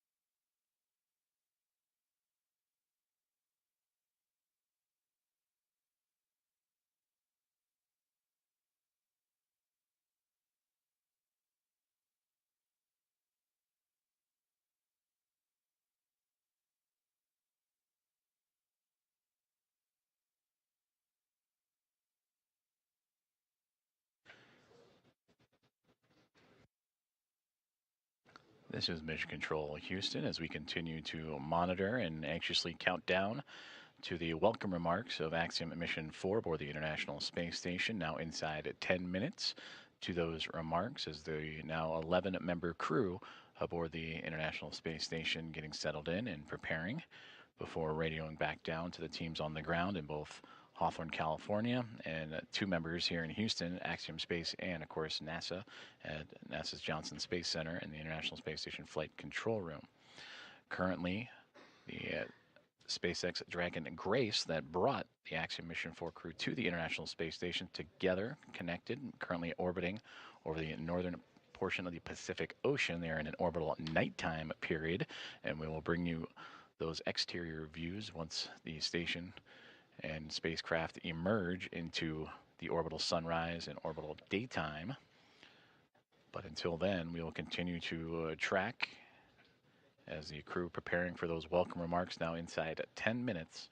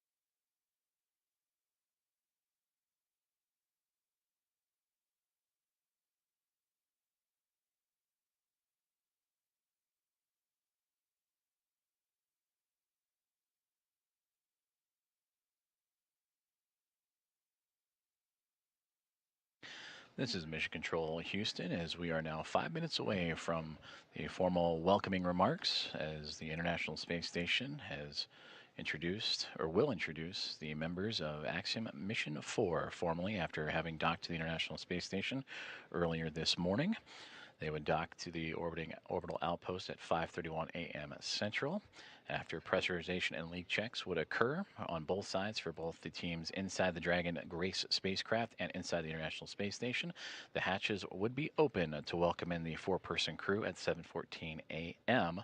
And we are now tracking for an 8:35 a.m. Central Time welcome remark, so a little bit more than a few more minutes away as the teams aboard the International Space Station currently settling in. It is the midway point of their day today after they were pressed into action early, as the arrival of Dragon would have them press right into their daily activations.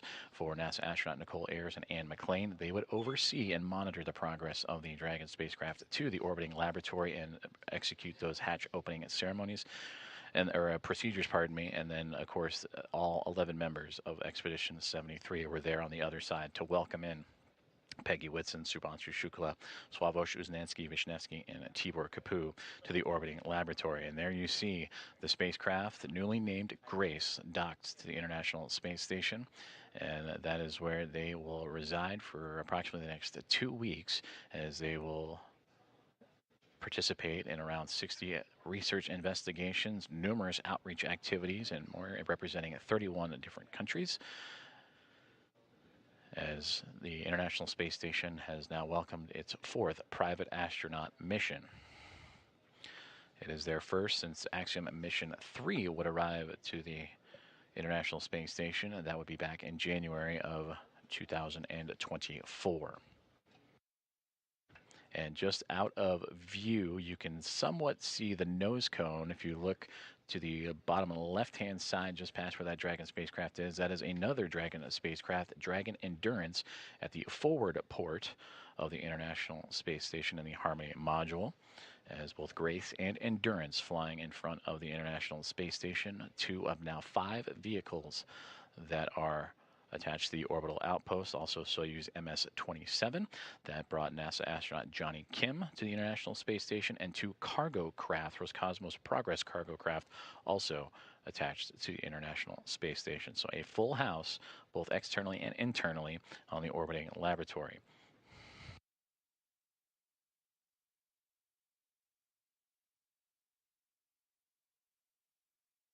We're approaching about 10 minutes until the welcome remarks for Peggy Whitson, Subhanshu Shukla, Sławomir Uznanski-Wisniewski, and Tibor Kapu.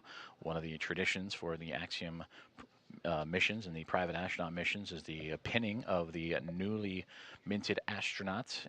For Peggy Whitson, she'll be placing those pins on Subhanshu Shukla, Sławomir Uznanski-Wisniewski, and Tibor Kapu. For them, this is their very first space flight and very first mission to low Earth orbit.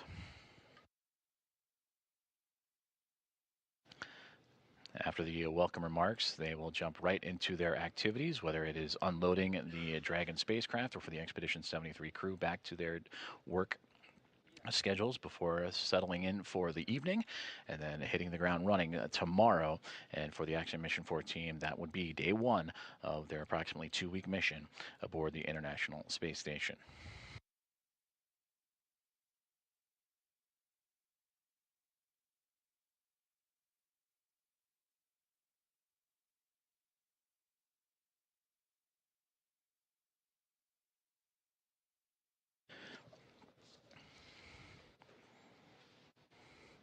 And to take a look back at the activities for Axiom Mission 4, they would lift off from Launch Complex 39A at NASA's Kennedy Space Center yesterday morning at 1:31 a.m. Central Time, carrying Whitson, Shukla, Uznanski-Wisniewski, and Kapu to low Earth orbit.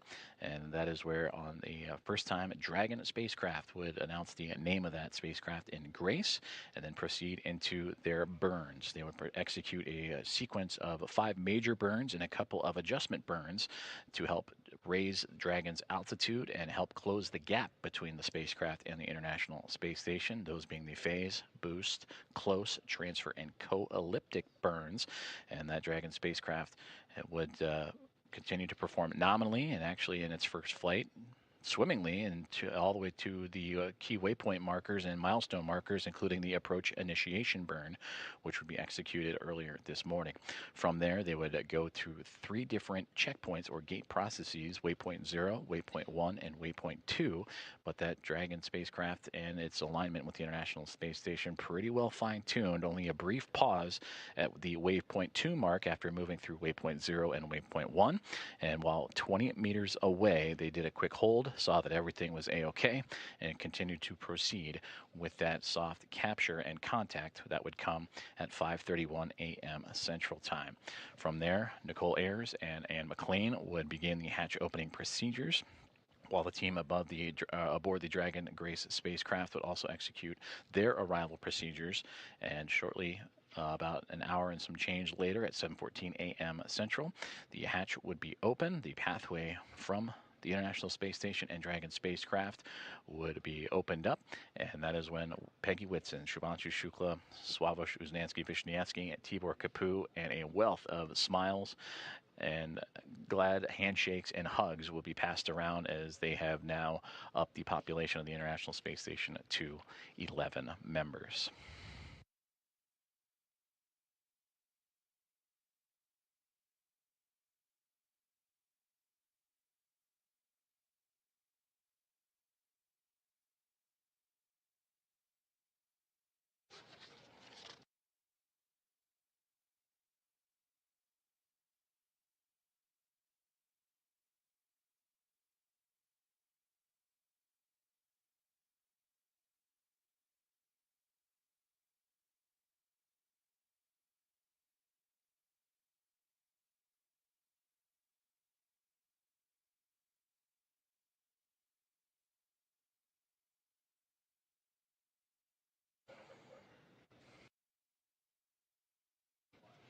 We continue to proceed towards the welcome remarks about 8 minutes from now, and we'll be sure to turn over all communications to the audio and video team as we will await the Expedition 73 crew and Axiom Mission 4.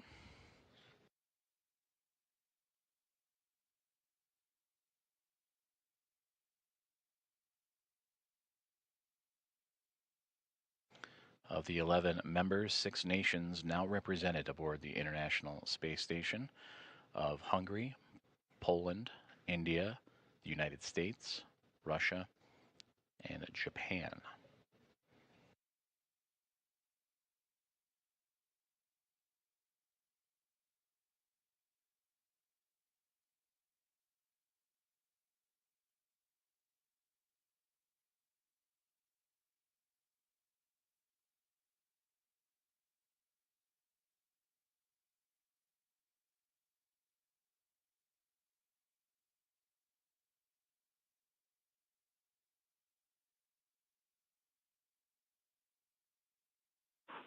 Station Houston on Space Ground 2 for Johnny.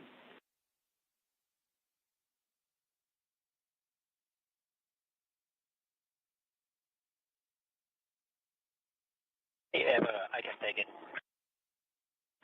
Yep, yeah, just looking for someone to turn on the camera for the PAO event and do a quick 5 count just to make sure we're still good before we start. Still good.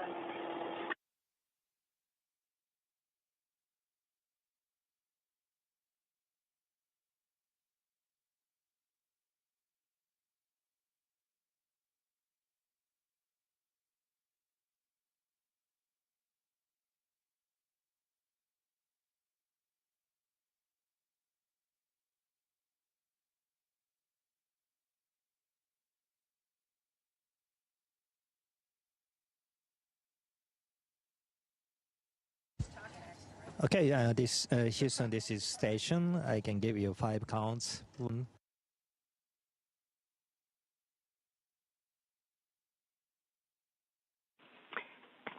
Talk, we heard you, but just lost the video downlink, so please give us a minute.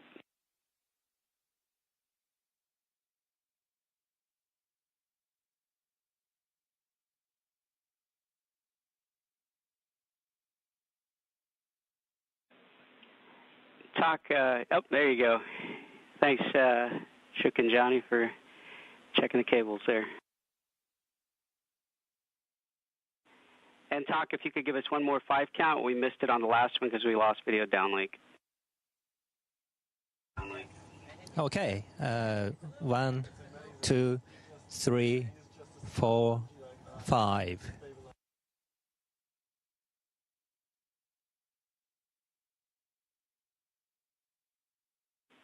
That was a good scene and voice check, and we'll be ready to begin after the handover.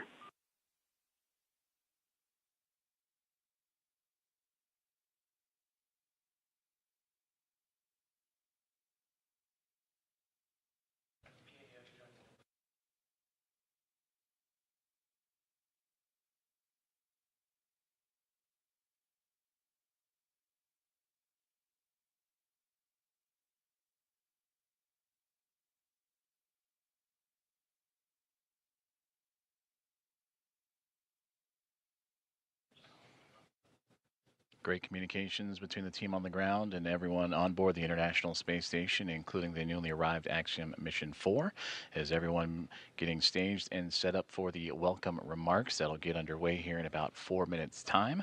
There will be an anticipated loss of signal, though briefly, and then we will bring everything back on board, and the welcome remarks in which Expedition 73 will welcome their 4 new friends aboard the orbiting laboratory, and we'll turn it over to the team from there.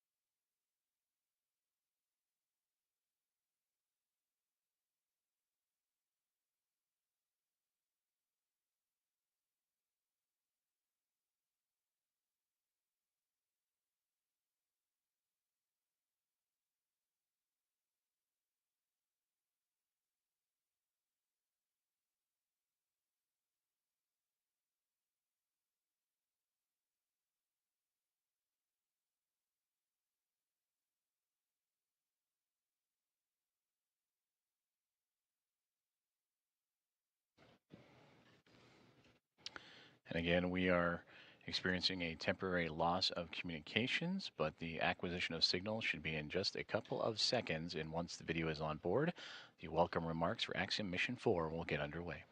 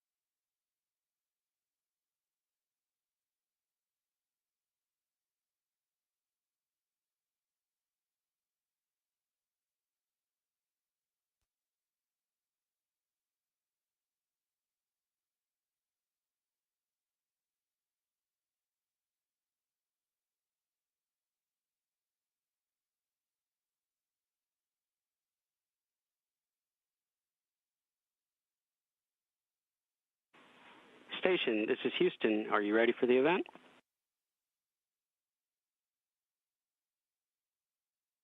Houston Station, we are ready for the event.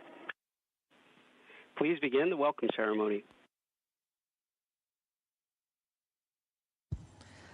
All right. Grace crew, welcome aboard the International Space Station. On behalf of Expedition 73 crew, I'd like to make a couple of opening remarks. First of all, Peggy, welcome back. Thank you. It's a great honor and privilege to have such a legendary astronaut like you on board with us. And Thibault, Shooks, and Suave, congratulations on your first space flight. And we've been waiting for you guys so long, and we are so happy to see your all smiling faces. And with your arrival, right now there are 11 astronauts from 6 countries, and all of us are here in order to advance human space exploration and scientific research, symbolizing international cooperation. So from this moment, you are also a part of Expedition 73. And once again, welcome aboard. And I will pass the microphone to Axiom for Commander Peggy Whitson. Thank you so much, Tak, and for the 73 crew as well. We appreciate being invited in. You guys are exceptional hosts, and hopefully you'll think we're exceptional guests at the end of a couple of weeks. But we're looking forward to getting a lot of work done with you guys, and I really appreciate all the support you've provided to us in advance of actually even getting here. I think that's very unique and special about you. And the best part about being a commander on a mission with all rookies is you get to watch the rookies go through it for the first time. And it helps you remember some of the things you went through the first time. But it also, it's just very special to get to relive the experience again through these guys. And so I'd like to give these guys their astronaut pins. So we'll start with Shubhanshu Shukla, astronaut number 634. Wow.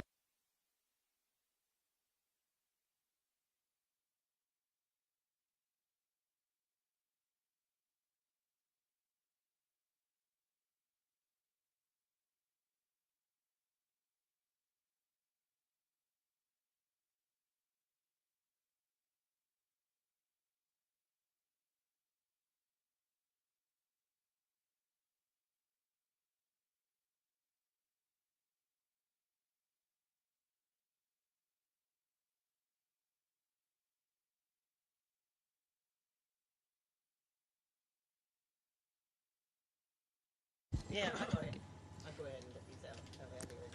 Thank you, Peggy. Oh, so I am number 634. That's a privilege. No, but to be fair, it is a privilege to be amongst the few who have got the chance to see the Earth from a vantage point that I have been able to see now. It has been a wonderful ride. It has been great, and I was looking forward to come to space.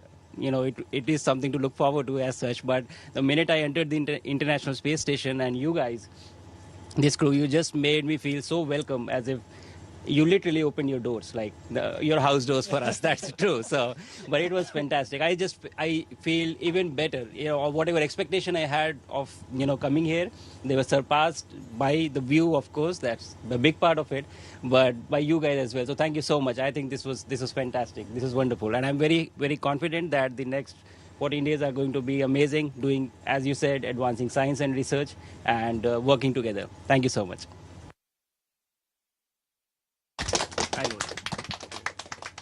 And number 635. Slavosh was Nancy.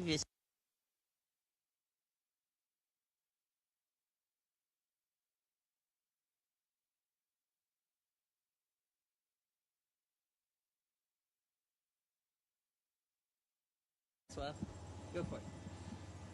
Thank you, Peggy, and thank you all for such a warm welcome to the International Space Station. Expedition 73, 11 people. I remember this moment from our training that we met already once before, all of us, in Houston, and now we are meeting up here on the International Space Station. So this is such a tremendous place. For me as an engineer and a scientist, this is an ultimate scientific laboratory where we come to do science, to test our technologies of our countries, to do technology demonstrators and science outreach that I can't wait to do for the next 2 weeks. And we will all try to do the best representing our countries. I represent Poland for the first time on the International Space Station, as well as ESA, not for the first time. So ESA had, as an international partner, had a lot of missions to the ISS, but Poland, this is for the first time. So thank you for having us.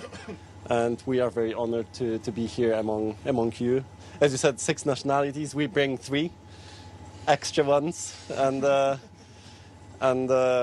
we can't wait to spend this time together. Thank you.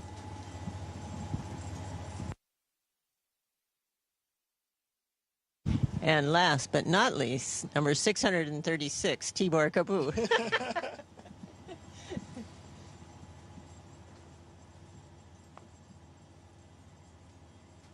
Practice. It got easier. I was an easier guy. All right. So, thank you very much, guys, for this really, really warm welcome. I really feel that this is the best crew that we could join to. It really feels great to be part of Expedition 73. As Tak, the commander, said that we have so many countries in the same time in the space station, but we also have 7 out of 11 who are complete new flyers, which also tells me how much space is expanding towards a new era. One of my friends told me 2 days ago when I was asking him what should I tell in space, what should be my speeches about, and he said that if there's ever a time for speaking from the heart, then this is it. And my heart is so full right now because of you guys and because of seeing Earth for the first time. There is a lot to choose from. So I'm extremely happy to be here, happy to represent my country. On our ride up, we actually saw our countries flying above those. It's truly a special feeling. Looking forward for these 2 weeks. I'm 100% sure that this is going to be awesome. Thank you.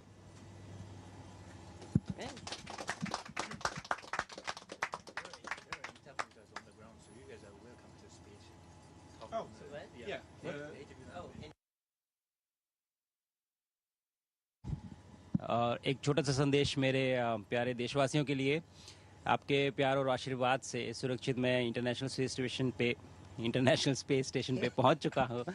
और बहुत आसान दिख रहा है यहाँ खड़े होना, लेकिन थोड़ा सा मुश्किल है, थोड़ा सा सर भारी है, थोड़ी तकलीफ हो रही है, लेकिन ये सब बहुत छोटी चीज़ें हैं और कुछ ही दिनों में हम इसके यूज्ड टू हो जाएंगे। और ये पहला पड़ाव है इस जर्नी का, और अभी आगे 14 दिन यहाँ पे रह के हम काफ़ी सारे साइंस एक्सपेरिमेंट्स करेंगे, आप लोगों से बातचीत करेंगे। लेकिन कहीं ना कहीं ये जो पड़ाव है ये भी दिखाता है कि ये हमारी अपनी स्पेस जर्नी का भी एक पड़ाव है। तो मैंने बात की थी आपसे कुछ देर पहले जब मैं ड्रैगन में था, और अभी यहाँ से आगे भी बात करता रहूँगा। चलिए इस जर्नी को बहुत एक्साइटिंग बनाते हैं, बहुत उत्साह से इसमें पार्टिसिपेट करते हैं। मैं बहुत उत्साहित हूँ और मैं अपने शोल्डर पे अपना तिरंगा जो मैं लेके चल रहा हूँ, मैं मानता हूँ कि आप सब मेरे साथ हैं, तो मैं ये भी समझ लेता हूँ कि आप सब भी मेरे साथ उत्साहित हैं। और मुझे लगता है कि अगले 14 दिन बहुत ही एक्साइटिंग जाने वाले हैं। धन्यवाद। जय हिंद, जय Bharat. Thank you, Jux. Drodzy Polacy, drogie Polki, cieszę się, że mogę tutaj Was powitać z pokładu Międzynarodowej Stacji Kosmicznej. Po raz pierwszy jesteśmy na stacji, po raz pierwszy mamy polską misję na Międzynarodową Stację Kosmiczną i bardzo się cieszę, że mogę reprezentować właśnie Was, 40 milionów Polaków,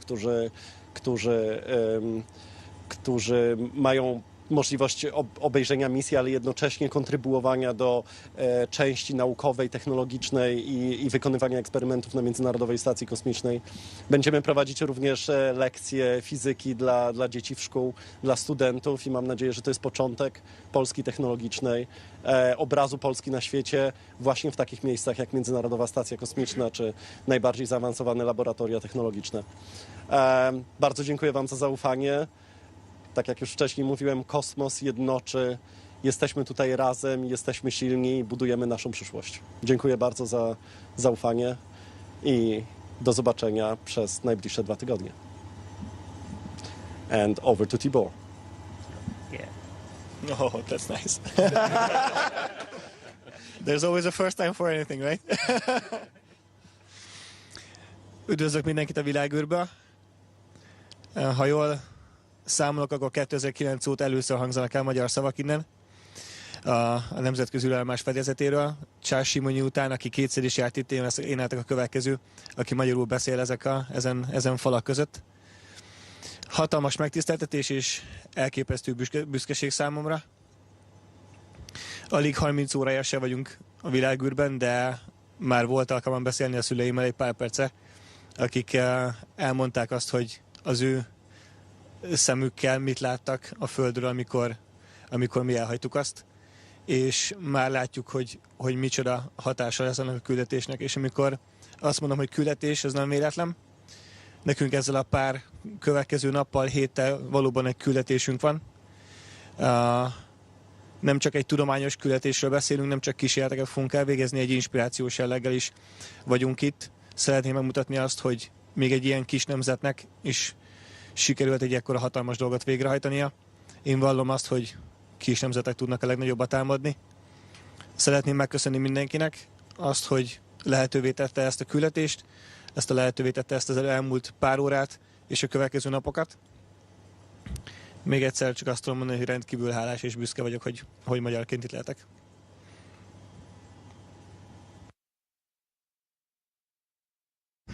Well, thank you again. Thank you again for welcoming us so openly and warmly. We really, really appreciate all of you and all of the team on the ground as well. Thank you.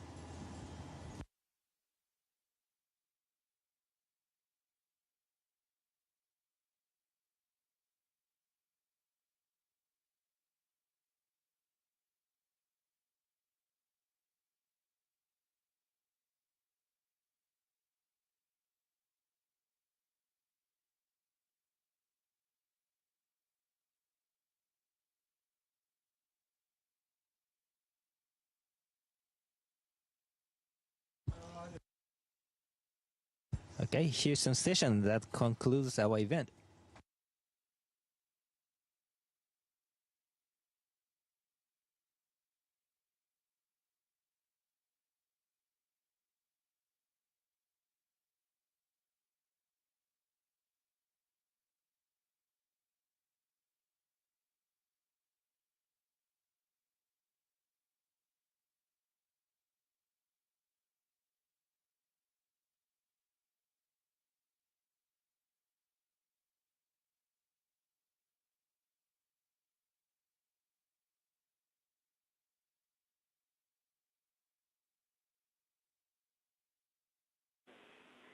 Thank you to all participants. Station, we are now resuming operational audio communications.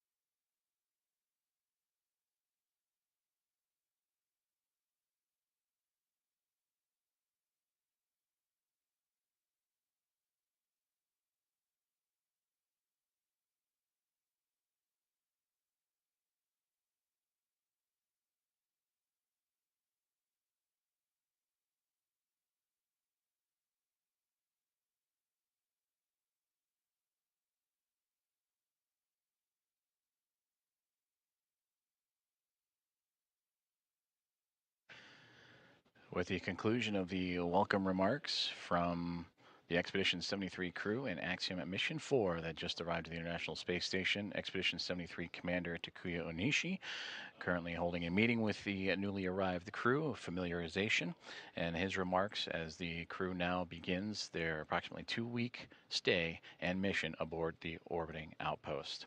Well, that'll do it for our coverage of the arrival, docking, and welcome remarks of Axiom Mission 4 as the private astronaut mission, the 4th private astronaut mission, has arrived safely to the International Space Station after docking earlier this morning at 5:31 a.m. Central Time, to smiles, hugs, and handshakes a couple of hours later, and then celebrating with the pinning ceremony of 3 members of the Axiom Mission 4 team from Peggy Whitson, the mission commander. To follow along with the International Space Station and Expedition 73, be sure to visit nasa.gov. That'll conclude today's coverage. This is Mission Control Houston.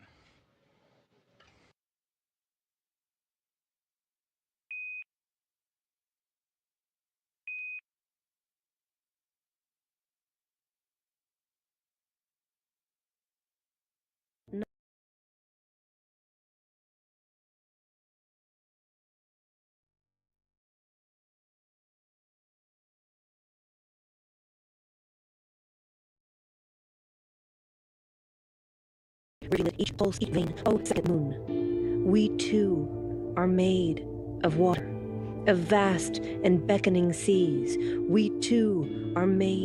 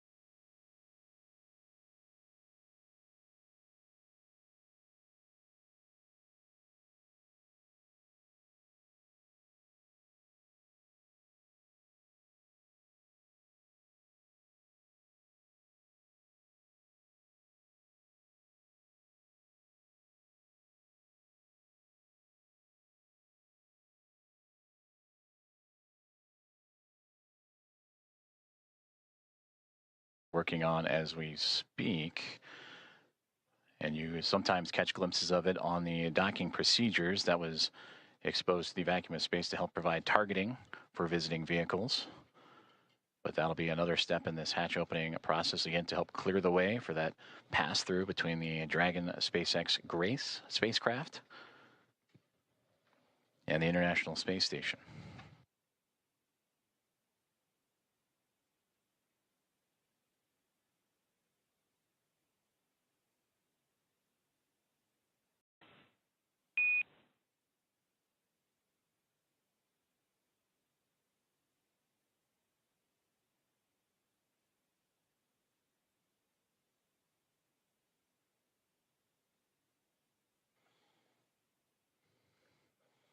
Continuing to target a welcome ceremony or welcome remarks in the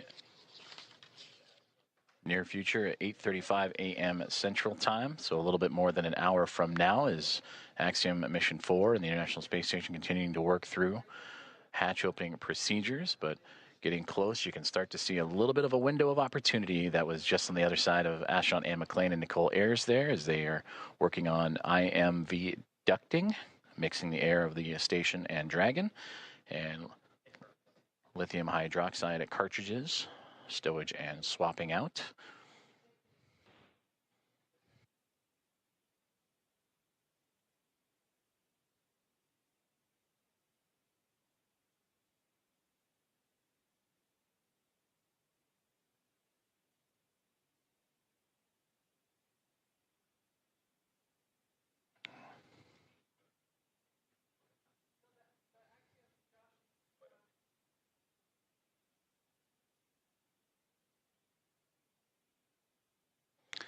So Anne McLean and Nicole Ayers are starting to clear out the hatchway, and we are going to see the first views of Axiom Mission 4. Commander Peggy Whitson, the first one across the APAS hatch, receiving great big hugs from Nicole Ayers and the Expedition 73 crew.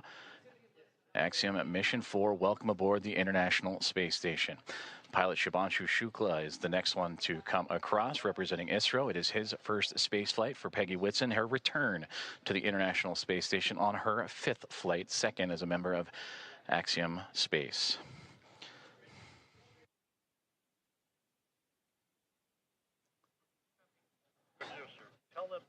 Sławomir Wisniewski of ESA, representing the nation of Poland. And their first visit to the International Space Station is next to cross the hatchway.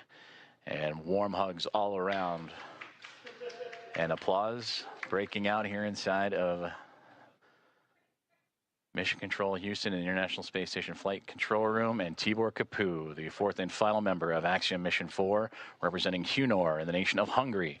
Their first visit to the International Space Station as well.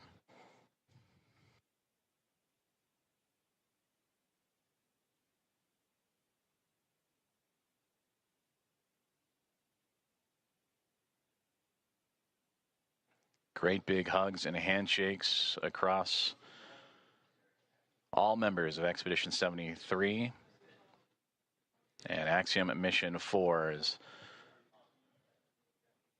Anne McLean and Nicole Ayers of NASA, along with Johnny Kim, Kirill Peskov, Sergei Ryzhikov, and Alexei Zabritsky of Roscosmos, and Takuya Onishi, commander of Expedition 73 and of JAXA, with handshakes and hugs for Peggy Whitson, Shubhanshu Shukla, Sławomir Wisniewski, and Tibor Kapu.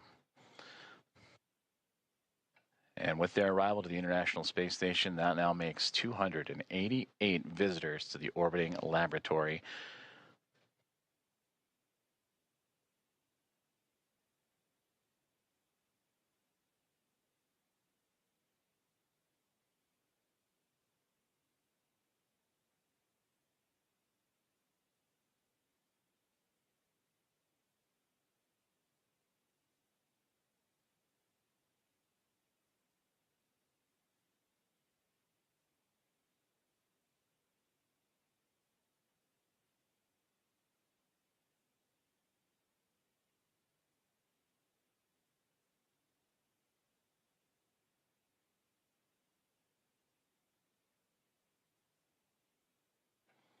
Axiom Mission 4 is now aboard the International Space Station.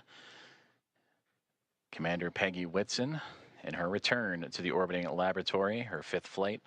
3 as a member of NASA, and her 2nd as commander of an Axiom Space private astronaut mission, commander of Axiom 2 and here of Axiom 4. Regaling the crew with smiles and stories. To her left, or our left from her viewpoint, to her right, Sławomir Wisniewski of ESA, Shubhanshu Shukla to her left of ISRO, and Tibor Kapu on that far right-hand side of our viewpoint.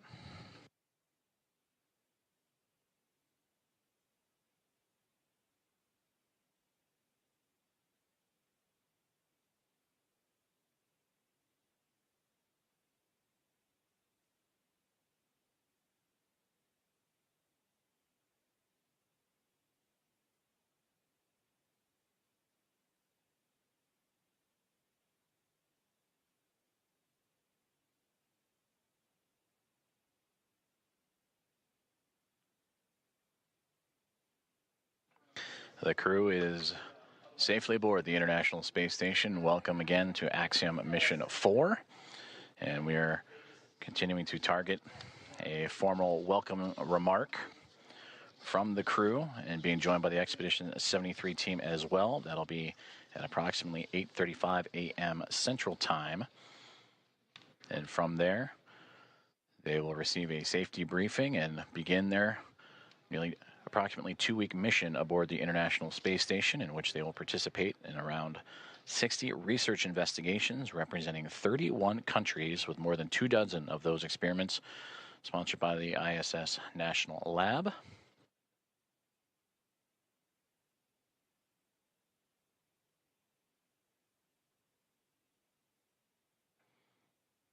And there they all are, waving back at our coverage here inside of the International Space Station Flight Control Room. Station Houston on 2. Thanks for the wave. Great to see everybody.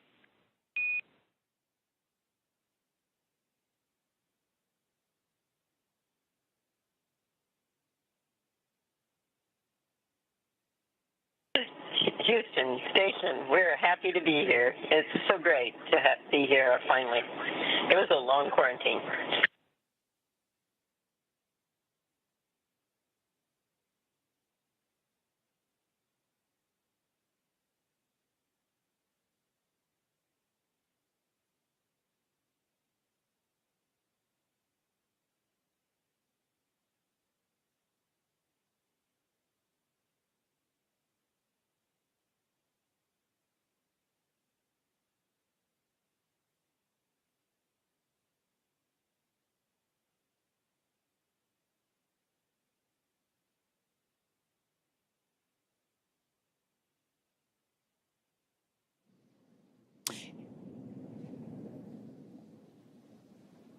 And with the crew now in the space station, we're going to wrap up our portion of the live joint coverage from Hawthorne. It's been an honor to support Axiom Mission 4 thus far, and we wish the crew a successful time on the space station.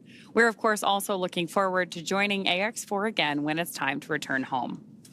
Ronnie, from launch to docking, it has been an absolute pleasure sharing this desk with you.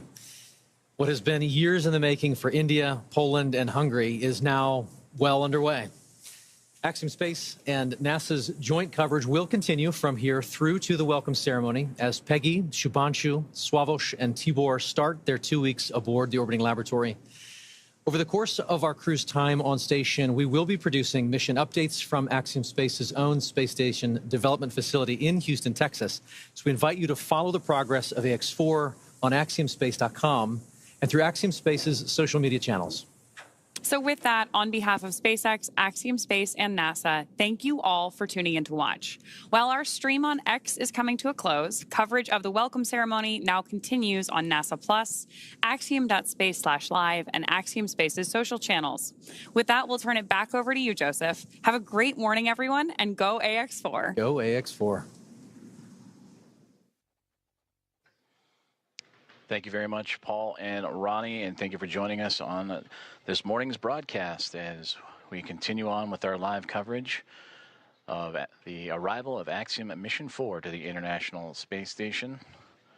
the fourth private astronaut mission to arrive to the orbital outpost, and the first since January of 2024.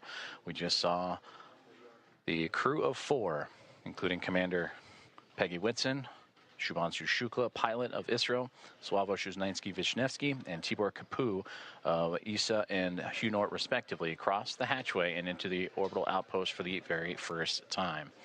We're continuing to follow along as we'll wait for the formal welcoming remarks that are currently scheduled for roughly 8:35 a.m. Central Time, so a little bit more than an hour to go as the crew continues to settle in. After you heard the remarks from Peggy Whitson mentioning the long quarantine, the ride up, which took a little bit more than a day's time to do so. As the teams here in the International Space Station Flight Control Room